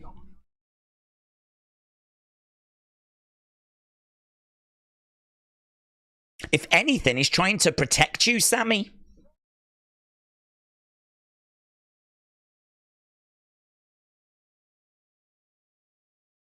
He's trying to save you from the worst embarrassment of your life. We are approaching the final hour.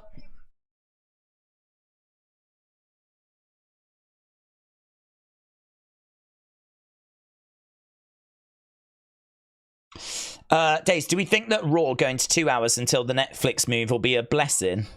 Well, I like it going to 2 hours. I'm a fan of that. It's just, can we keep the good stuff and lose the bad stuff?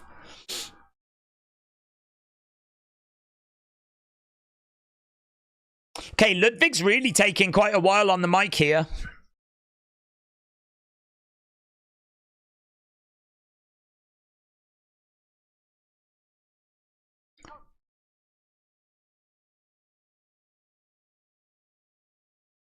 This is never going to happen again. Enjoy it whilst you've got this opportunity, Sammy. So Ludwig with some words for Sammy, saying he's trying to protect you.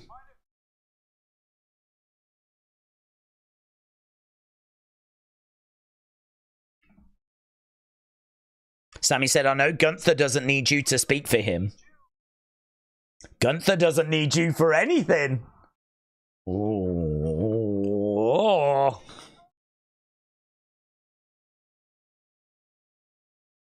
I don't think you need Gunther either.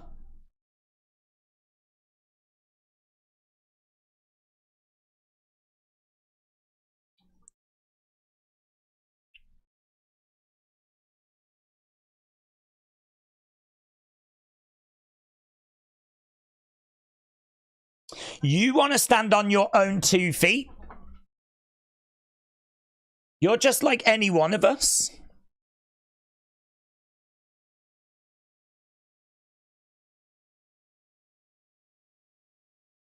It's a good point. Do you think you're going to get respect coming out here as Gunther's mouthpiece?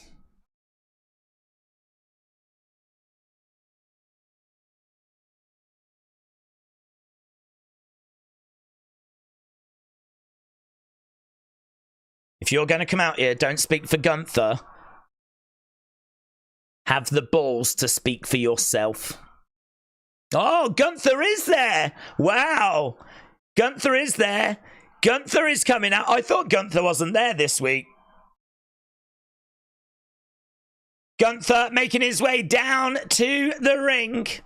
He said to Sammy already that he's not interested in giving a Sammy a title opportunity. I think he will in the end. I want to see CM Punk reform in Straight Edge Society and start shaving the heads of an audience. Days for me, I think I'll always find good stuff, but my time in the third hour, I'm just looking for the end of the show, says Big Time. Zoe is still chewing on the ref's foot, said Jeffrey. Days, do we know there is an anagram with the volume button? It said R-Bun. Does that mean Braun? Well, I would imagine it would be Braun, yes. Definitely, like a lot of stuff here seems to be connecting with Braun, doesn't it?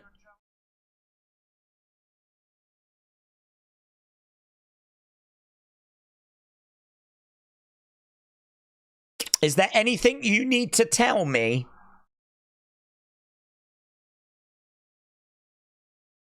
There's a little bit of heat here between Gunther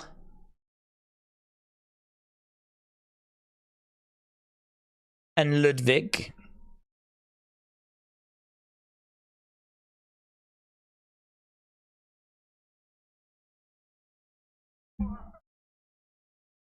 There's something that I wanted to get off my chest for a very long time. Boom. Clothesline to Sammy. Gunther. That was done well. That was done well. So it was Ludwig. Boom. Laying into Sammy. That was done really well. Gunther laughing, smiling.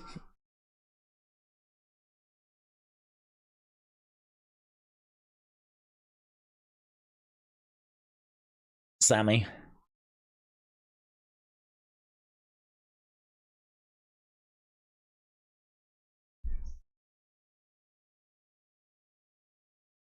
No.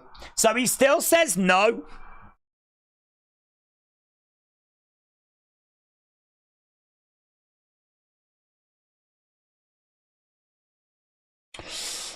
They should attack Braun. He turned his back on Bray. Same with Alexa, and have her come out like she wants to join, and Nikki turn on her and mutilate her, said Hulk Hogan is the greatest.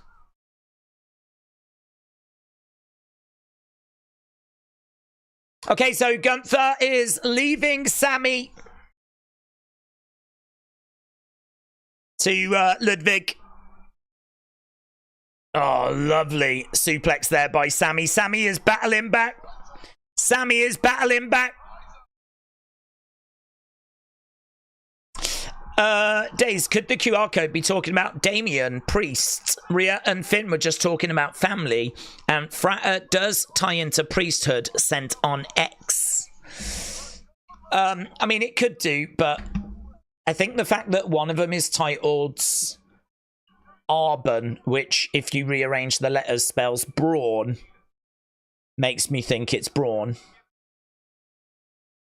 So, and also the journal entry as well. I mean, if you look at the journal entry, which is titled Brother, says the bond of a family is a cat of nine tails, bound through suffering.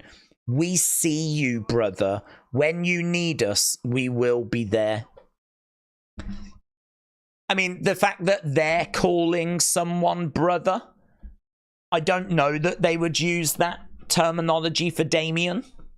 I don't know that they would say, we see you, brother. Add in the fact that one of the titles of one of the images is Arbon, which, if you rearrange, is Braun. And so, for me, I'm much more into the idea this is Braun than it is Damian Priest. Here's Liv. It's a good theory, though. It's an interesting theory. I'm not down on the theory.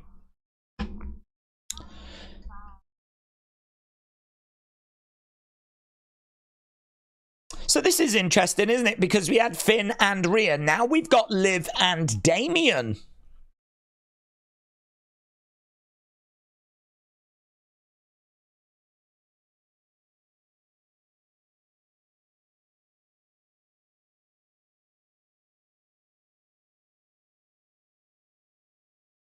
It's a bit embarrassing, don't you think, says Liv. This is better from Liv. This kind of promo is so good.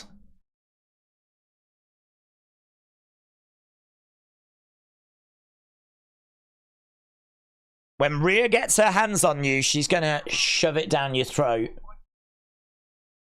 Fine, Dominic, give him a kiss goodbye. I'm putting your scumbag boyfriend down. By Susia. What's Susia? It's probably not a good word, is it? It's probably not a good thing.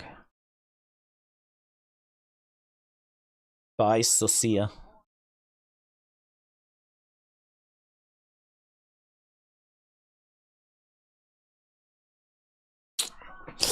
WWE uploaded the Wyatt Sicks video to YouTube. Why do they want us to be able to rewatch this one, said AKF.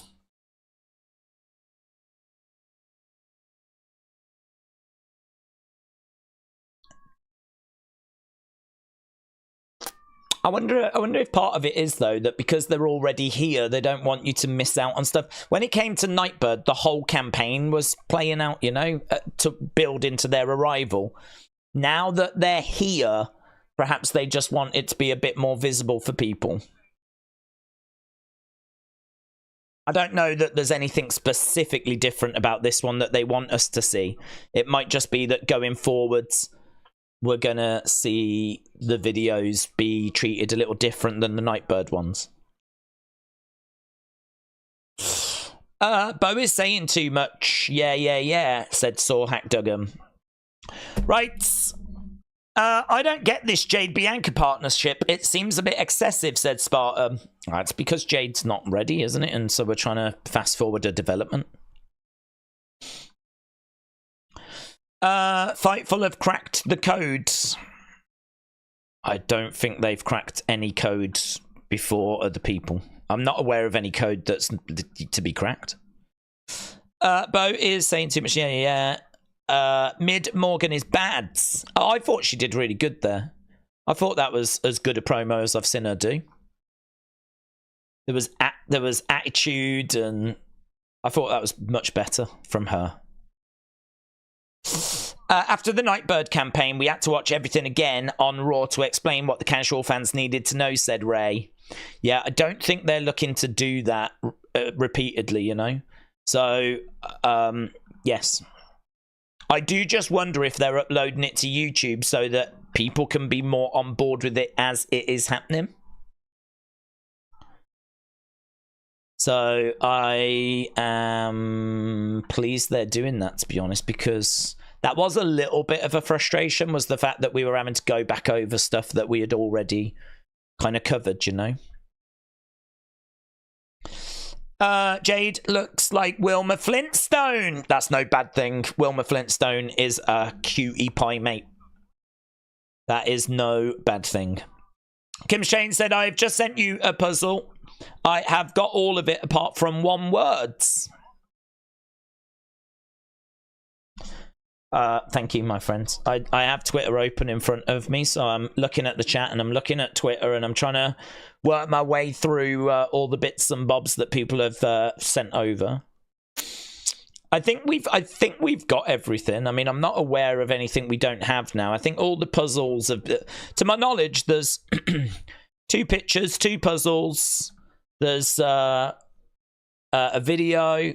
I feel like everything is. I think everything's there. I'm going to look more into the QR after. I'm just going to wait for Unseen. We've got the puzzles solved, and we know the Bible verse and everything, says Kelly. Yeah. I feel like we've got everything. I'm not aware of anything that we don't have. I've tagged you in the puzzle reveal, said Misfit. Thank you.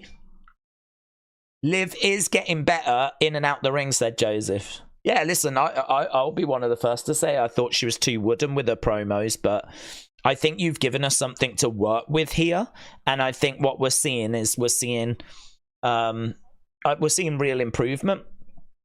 I think she's got something to actually get her teeth into now. They should show Bronson, Braun fighting in a hospital, said Zoom Station. Did you see SmackDown did 1/7 from the move? It's really impressive how many viewers paid attention to the commercials and the channel moves, said Big Time. KOF97 said, if they are going to return QR codes, could this mean that the 6 will not be too much on the screen for now? Well, I don't know. I mean, I feel like if we're going back to the QR codes, we're not going to be going back to a massive... we're not going to be going back to a massive campaign. I mean, I think that we're doing the right thing here. If we go back to this, then we just use it sparingly, you know? Just to kind of push the story along. I mean, Nightbird was so good. People so loved it. It's so nice to see us actually kind of using those elements again. But, you know, don't use them all the time. Just use them sparingly. But they showed us the QR code earlier. They did, yes. I'll tell you what's confusing a few people. I've got loads of people tagging me in stuff that's from Nightbird because they haven't took the Nightbird stuff away. So you can click on different things and it'll bring up like old Nightbird images. WWE does need a fake hospital scene. Nikki could kidnap Unholy Union and make puppets and feud with other women. She could do, but at what point does it get a little bit too crowded? At what point is it a little bit too big?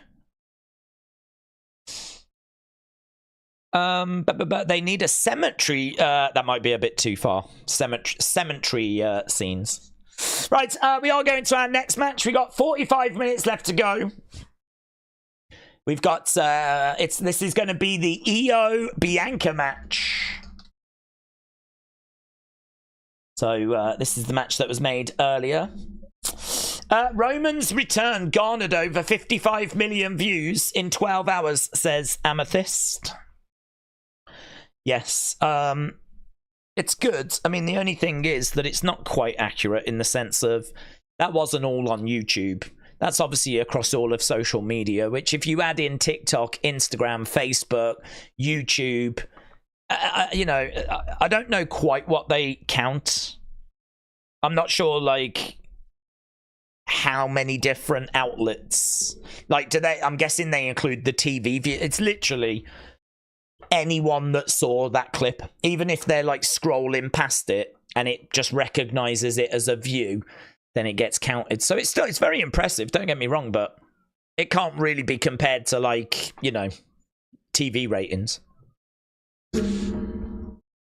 Both women drop kicking each other and then kipping up. Roman has had more returns than Man City have had charges. That started today, didn't it? But it is across all of WWE's platforms. Yeah, again, it's a great number. It's just there is a bit of an asterisk next to it. You can't compare that to, like, you know, the fact that Raw did 1.7 million, yet Roman's return did 55 million. It's a bit, it's different. Against the ropes goes Iyo, who goes up and tries to take Bianca over. They seem to be taking forever to sort out plans for Wyatt Sicks. Well, this definitely feels like we're moving on, doesn't it? I mean, that's an encouraging thing. Definitely feels like we are heading in a new direction. So I'm very excited about that.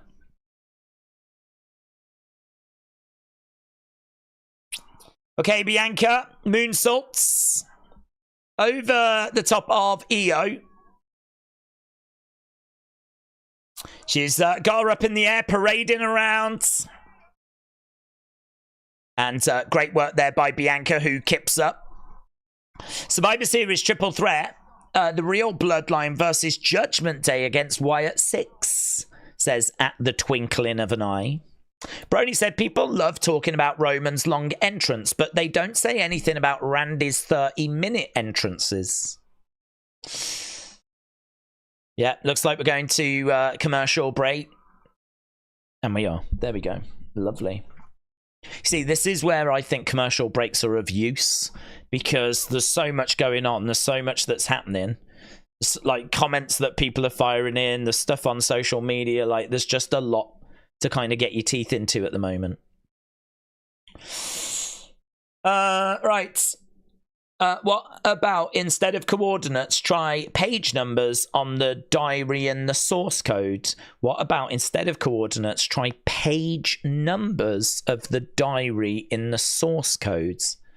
That would be for others to explore, to be honest. I mean, you could definitely do it, but not something that we can dig into on stream. But yeah, I would say that's something that can be looked at in the source code, can be looked at, definitely. There was something found in the source code already, which was about a journal, which we just had a little look at.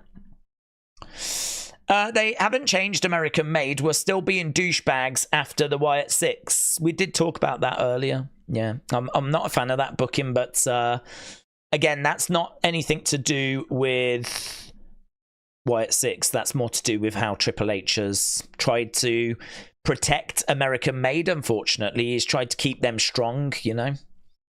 It's a real shame, really. It'd be better if there was a group that we kind of put together, especially for this, and then we kind of had them just lose, and then they could be, you know, see the error of their ways. American Made are a group that I think we're really trying to invest in, and we're trying to build them as well. And, you know, it's just kind of meant that, I don't know, maybe it's not the most satisfying of conclusions. Perhaps some people were, like me, hoping that they would see the error of their ways a little bit more, you know. It doesn't matter. We move. On we move. On to the next one. On to whatever it is that we're moving on to now, so it's fine. Every time Wyatt Sicks goes back to a puzzle campaign, I believe a new feud will begin, said Horatio Minds. Yeah, that's a good point, that is. That's a good point. So every time we do move on to, like, you know, another journal entry, whatever, then, yeah, perhaps we are moving on to something else. I wonder what entrance music the OG Bloodline will come out to. Will it be Roman's? I would imagine it will be, well, what did they come out to at Survivor Series when they did War Games? I'd imagine it'd be that. I mean, I'm guessing that was Roman's. I can't remember off the top of my head, but I'm guessing it was Roman's.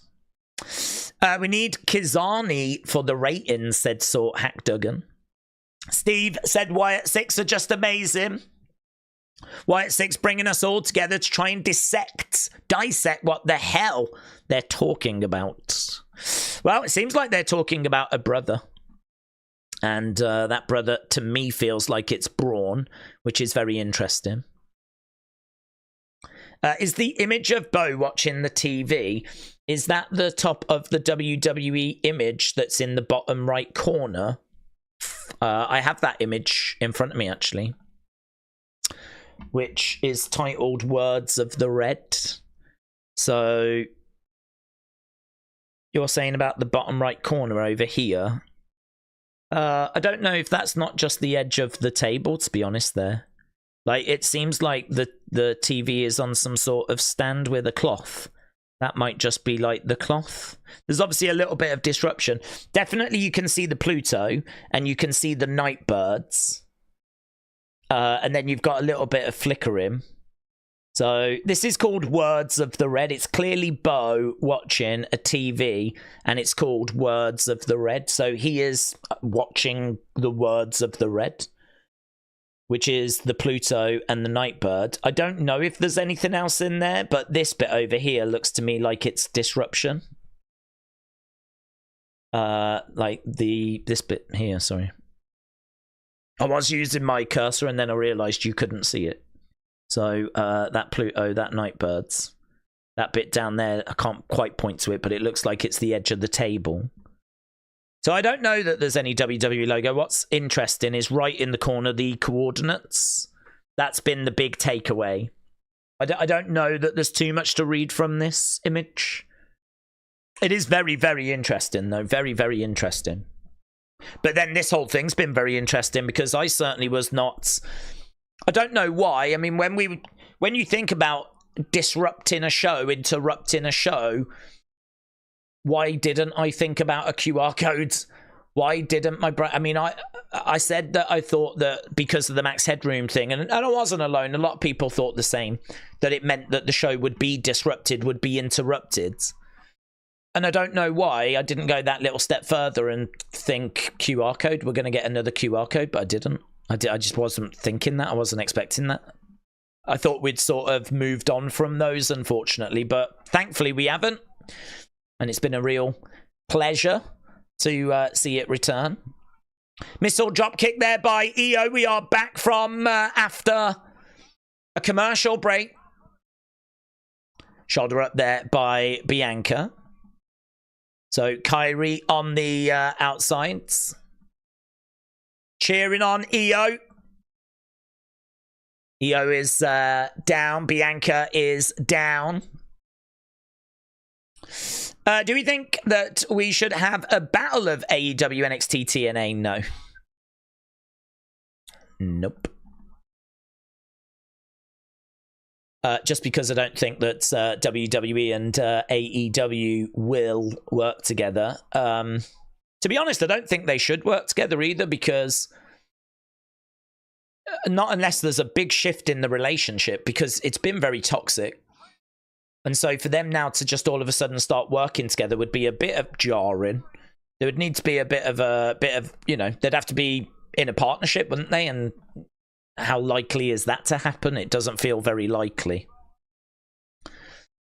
Around the back, crucifix, looking for a crucifix pin there by Iyo. No joy. No joy, kick out.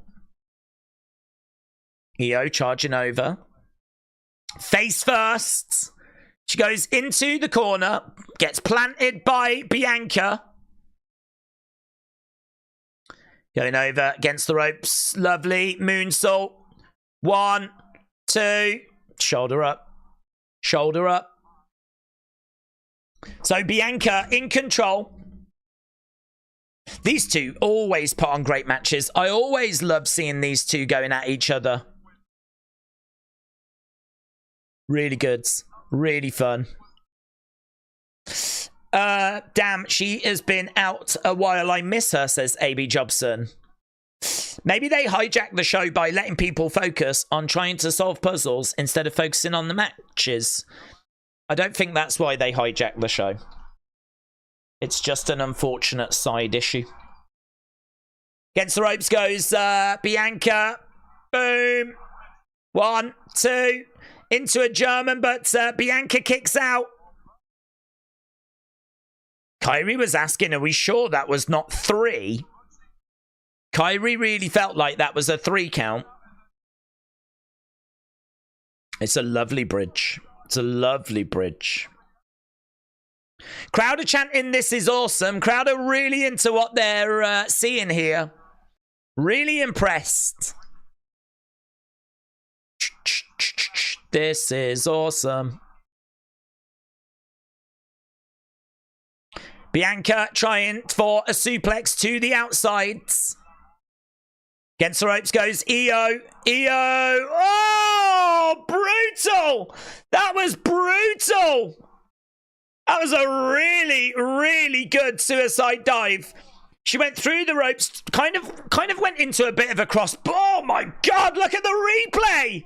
Really good. Really good. Wow. When done right, even a suicide dive can be so impressive. Wow, look at this. Look at the strength of Bianca. She has got Iyo up. She's climbing up. She chucks her in the ring. Oh my God, these women are cooking. They're cooking. Bianca going up. People in the front row on their feet. Bianca. Ooh. she got caught. She got caught. She went too big. She got too carried away. Iyo going up, but Bianca catching her. And she's going for the KO. Got her up. No. Iyo 1, 2, 3. Iyo wins. Wow. Brilliant match. Brilliant match. Bianca is crazy strong, said Corey. She really is, man. She really is. So much fun. Iyo won. She did. Iyo gets the... And it is a shocker. You're right. It is a shock. Wow. Brilliant. Brilliant. The men's tag division has been put on the back burner to help the women. Banger. So much fun. Crowd are cheering, and I can tell you that Bianca looks pretty gutted. She looks pretty gutted, as you would imagine.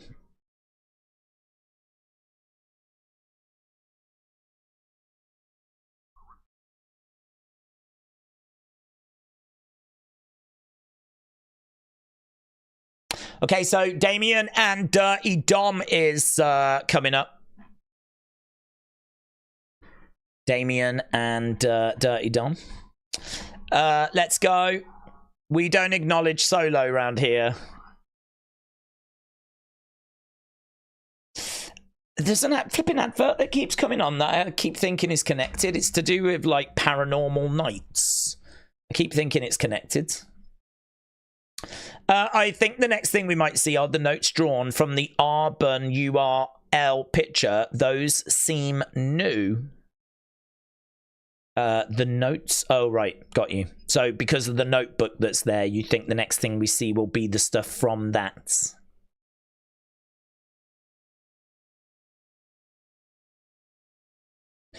That's interesting. From Ratchet. 37 days from October 25th. Is Survivor Series. Is that true? Is that true? Can we confirm that? Because that's really interesting. So this said L10 2537. So 37 days after the 25th of October is Survivor Series. Apparently. Is that true?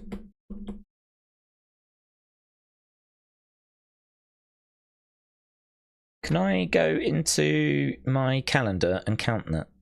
So the 25th of October. So 1, 2, 3, 4, 5, 6, 7, 8, 9, 10, 11, 12, 13, 14, 15, 16, 17, 18, 19, 20, 21, 22, 23, 24, 25, 26, 27, 28, 29, 30, 31, 32, 33, 34, 35, 36, 37. Gets me to the first. Gets me to the first. But that's because... No, does that work? So, from the... it's so close. I'm... 1, 2, 3, 4, 5, 6, 7, 8, 9, 10, 11, 12, 13, 14, 15, 16...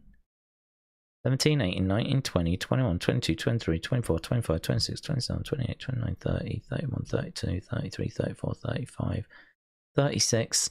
37 days gets me to the 1st, not to the 30th. But it does work if you count the 25th as well. Gets me to the 1st. So, yeah, gets me to the 1st. Okay, thank you, because I thought I was going mad. It gets me to the 1st as well. You should count the 25th, or maybe it means the 30th to the 1st. But you wouldn't count the 25th, would you? If you get to the 25th, you don't count that day. But it works if you do count that day. But you can't say it's 37 days after it's... I don't know. Is that a botch, do you reckon? Should they have put 36? I don't know now. Oh, hello. Here's American Made. What's going on?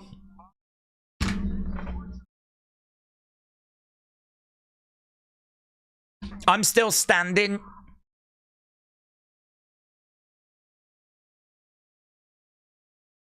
God, they're really turning up, like, the fun aspect of this group, aren't they? Do you hear me? You can't kill Chad Gable. You can't kill American Maids. It's a time to bring respect and honor back.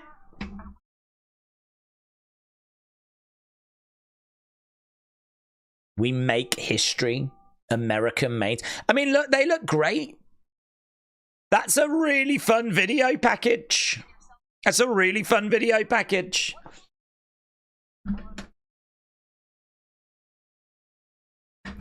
American Made. Is it just me? This Raw is stacked. This Raw has been absolutely overfloweth with stuff tonight. It's been an absolutely stacked show. Always tune in wanting to, like, see something, like a talking point.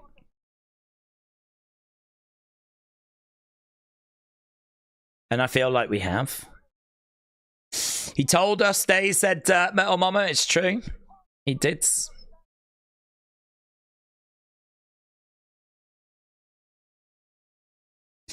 The Wyatt Sicks are headed to SmackDown.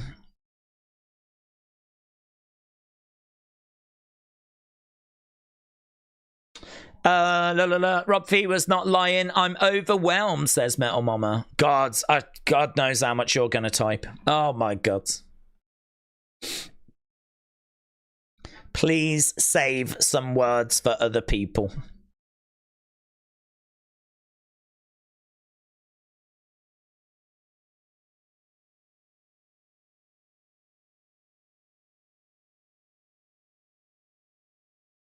I counted 2 days. It does take us to November 1st, and that's on a Sunday, said Suzanne.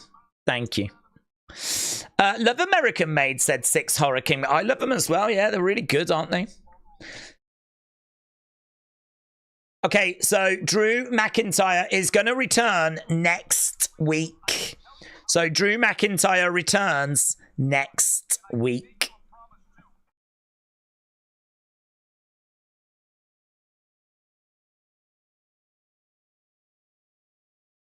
So we're going to hear from Drew next week.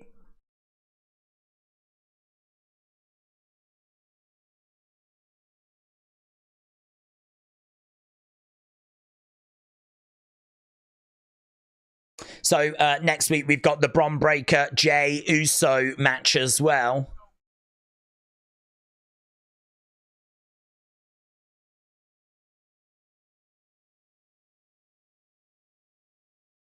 Okay, we're backstage with Jey. Here's Ilya. Oh, I love seeing Ilya.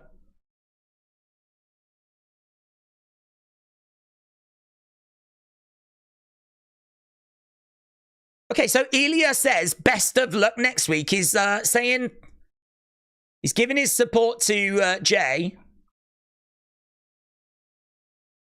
He watches him walk off. Oh, Judgment Day.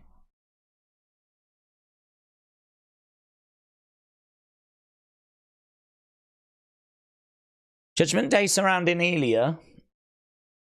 I know you knew. Gonna give you some advice. Think a little more about who you choose.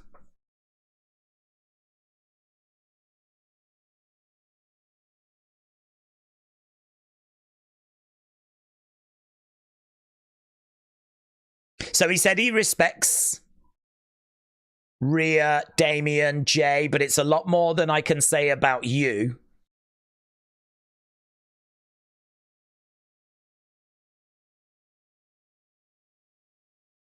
It's just a friendly reminder, but next time the message won't be delivered as nicely. Okay, so a little message there to Ilya. Carlito is touching his suit. Bit rude.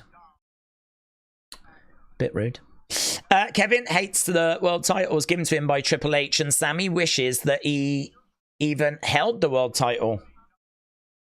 He does. You're right.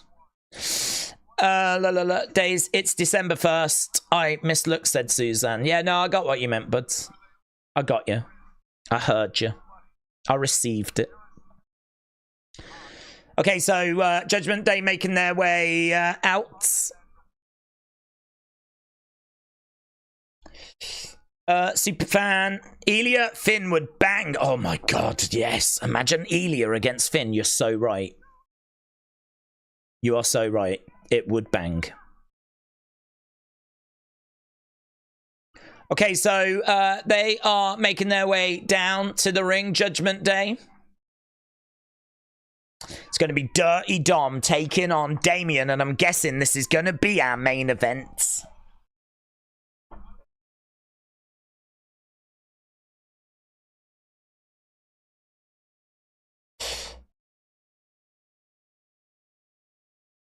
They're calling him Ricky Dreamboat.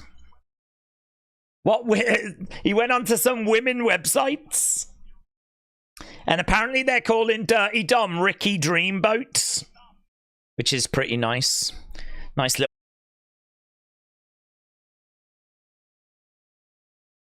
Oh, it might be back. It might be back.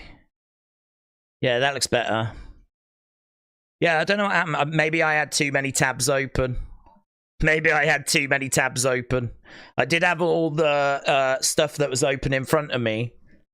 So I've just shut all them down and I've restarted everything and it looks like it's connected. So that might be my bad, to be honest. I might be asking a bit too much. I did increase the quality of the stream. I don't know if that's come across at all, but I have like made it a bit of a higher definition and I've tried to make it look better.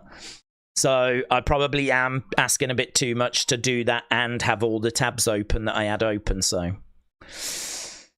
that's fine. We can always find a way of fixing it. Okay, here is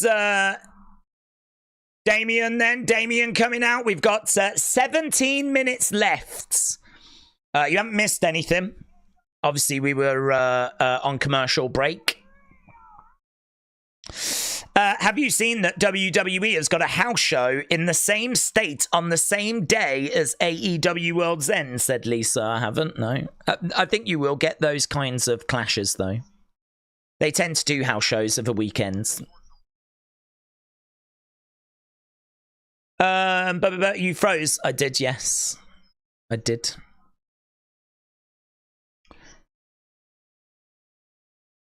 Don't sweat it. You do a great job, Jake. Shout out to you, buds. Yeah, just juggling a few things. I mean, I just had all of those tabs open, which wouldn't have been a problem in the past, but I have upped the quality of the stream, and so I think I'm just asking a bit too much. So just some up for me to maybe bear in mind in the future. Did you notice how Tongaloa didn't botch when he is with Roman, said Amethyst Pieces. Daze, please reply why Wyatt Sicks didn't come out. I did. No, maybe you didn't hear it because maybe we crashed, but I think we got the QR code this week. We got the video package and we got the QR codes. And yeah. No, I don't. No complaints. Brilliant. Okay, Damien has made his way down. Main event match coming up. Dom versus Damien. Chris said, what's the community's view on Joe Tessitore? I think he's doing all right. I think it's going to take him a little while to get comfortable. I think he needs a lot of feedback.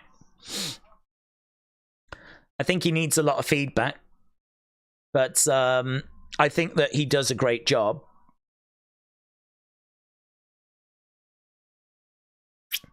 WWE and UFC is back-to-back. Bad Blood starts at 6, says Amethyst Pieces. He'll get it, said Jim.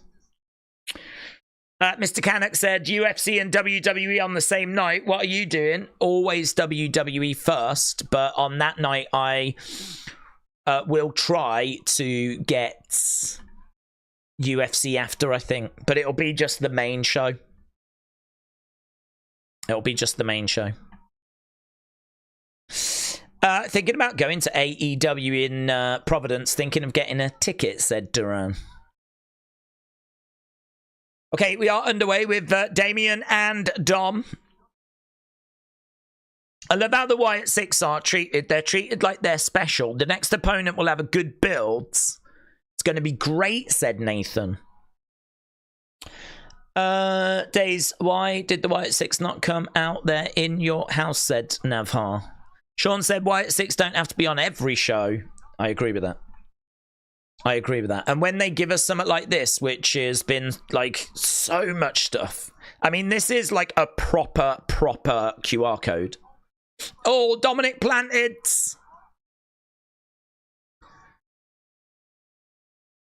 Right now, we've got Dom going back into the corner as Damien is stomping away.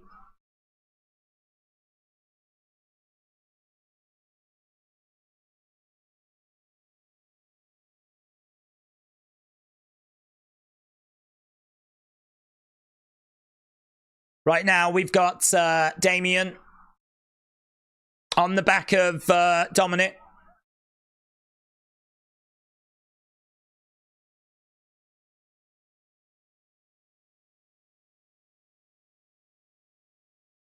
So Damien grabbing Dominic, strike to the midsection. Shot. That's when you say strike and shot.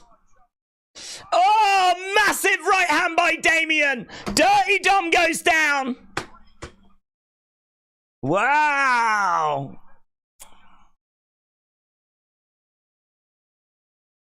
Damien has got, oh, he had Dom in the middle of the ring, but Finn was going to get into the ring.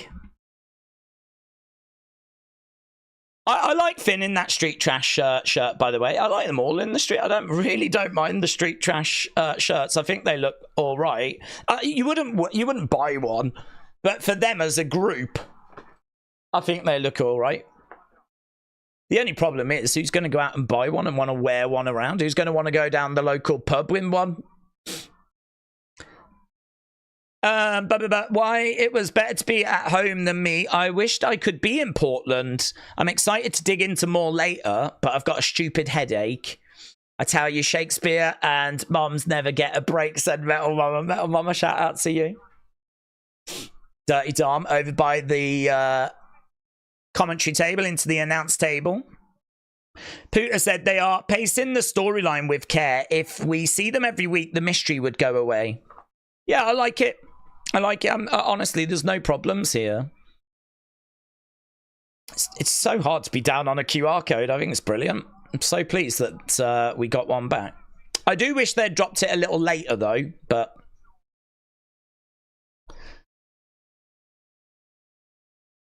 Okay, we've got... oh, Dom going into Damien.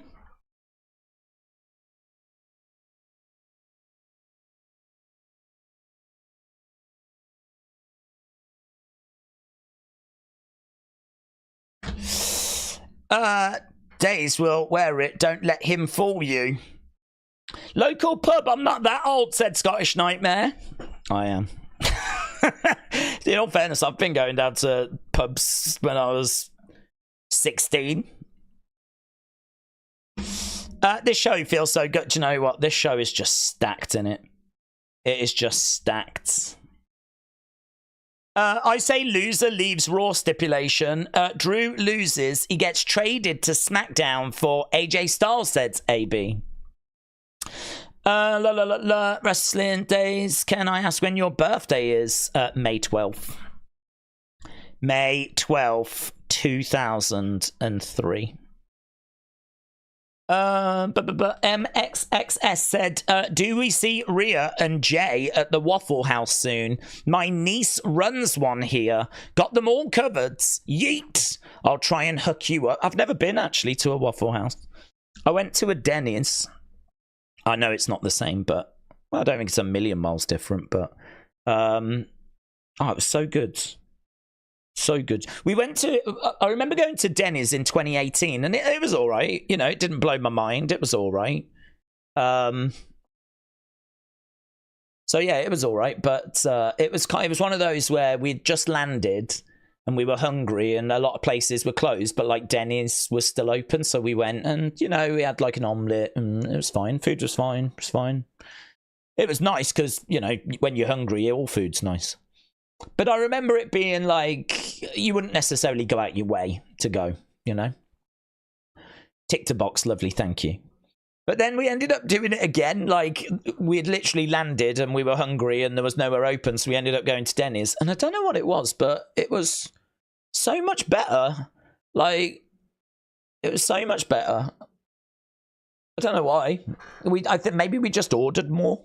Like, last time we went, we just ordered. We had, like, you know, proper loaded up omelettes and, like, you know, extra sides, and it's just, and the food quality was, it was red hot. It was great. So I got a lot of love for Denny's. It probably not got the best reputation in America. I genuinely don't know, but if you've just got off a flight and you need some food and everywhere else is closed, because the alternative is we were going to just grab some snacks from like the petrol station, racetrack, I think it was. We're just going to grab a few bits from there, so it was quite the upgrade. So I'd imagine Waffle House is probably quite good as well.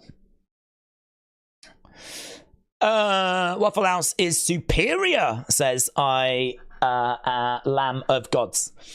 Well, I'll have to try it. It's one of those places where, from the outside, you wouldn't really choose. Because the thing is, you've got all these brilliant, like, seafood restaurants and these really impressive, like, burger places and whatever in America. So to see a Waffle House, I think they could probably work on their presentation, you know? Because when you drive past, it's not a place that you're like, oh, we should go there. You know, we just never end up going, so I'll make a point to go next time. Wrestling was definitely better 20 years ago, said Mole Jam. With Raw, with the reign of terror, Randy Orton and Batista. Wrestling was in a good place then. I think it's in a good place now. I don't know. Yeah, I think both are in good places. I haven't seen any of this last match. Has it been good? We've been at commercial break, but there's not really been anything to get our teeth into. We've only got... Oh, no, she's wiping her vagina on it. Oh, my God. How much could they sell that shirt for? Oh, my... She just took a shirt and she was like... Yeah, woo! That shirt for a Rhea would get like £1 million.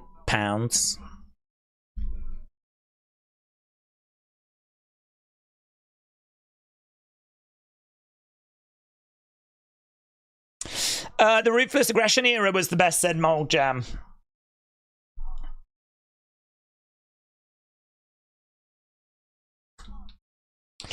I flipping love Rhea, says Metal Mama. We all do. Lisa, Daisy's first thought, how can I buy that? Not me.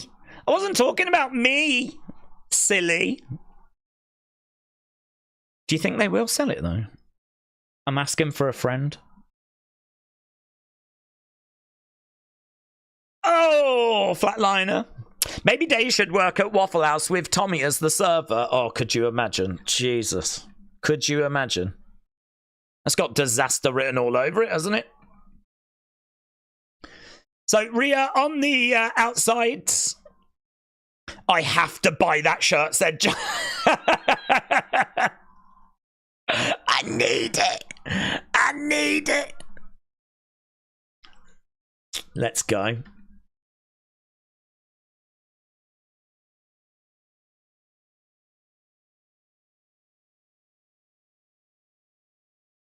Nice kick coming in there by Damien. Oh, Damien in control. 1, 2, foot on the rope. Foot on the rope. Smile on the face of Liv. Oh, wow, Rhea comes round. Oh, my God. Wade Barrett's down. Wade Barrett's down. He's got Liv and he's got Rhea on top of him. Happy birthday. Happy birthday, Wade Barrett. Merry Christmas, Wade Barrett. If you're married, I'm really sorry. Look at him. He's like, I'm not touching him. Look at that. Look at that. He was down, man. They were all over him. His partner, his wife, is going to be livid. Livid. If you're watching this, he basically just cheated on you. I'm not trying to break anything up, but that is bad. You could see he was encouraging them. He was like, come and land on me, girls. Oh, no. Oh, I'm falling over. Yeah, that was bad. That was bad, actually, of Wade's. So Wade is back up on his feet.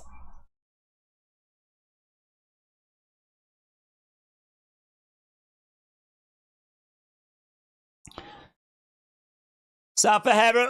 Oh, plants, Dirty Dom. 1, 2, 3. Damien gets the win. Damien gets the win. He's got a family, damn it. He had a family, damn it. Right, here's Judgment Day. Let's get match scores, shall we?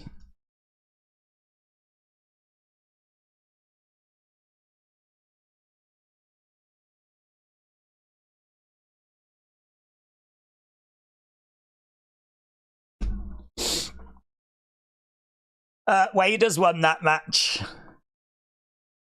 Sonny, hello. Shout out to you. Would you like a 1 tarot pull from my patron, Lord Apollo? He might roast you.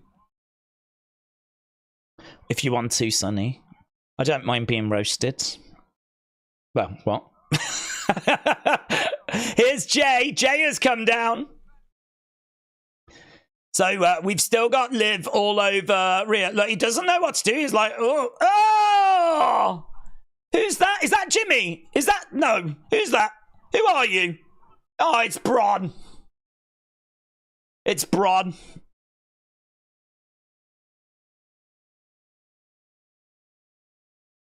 That makes more sense.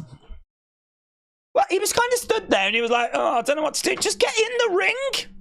Save Rhea, you cowards.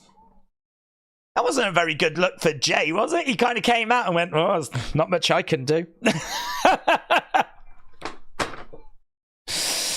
But Waffle House is confidently open late for late night people. Here's Rhea getting up to her feet. Oblivion. Oh, it's just a massacre. It's just a beatdown right now. So here we go. Look, we got Rhea down. We got Damien down. It's Judgment Day, like, destroying themselves, isn't it, really? I don't think there's going to be much sympathy backstage after everything Judgment Day have done in their past. Oh, my God. Brutal. Brutal. Big coup de grace by Finn Balor. It's a really good ending, this, for Raw. It's a brutal ending for Raw. Crowd are booing away as the Judgment Day stand tall. Oh, do you know what, mate? I think that is a fantastic episode of Raw. I really do. There was so much in there. So much in there. Really, really enjoyed that. Really enjoyed it. Waffling in a Waffle House is the ideal profession since you love waffling. I do, actually. I do it so well as well, don't I? I do it so well.